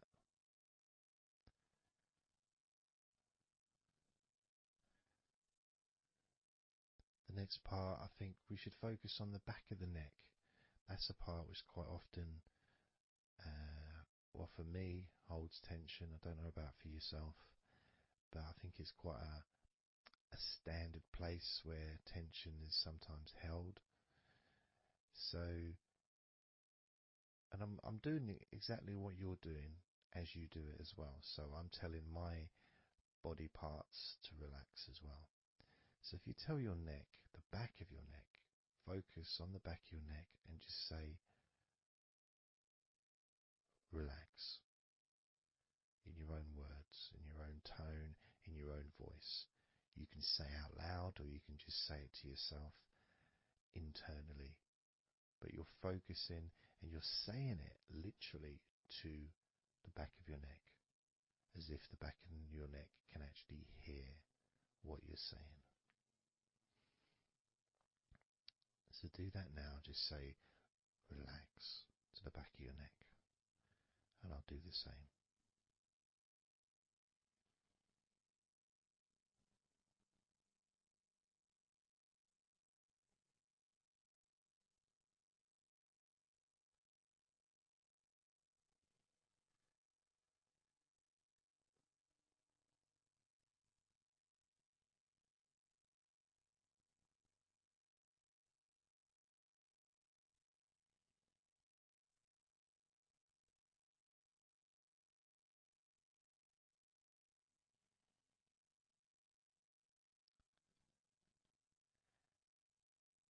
Now what I noticed, and you may have had a similar thing, is even though I was focusing on the back of my neck, other parts started to, I don't know, show themselves to me, or maybe because they want to be relaxed as well, but I started noticing the feelings in my shoulders, the tension in my shoulders and in my upper back. Whether that was because my back of my neck was saying, well, I'm pretty much okay. It's the other parts that need attention.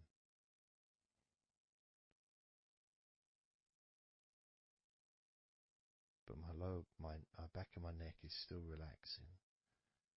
But I just became more aware of other parts that needed attention. Now this might happen, and it's not.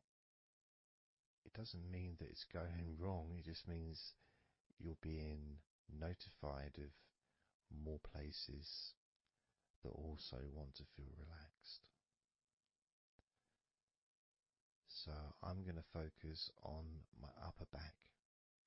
So you can do the same.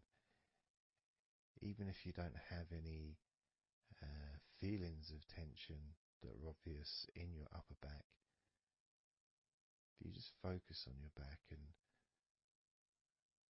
the whole area from your shoulder blades down to the middle of your back, down your spine. I mean, with me, it's more the shoulder blades that are more,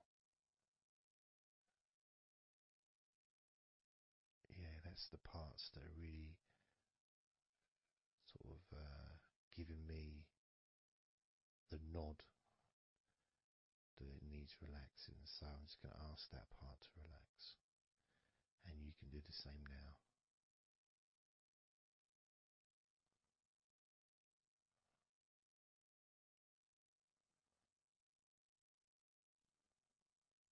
Relax your upper back.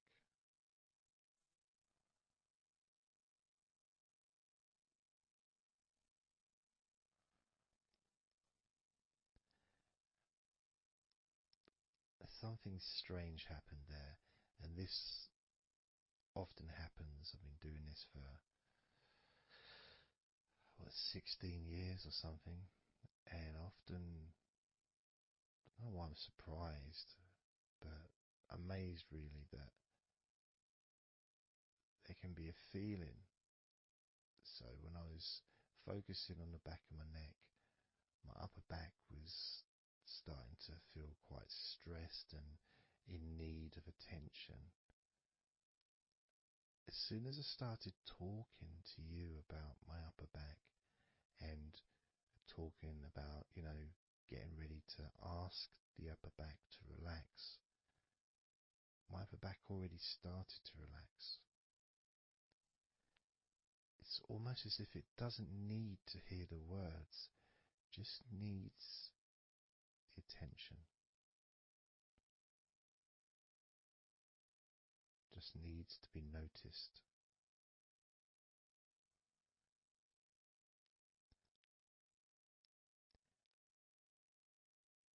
That is something that often happens in this type of situation, is when you start to relax a couple of parts of your body, as we've done with our hands, our eyes and our eyelids, and now back of the neck, top of the back, upper back. The rest of the body seems to just take notice and decide in its own way to start relaxing. Other parts of your body start to just become looser. I suppose it's kind of like a bit of an avalanche, The little ball starts rolling, and before you know it, the whole of your body is completely relaxed and calm.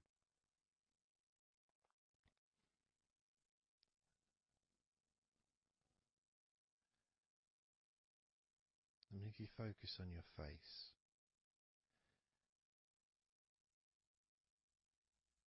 you focus on your eyes, your eyelids, your eyebrows, and the muscles around your eyes.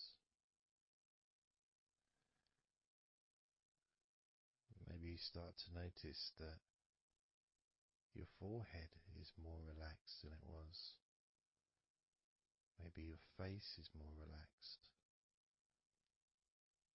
I would say my entire face is a lot more relaxed than it was.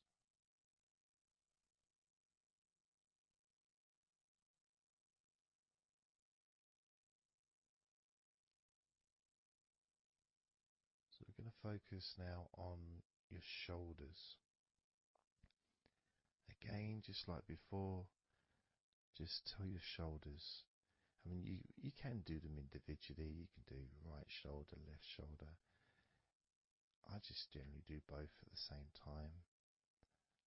And just tell your shoulders as you focus on them in your mind. Focus on how they feel. Maybe you can see them in your mind's eye. And just tell your shoulders to relax.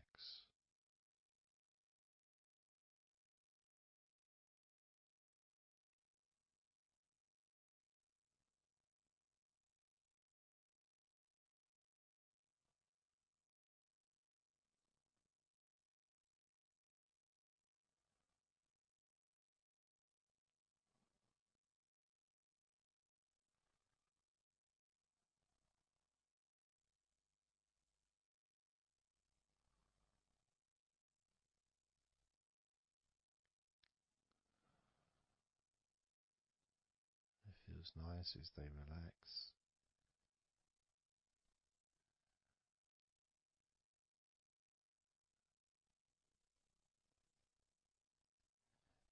But I do notice, probably especially with my back, is the connection between the different parts. The back, the shoulders, the neck.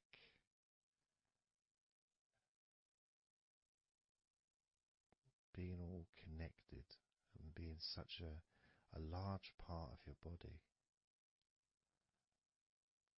it's almost hard to separate them from each other.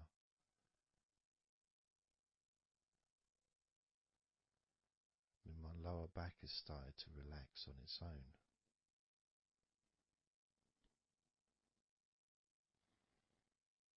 Maybe I'm going too slow. And that could be an issue because we all go at different speeds. And the idea at the beginning of this recording was for you to be able to just say to yourself, relax.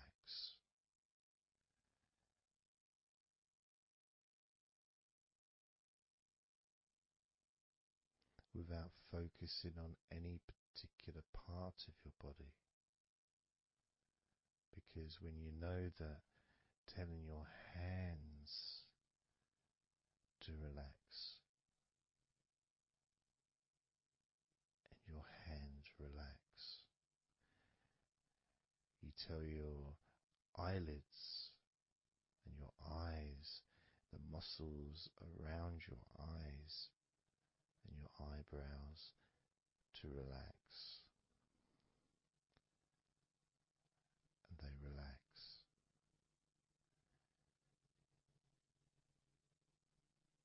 You tell the back of your neck to relax, and it relaxes.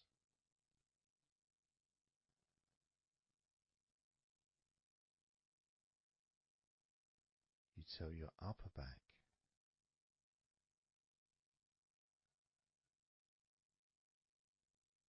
to relax,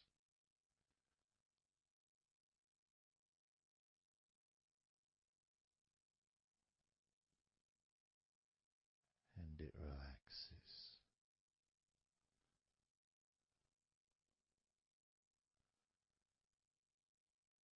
You tell your shoulders to relax,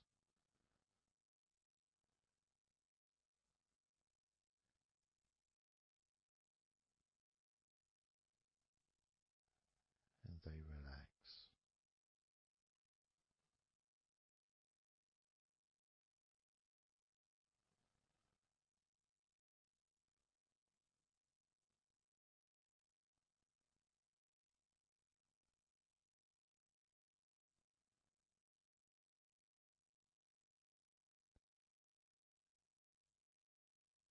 And when you told your hands to relax, they relaxed, and they continued to relax.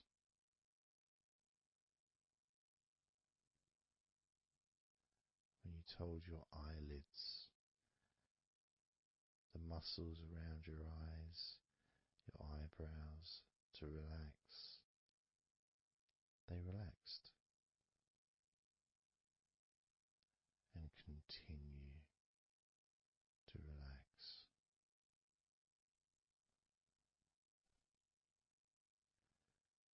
When you told the back of your neck, focus on the back of your neck,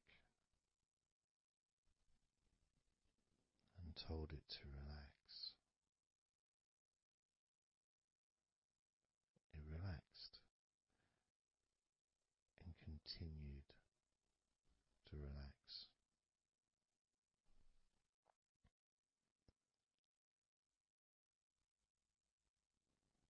When you told your upper back to relax, it relaxed and continued to relax.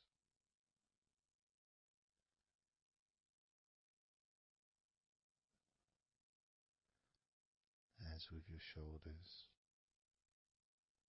you told your shoulders to relax, and your shoulders relaxed and continued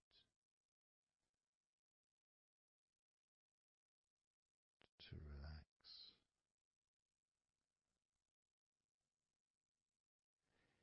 And it's not just that, it's that the rest of your body has also been listening, and that relaxation has been spreading. So from your eyes, the relaxation spread to your forehead, around your face, into your skin, into your jaw.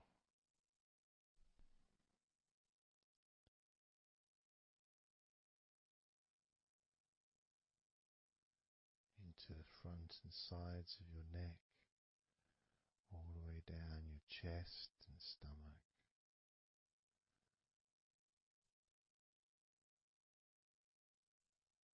Your relaxed hands and shoulders meet up through your arms, relaxing. Your forearms, your upper arms, your elbows, your wrists, letting go.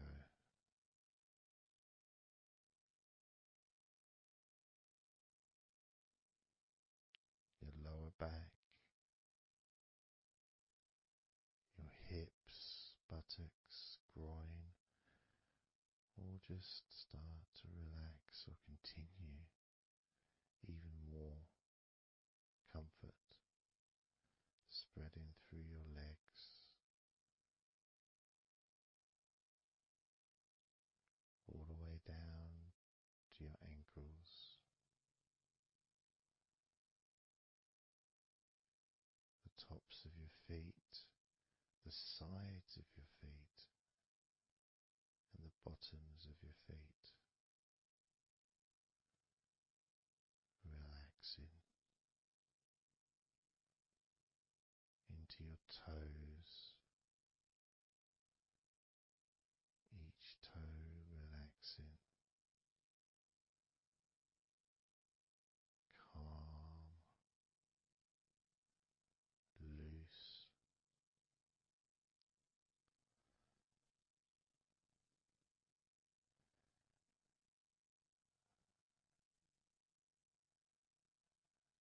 And as your body relaxes more, your mind becomes slower,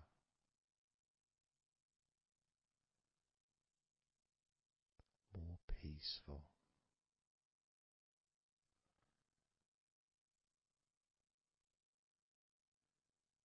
to the point where if you choose to fall asleep,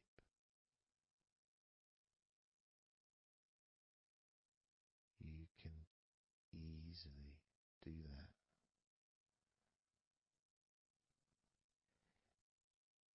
Easily drift away, because there's nothing going on in your mind. Your brain is peaceful.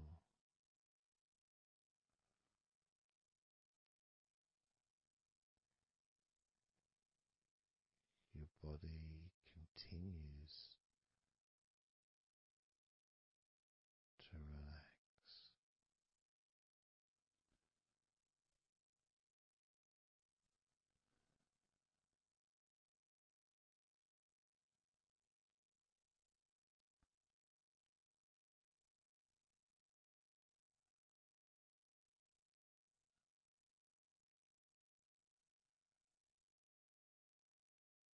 And with that connection between your body relaxing and the word that you say to yourself, relax,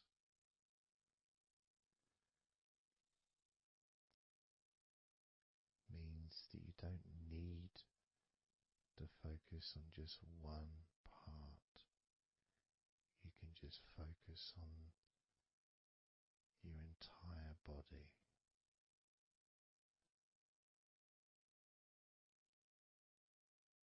Saying the powerful word,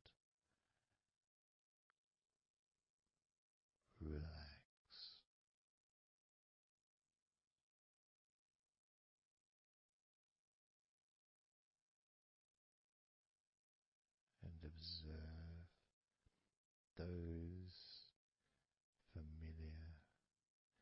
sensations of comfort spreading throughout your body,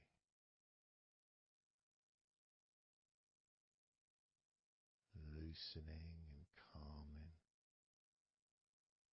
and healing every part of your body, feeling more relaxed.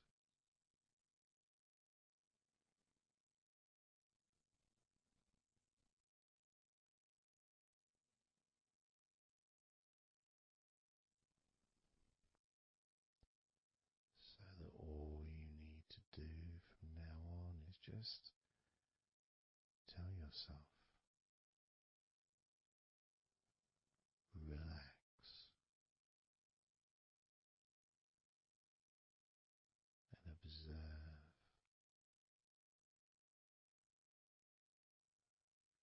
feeling completely comfortable and calm.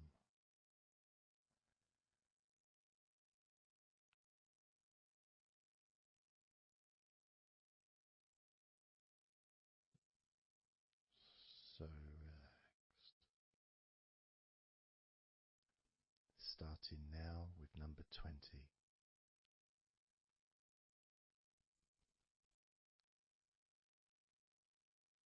19.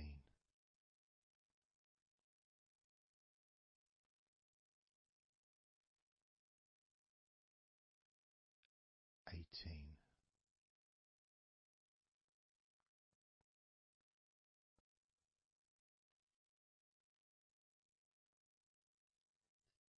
17.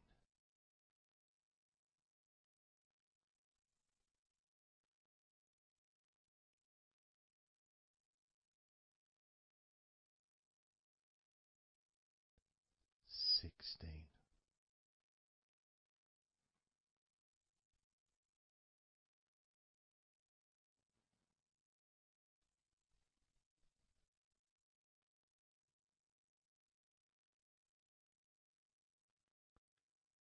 15.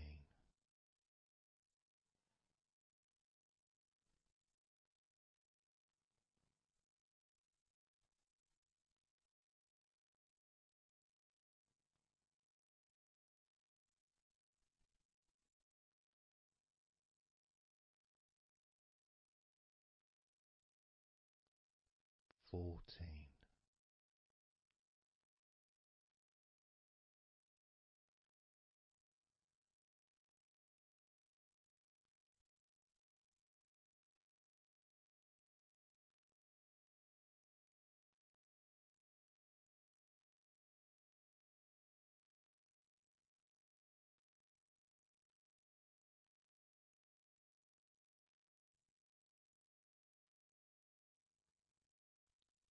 13.